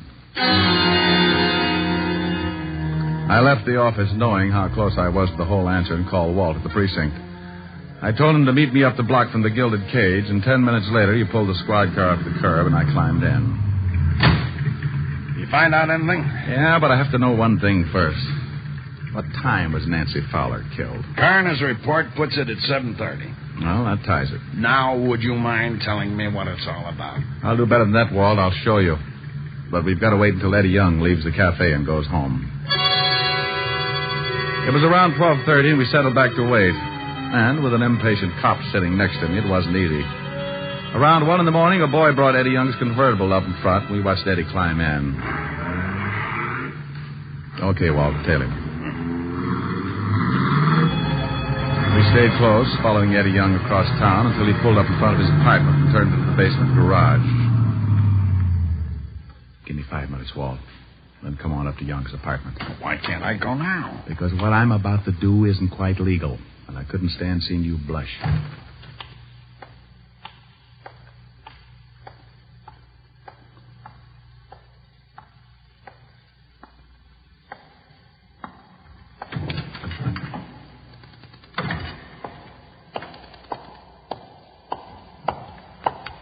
Hold it, Eddie.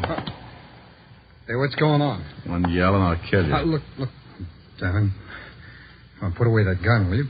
What do you want? Let's go up to your apartment. But please believe me, Eddie. I'll do something bad if you get out of line. We rode the elevator up to Eddie's 8th floor apartment. I shoved him in the door ahead of me and then made sure there was no one else around to give me any trouble. All right. What do you want? Pick up that phone. Okay, but take it easy with that, will you? Well, who do you want me to call? This number and hurry. I'll tell you what to say. Okay, owner. I don't get this. Evergreen Street. What's the matter? Don't you like that number, Eddie? I don't even know the number. Well, then dial it quick. Okay. And when you get an answer, just say, "This is Eddie. Get right over here. I got to see you." And I'll look, Shamus. You look, Eddie. I'm going to hold this barrel right between your eyes so you can see it coming if you make a mistake. I won't make a mistake. Hello. This is Eddie. Yeah, get right over here. I got to see you. I can't talk. Goodbye. Okay, now, will you take that gun away? You look a little worried. What have I got to be worried about? I don't know who I was talking to. Oh. That should be the law, Eddie. What is this, Timing? I'm sorry I can't show you right now. Good night, Eddie. Wait a minute. Come on in, Walt. You said 5 minutes. Holy smoke, what happened to him? I just put him to sleep. He'll stay that way for a while. Now, Rick, you've got to tell me what's going on. I told you I'd show you. Now go on in the kitchen and see if you can find some ketchup. Ketchup? Yeah, then bring it out here and pour it all over Young. Have you lost your mind? Walt, I want him to make him look like he's bleeding. Now go find the ketchup or I'll just have to cut his throat. Walt found the ketchup and under protest poured it over the unconscious Eddie Young. Then I made sure the door was unlocked, and we went out in the hall to wait. Please, Rick, what is this? It's the same way Nancy Fowler killing was framed, only she was really killed. Shh. Quiet. Elevator. Okay. I'll play along with it.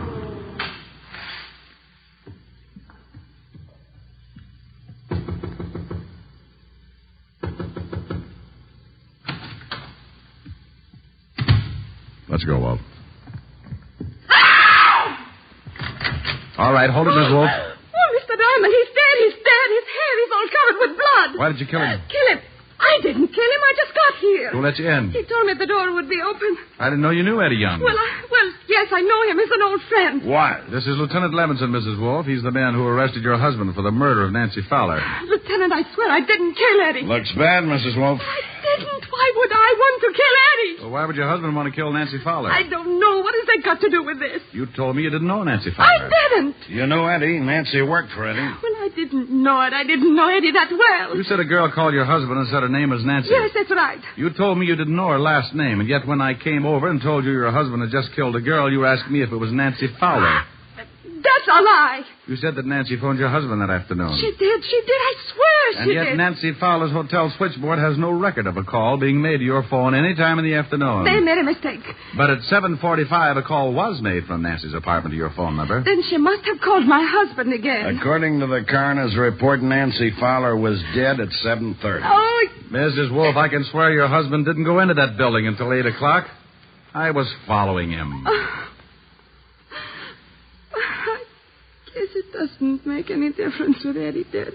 Did Eddie kill the girl? Yes. I called my husband. I wanted to get a divorce. And his money at the same time. Eddie knew Nancy, so we decided she'd be the one. She let Eddie in. He made her call my husband. Then he shot her. The gun and the bracelet. You just took them out of your husband's dresser drawer and planted them in Nancy's apartment? Yes. I found the bracelet in the drawer with the gun. I guess my husband was going to surprise me. Eddie! Eddie, it's moving! Oh, Eddie. Eddie, darling. What happened? You're hurt. You're bleeding. Bleeding? Stay still until we can call it. Wait a minute, will you? Hey, what is this stuff? This isn't blood. I'm covered with ketchup. Ketchup? Ketchup! Why, you dirty no good! Eddie, we've been framed! Framed? They're all yours, Walt. Why? Good night, Mrs. Oh, I guess now is as good a time as any. Good night, Edna.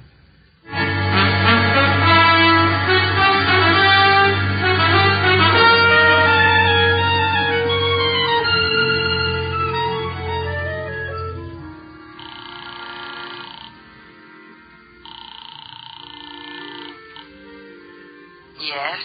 Helen? It's Rick, honey. Oh, isn't that sweet? I was just dreaming. Rick, it's 4 a.m. Where are you? Well, I'm helping Walt close up the Gilded Cage. Helping Walt close up the what? The Gilded Cage. Nightclub. I hear music. Bud and his accordion will love you. Are you drinking? Honey, I'm with the police force. What was that? Oh, that was Walt. He said, Rick. You stood me up this evening. Well, I'm going to make up for it, honey. Listen. Okay, Abe?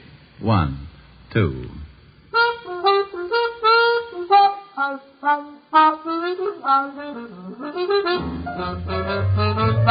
You made me love you. I didn't want to do it. I didn't want to do it.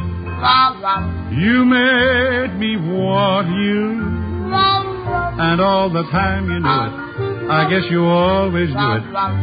You made me happy sometime. You made me glad. But there were times, dear, you made me feel so bad. You made me sigh for I didn't want to tell you. I didn't want to tell you. I want some love that's true. Give me what I cry for. You know you got the kind of kisses that I die for. You know you made me love you.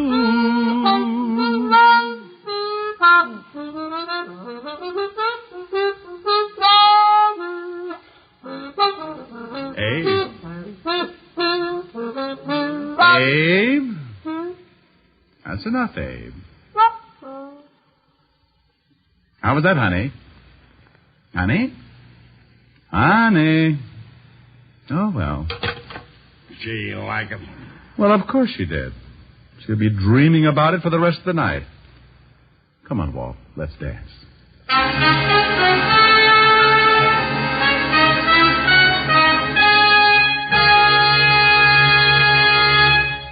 Once more, here's your Rexall family druggist. No faster-acting aspirin made. That's Rexall aspirin. When taken with water, the 5 full grains of pure aspirin contained in every Rexall tablet are ready to go to work for you even before they reach your stomach. Next time you need aspirin, remember Rexall aspirin. There's no faster-acting aspirin made. Ask for it at Rexall drugstores everywhere. And remember, you can depend on any drug product that bears the name Rexall. Good health to all from Rexall.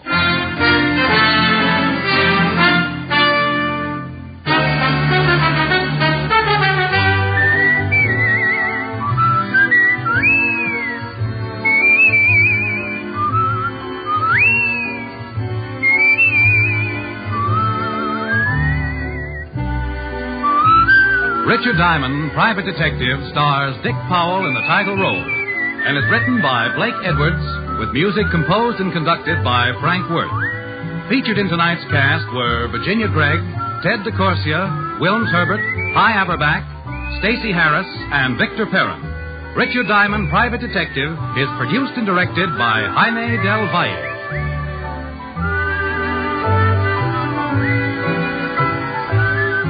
This is Bill Foreman, inviting you to be with us next Wednesday at this time, when we will again bring you Dick Powell as Richard Diamond, Private Detective.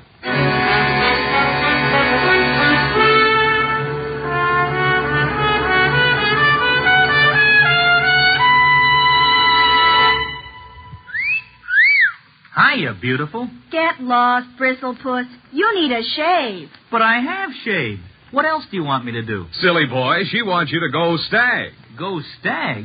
But why? Because Stag is Rexall's exclusive line of men's good grooming aids, like Stag Brushless Shave Cream. No fuss, no massage, just smooth it on, and presto, you get a clean, close shave. Your face stays smooth and whiskerless all day long. I'll do it. I'll go Stag. That's it. Join the Stag line now at Rexall drugstores everywhere. Yes, to make girls care. Go Stag.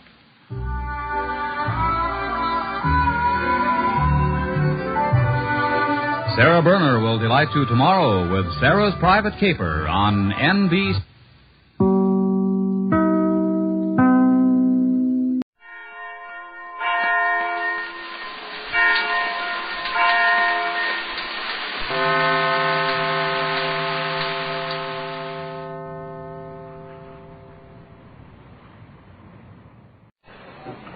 The National Broadcasting Company presents The Adventures of Sam Spade, Detective.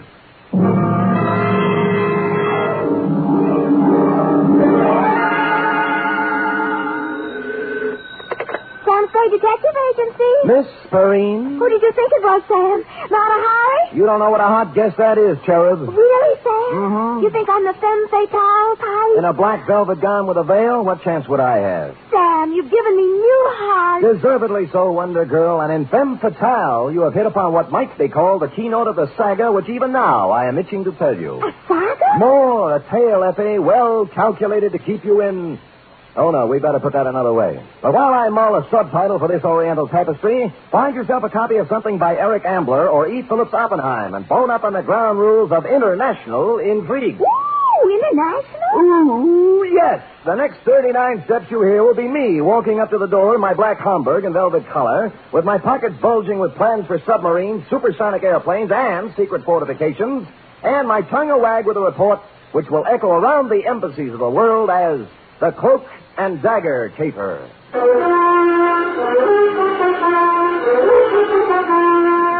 For NBC, William Spear, radio's outstanding producer-director of mystery and crime drama, brings you the greatest private detective of them all in The Adventures of Sam Spade.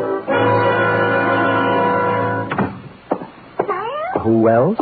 Sam, I thought you were kidding. About what? The black Homburg and velvet-colored overcoat. Yeah. But underneath the overcoat, Same old Sam. with the same old suit and the same old shreds. Who did it this time? Thereby hangs the tale. Huh? It's hanging out the back of your trousers, Sam. What? It's your tail. Well, better keep the coat on. Jawaharlal won't mind. Who? Jawaharlal Barra. It's his coat. We'll go into that right now. You ready? Yes, sir. To? Jawaharlal Barra. Jawaharlal, Well, speaking. From Samuel Spade, license number 127596. Subject? The Cloak and Dagger Caper. Dear Jawaharlal. I'd been out Friday night until 4 a.m. watching wedding presents. So when Saturday turned up rainy, I did the mad, impulsive thing and decided to stay home. I plugged the phone, built a fire and a tall drink, invited Freddie, the neighbor's cat, in for a short milk, put my feet up and my head down, and reached for a magazine. A picture of peace, Jawaharlal. Freddie lay on the coffee table, purred, and busied himself spinning the hand-rubbed Lazy Susan my unpredictable Aunt Adelaide gave me for Christmas. The magazine turned out to be Time, with a picture of an austere Asiatic gentleman on the cover. 2 pages, and I have the kind of headache you can only get from reading the news these days, so I turned it in on a slick pulp, with a breathless yarn about an international gumshoe and a satin-lined cloak who kept running into women with bosoms full of papers.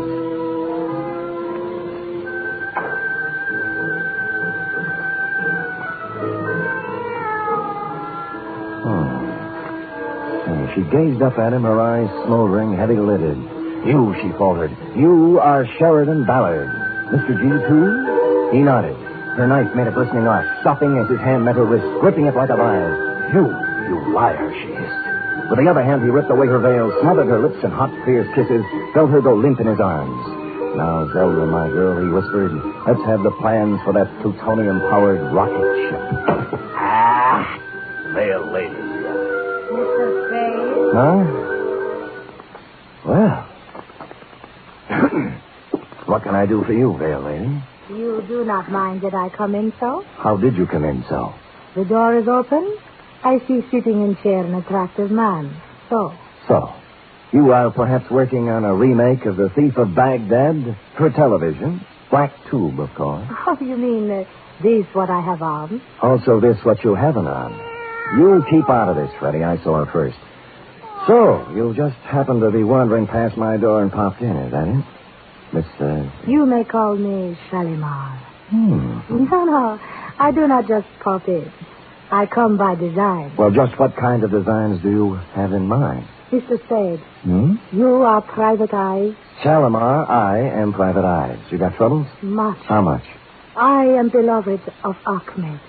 Well, that's nice for Ahmed. Ahmed who? McClatchy. Ahmed McClatchy? How do you explain that? He has two American names. Oh, figures. You are a friend of Ahmed, too? Never heard of him. Oh, perhaps, Mr. Spade, perhaps you forget. Ahmed McClatchy? No. No? Never forget a face. What's the matter with Ahmed? Hashish. Dope? Much. He has the wild dream, the night horse, the what you call hallucination. You have told others of Ahmed's visit to you? I have told no one of Ahmed's visit to me for the simple reason that he... Hold. Huh? Do not pile upon one falsehood another. Well, Ahmed has to you paid a visit, this I know. Oh? Now, if you will be so kindly, I will join you in the ring. Now, wait a minute. Why don't we... You do not want to talk with Shalimar? Well, I just think we ought to clear up this misunderstanding. Now? What do you have?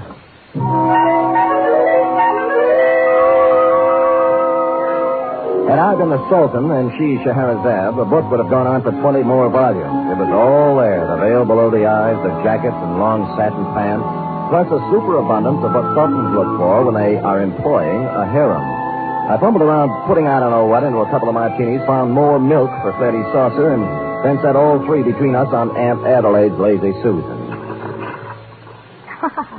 This I like, Mr. Spade. Fine. Now we talk? Drink your milk, Freddie. Now we talk. You have match? My purse. Oh, I'll get it for you. Oh, move now. You're almost stepping on it. Oh, so clumsy. The lipstick is on the chair. Yeah, I see it. There we are. There. Thank you. Okay. Now, the light? Got it.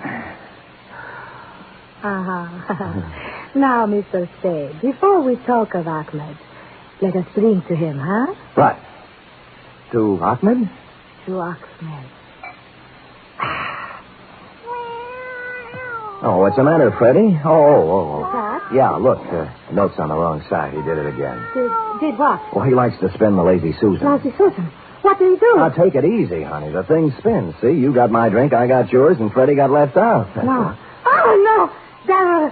Look, baby, please, don't go off the deep end. Take it easy. What's the matter with you? Huh? Shalimar. Oh, Shalimar, baby. Come out of it now, will you? Where's the glass? Oh. Cyanide.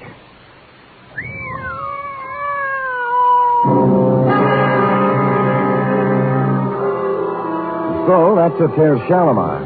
The purse had nothing except the usual feminine claptrap, hairpins, makeup, and cigarettes. No keys, no identification, nothing except for a locket around her neck. This is something you don't run into every day. A strange hand-wrought disc-shaped thing with what looked like the face of a clock on it. 12 Arabic symbols where the hour should be, and a pair of hands pointing to 4. In some Jawaharlal, it was the sort of thing Sheridan Ballard, a man called G2, yawns over, which struck Humdrum me as a little bit out of the ordinary. It struck Lieutenant Dundee of Homicide the same way. Look at me, Sam. Look into my eyes. Dundee, I didn't know you cared. Well, No, I am not an idiot, Sam. I've been in this business for 25 years. I've looked at a lot of stiffs in my lifetime, but this is the first hoochie-coochie girl in my book who ever walked in out of the rain and tried to poison a total stranger. Well said, Dundee. Here. So, use your head, Sam. Where have you seen her before? I told you I don't know her, Dundee. Then why did she try to kill you? Ask her. This whole thing's impossible. Harem costume, poison, Shalimar. Fantastic, I know. I'm sorry. All right, get out of here. The print man, the ME, and the photographers will be here in a minute, and you'll only get in the way. Where'll I go? Anywhere. Find out who this dame is. Who's going to pay my fee? Well, scram. Bidding farewell to the gentle lieutenant, I took off into the rain, bound I knew not where. I bought a paper and settled down in a one-armed coffee joint, drank 3 cups of coffee, and came up with 3 leads. First, the ballet master at the Opera House. Scheherazade, we are not doing till 3 weeks yet. The costumes are all packed up still, and I am missing no ballerinas. Now again, golden apple princesses. 1 and 2, and 1 and 2.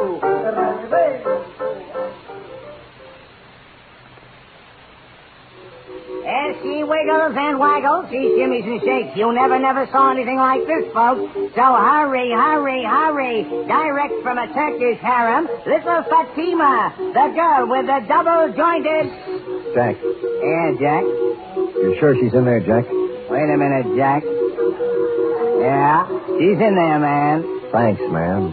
All right, folks, step in a little closer. She shakes. Sorry, but can't help you a bit. This here Turkish bat is 100% stag.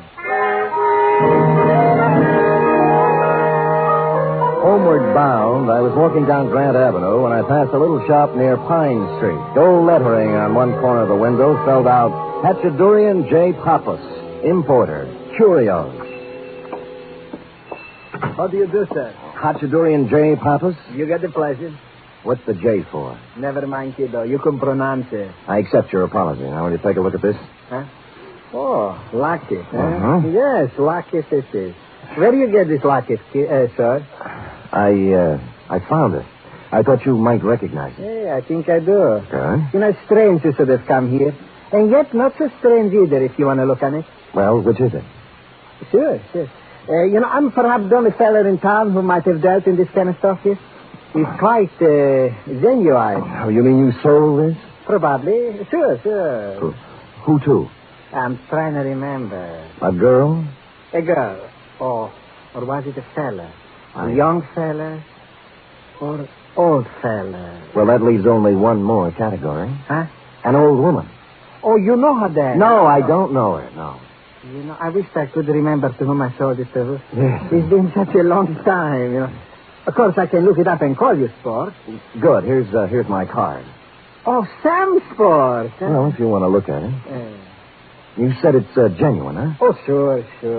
Secret Society medallion. 16th century. It's from the Indian state of Kashmir. Kashmir? Sure, kiddo. Kashmir. What's the matter with you? Don't you understand English?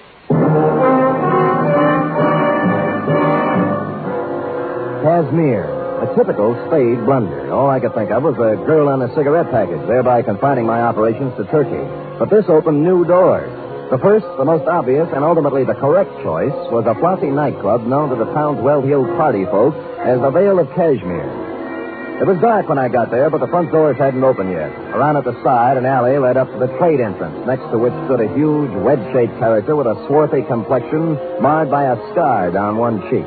And to make him even more Oppenheimish, he was wrapped in a black tent-sized opera cloak. I nodded politely, he spat, and I went inside. The Vale of Kashmir is a sumptuous bistro even on ordinary nights, and this night was obviously to be more than ordinary. The table across the end of the floor was banquet-sized. The place was hung with Kashmiri flags, and the picture of an old man who looked familiar was hung from the middle of one wall. The maitre d' was talking to an important-looking gent near the long table, and I walked over to him, pausing only to note one of the dancing girls practicing in a corner in her Shalimar-type costume. Felt like I was close to home. And the curry. You understand? Not too hot, yes, Excellency. It shall be as you wish. The florist will be here promptly with the flowers. I trust you will be prepared to take care of it. Excuse me, gentlemen. My name is Spade. L'âge puccini, sir, at your service. Please, Mr. Spade, we have... No, not at all, my good man. What is it, Mr. Spade? Are you in charge here? I am the head waiter, sir. This gentleman is the Kashmiri proconsul. Oh, forgive me, Your Excellency, but... Yeah, sorry. Not at all. Do you have a dancing girl here named Shalimar? Shalimar? No, what? Probably use another name. How about Ahmed? McClatchy. Right, where is he? A former employee as of this afternoon is Ahmed McClatchy. Who is he? My chef. Today, of all times, he does not show up. You know where he lives? Oh, I can look it up, but... Please, sir, the proconsul and I, in the banquet tonight, the arrangements, the Prime Minister himself... Sure. Just one more thing. Proconsul, have you ever seen one of these before? What is it? A secret society medallion, they tell me. Who tells you this? Hachadurian Papa runs a little curio store on Grant Avenue. Know anything about it? Secret society is right. The circle of 12. You see here? The hands point to 4. Yes, the fourth member, this means. The hand straight up is the leader. You seem to know what you are talking about, head waiter. Kashmiri culture is a hobby of mine, Excellency. This is an ancient, subversive organization dating from the time of the Mughal conquest of the 16th century. Very interesting. But of little significance now. The Circle of 12 has been dead for 3 centuries. If you will excuse me, Excellency, I'll get for Mr. Spade Ahmed's address, and then I will... Hold it. Ahmed!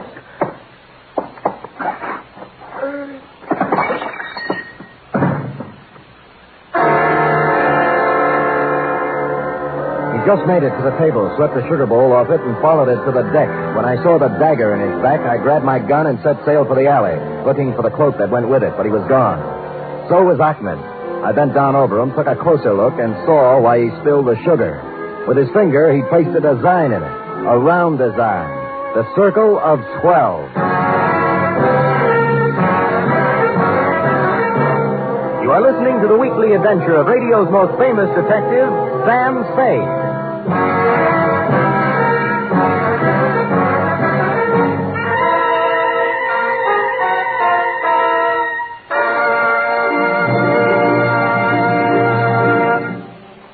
There's a bright newcomer to your NBC Sunday lineup starting this Sunday.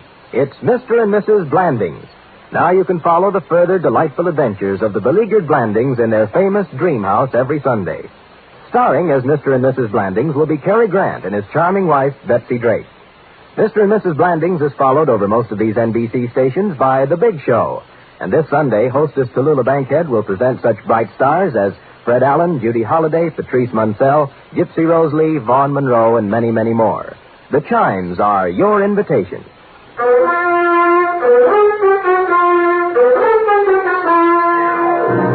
And now back to the Cloak and Dagger caper, tonight's adventure with Sam Spade.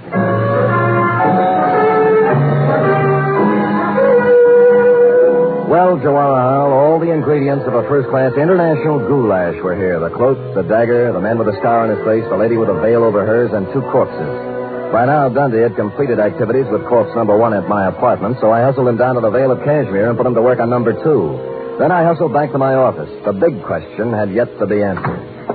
Now, there. Oh, Sam. You always have your phone. I've been trying to call you for hours. About Ahmed McClatchy, right? And the girl with the veil. Shalimar. Is that her name? Probably not, but it doesn't matter to her now. What about Ahmed? Oh, he was frightened out of his wits.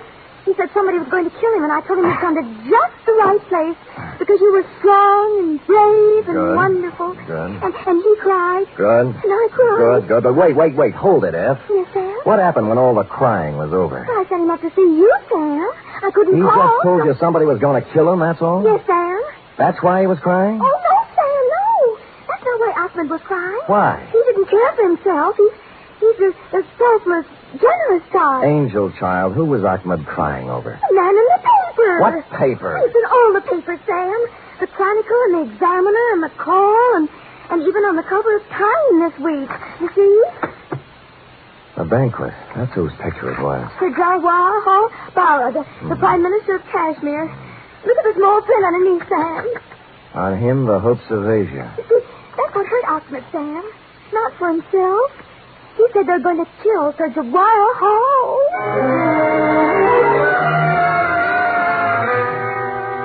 Two paragraphs later, my taciturn secretary let slip the information that Shalimar had arrived at the office 5 minutes after Ahmed left and departed for my home and hearth loaded for bear. The hullabaloo over you, Jawara Hall, was due to the fact that you were at this moment arriving on the steamer Pacifica, en route to Washington with, as the article put it, the destiny of the Middle East in your briefcase. 10 minutes later, I was fighting my way through the mob at Pier 42. Not just a mob, mind you, but an assortment of bands, a Hindu delegation, the full membership of the Sanskrit Society at the University of California with a huge banner reading, Jawara Hal, we're with you, and an overripe soprano on a pedestal singing, Pale Hands I Love. I struggled through this to the curb just in time to see you pull away in your special limousine, then climbed over some more backs to a phone book. Pale hands I love you.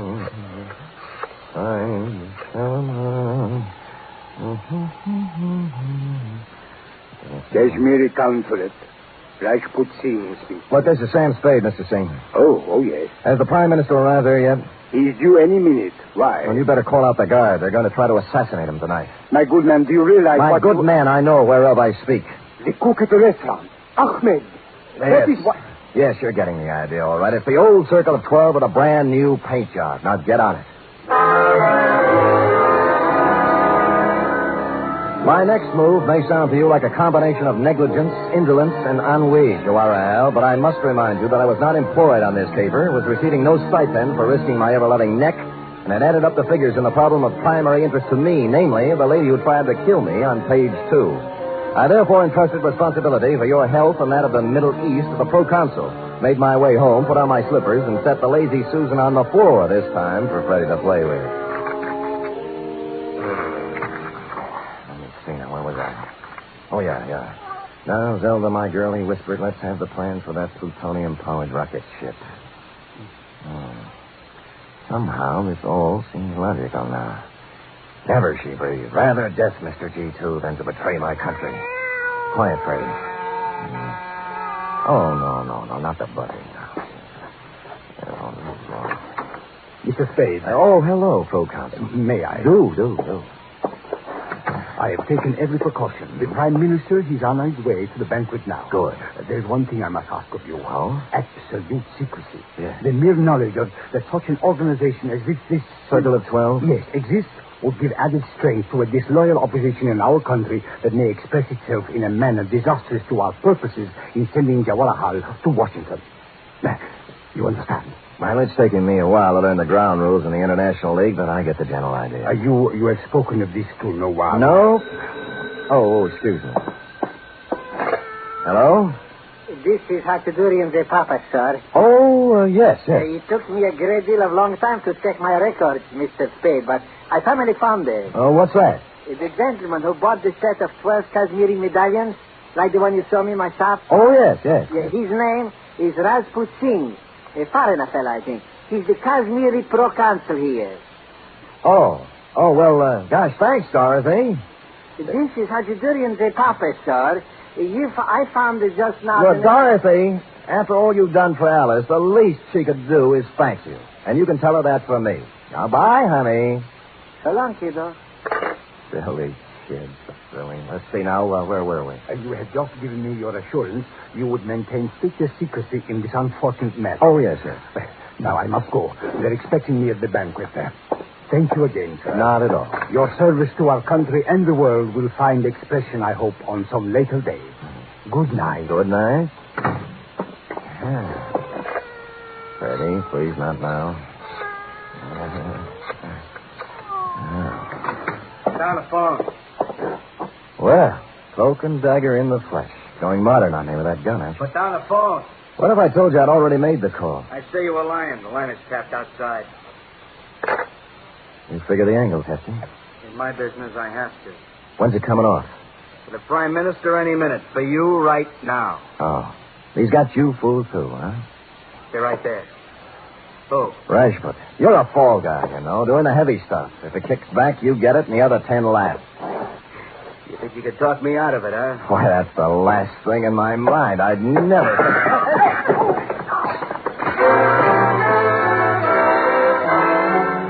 Everything happened at once. As near as I can recall, it began when Cloak and Dagger backed onto Freddie's tail. Freddie yowled, spun like a top, and C&D off balance, put his other foot on Aunt Adelaide's lazy Susan. Hardly a place for a big off-balance man to place his only remaining foot. About then, I kicked him in the stomach, grabbed at the gun, which skidded into a corner, and we went over and over for a while. C&D tore at my suit with his claws and teeth. I beat his head with an ashtray, and Freddie sat quietly in the corner and washed himself. At length, tiring of the ashtray, I beat his head on the radiator. And dear Cloak and Dagger gave it up with a long, unhappy sigh.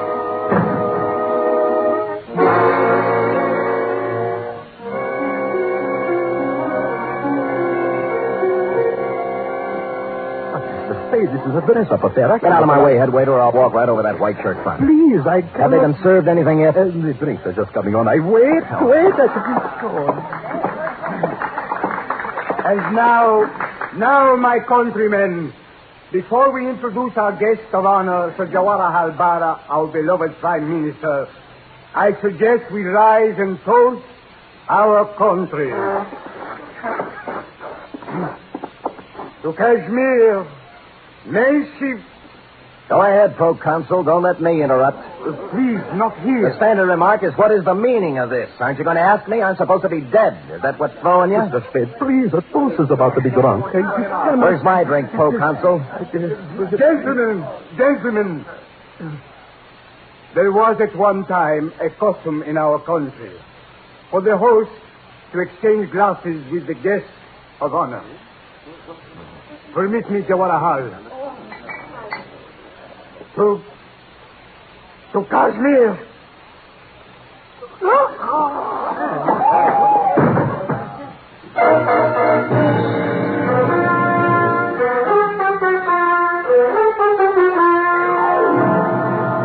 And the moral of this story, if there is one, is when danger threatens, don't hire a bodyguard. Buy a cat and a lazy Susan. Period. End of report. Oh, Sam.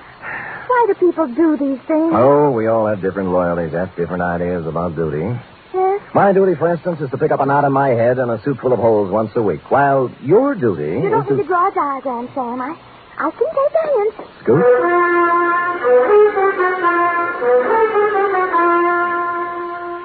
Three chimes mean good times on NBC. This Sunday, Theater Guild on the Air presents a light, laughable, lovable comedy. It's The Fortune Hunter, and it stars Gene Crane and John Lund. You're invited Sunday to another outstanding one-hour production by Theater Guild on the Air. And a reminder, there's a bright newcomer to your big Sunday lineup on NBC. Mr. and Mrs. Blanding, starring Cary Grant and Betsy Drake.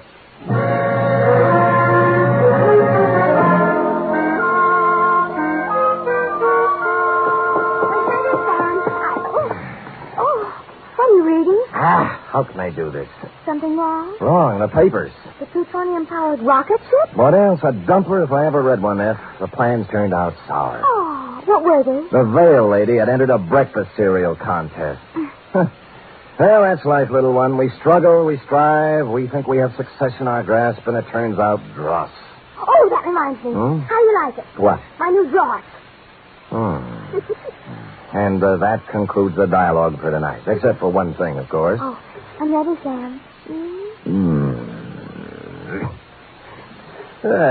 Who wants to be the man called X? He has a different one every week. I am the man called Spade. Constant, faithful, semper fidelis. That's me. Good night, Mr. Fidelis. Good night, sweetheart.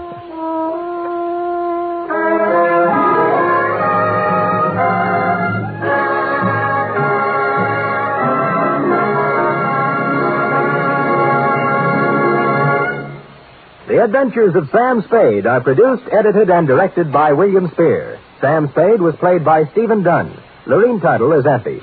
Script for tonight's adventure by Harold Swanton. Musical scoring by Lud Gluskin, conducted by Robert Armbruster.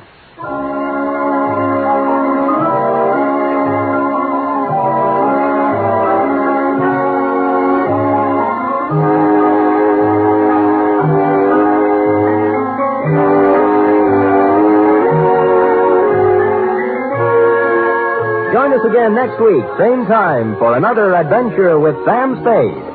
The Magnificent Montague next, then it's Duffy's Tavern on NBC.